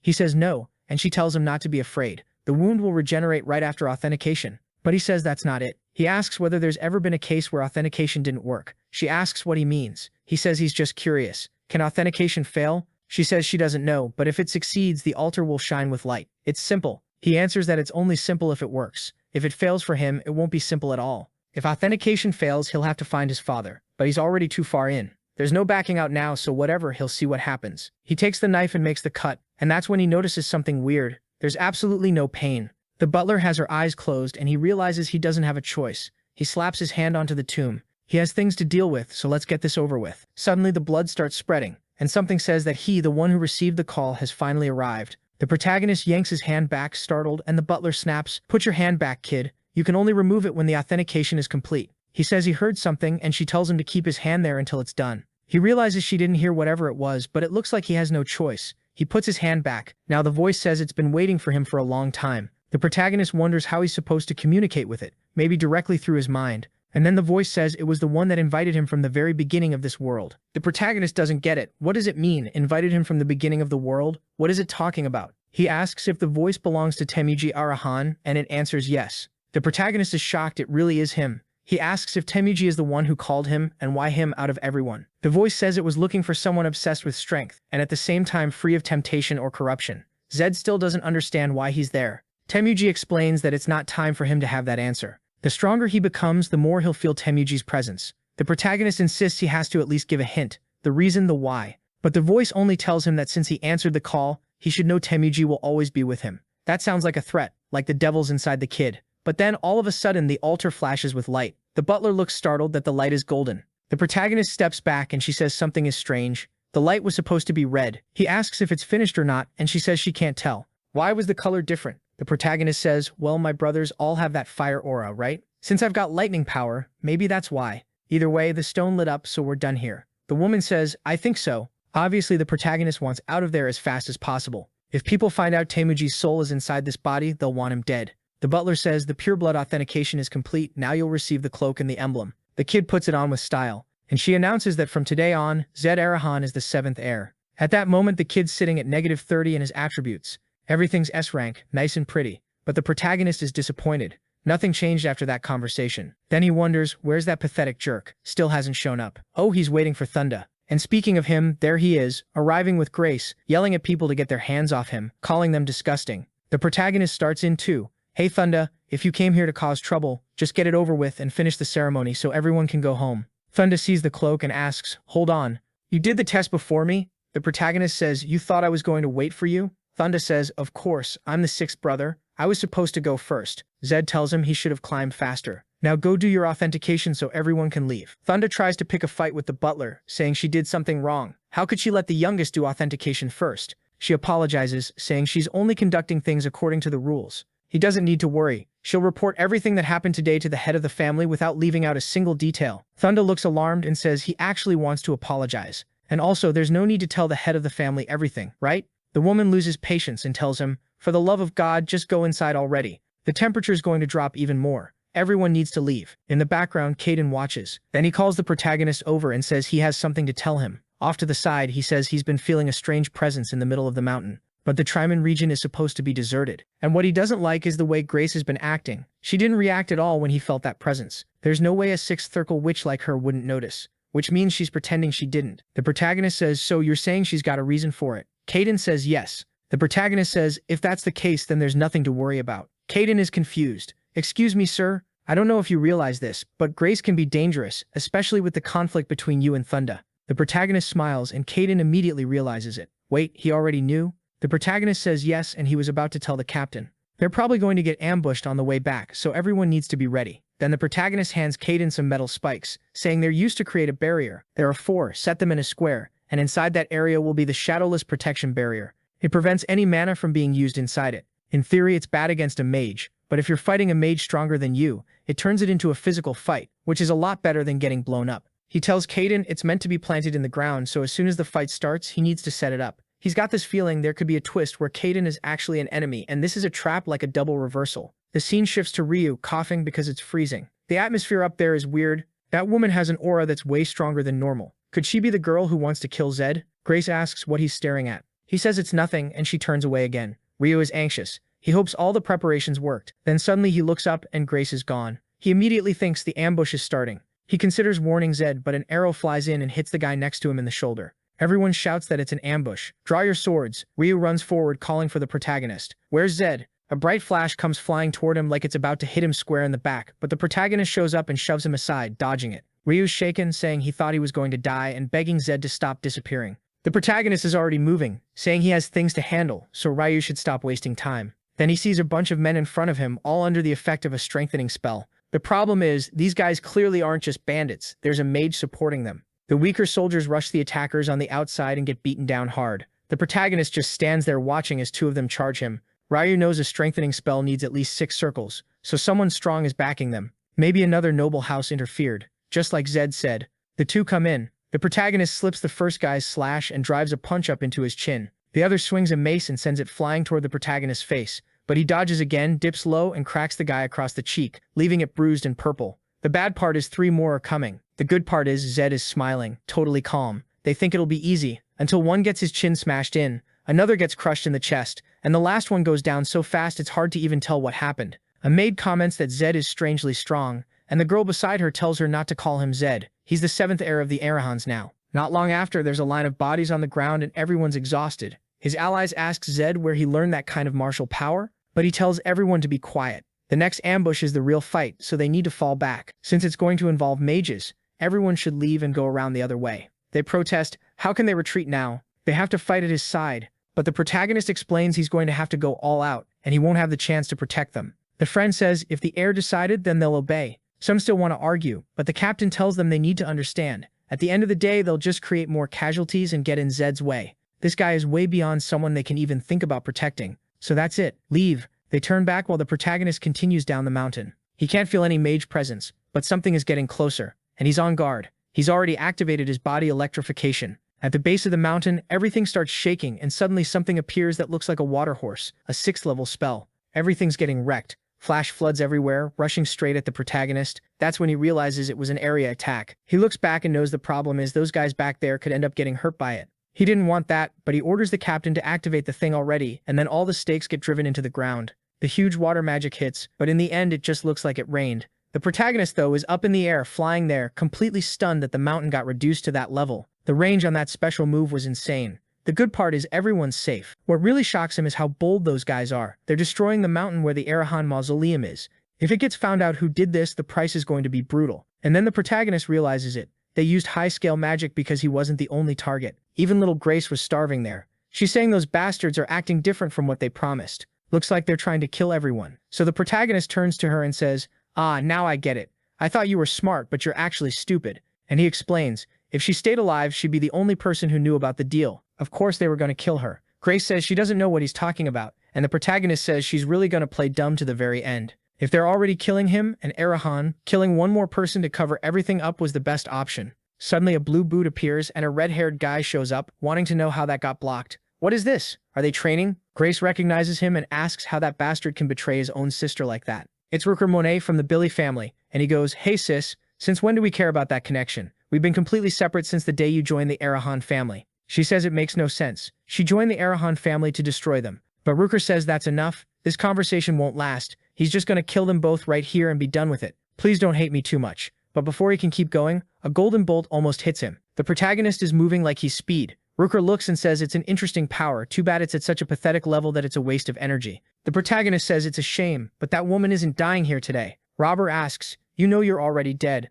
What's a kid like you going to do by yourself?" The protagonist laughs and says that lightning that looked weak was actually just a signal to call someone specific. Robber's sure he's trying to call the Black Mirror Squad. The protagonist tells him he should be nervous because what's coming is way worse. But they stand there and nobody shows up. The protagonist is furious. That damn old man. I knew I shouldn't have trusted him. And Robber goes, "Interesting. That was a good bluff, but it's not worthy of an Arahan." The protagonist is confused, so the Gutra family doesn't keep promises. Punctuality should matter to a mercenary. His disciple is fighting for his life here. What is he doing? Robber says he's done wasting time, forms a crystal and fires it at him. But suddenly it all gets blocked, and who shows up? The cute little trio. They apologize for taking so long, and tell the protagonist not to worry. He doesn't look thrilled, but at least they came. Meanwhile, Robber is pissed because his little sister started running. He says he'll let those guys deal with the pathetic ones because Grace is his. He flies off, leaving the protagonist thinking that's a blessing in disguise. While Ruker's gone, he'll cut down their numbers. He activates lightning again, shoots forward like a bullet with the trio,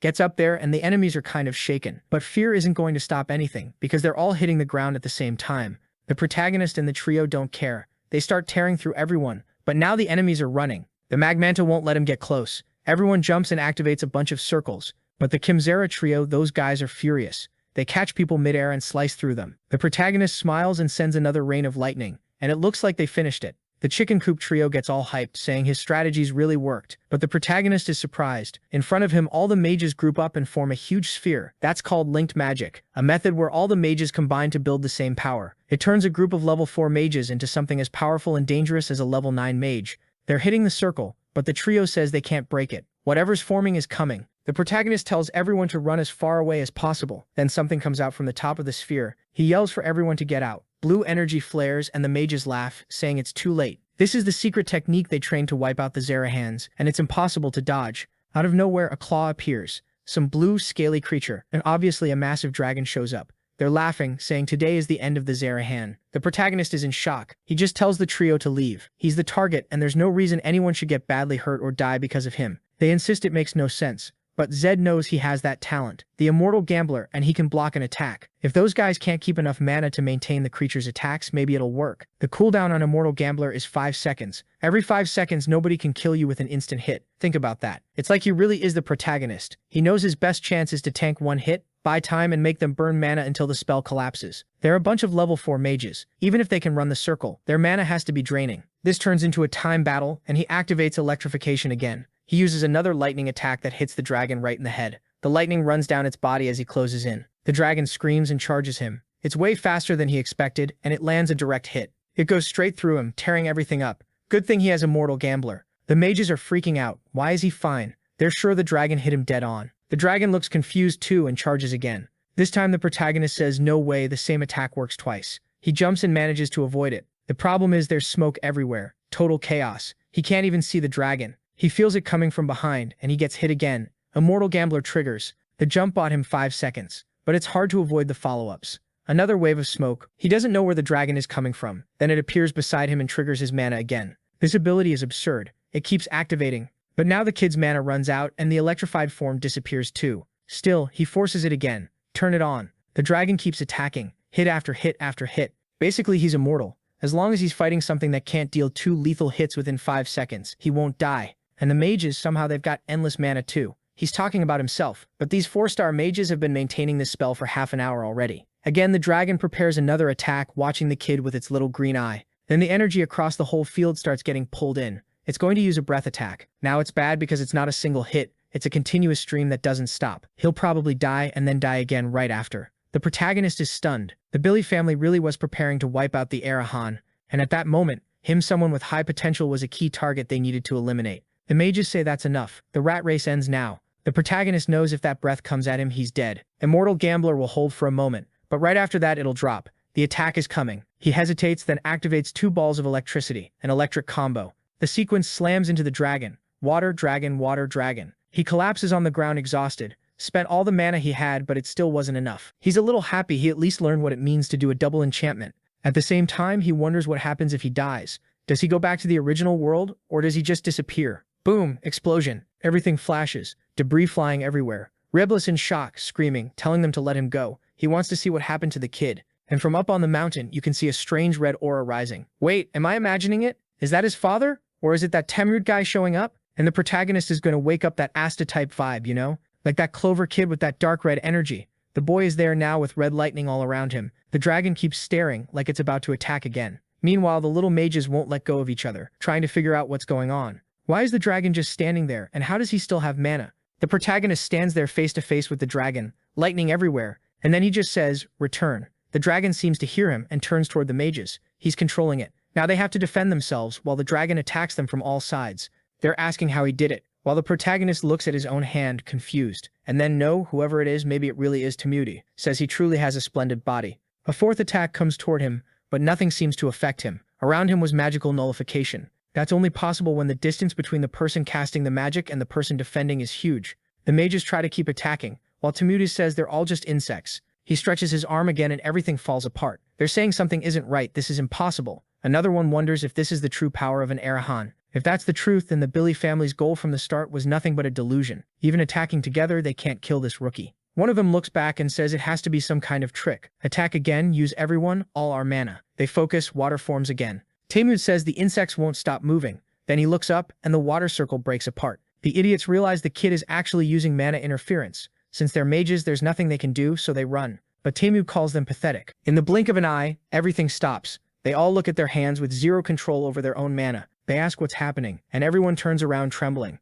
The protagonist slowly walks toward them. They drop to their knees, sure they never had a chance. They beg for forgiveness with their foreheads on the ground, saying it'll never happen again. They'll never rebel against the Arahan. But Temud just says an Arahan feels no pity. Then he uses some kind of magic on their hearts. Everyone's clutching their chest. One of them looks at his own arm and wonders why he can't feel any mana at all. It's obvious what happened. He messed with their circuits and destroyed them from the inside. For a mage, losing access to mana is more painful than losing an arm. Suddenly, Rukas comes back, carrying Grace, asking what happened while he was gone. Wait, did someone use illusion magic? What's going on here? Then he sees it. The protagonist in the distance, standing there with his back turned. He figures he has to finish this kid right now. He fires a sequence of attacks into his back and smiles. Then boom! When he looks down, his own magic is in his chest. Then 5, 6, 7 more strikes stabbed in. He gets absolutely shredded. It's brutal. Robert doesn't last even a second. And in that, the Talmud says that the one who answered the invocation must take the like on this video. That helps Mamoru make more juicy content for his viewers.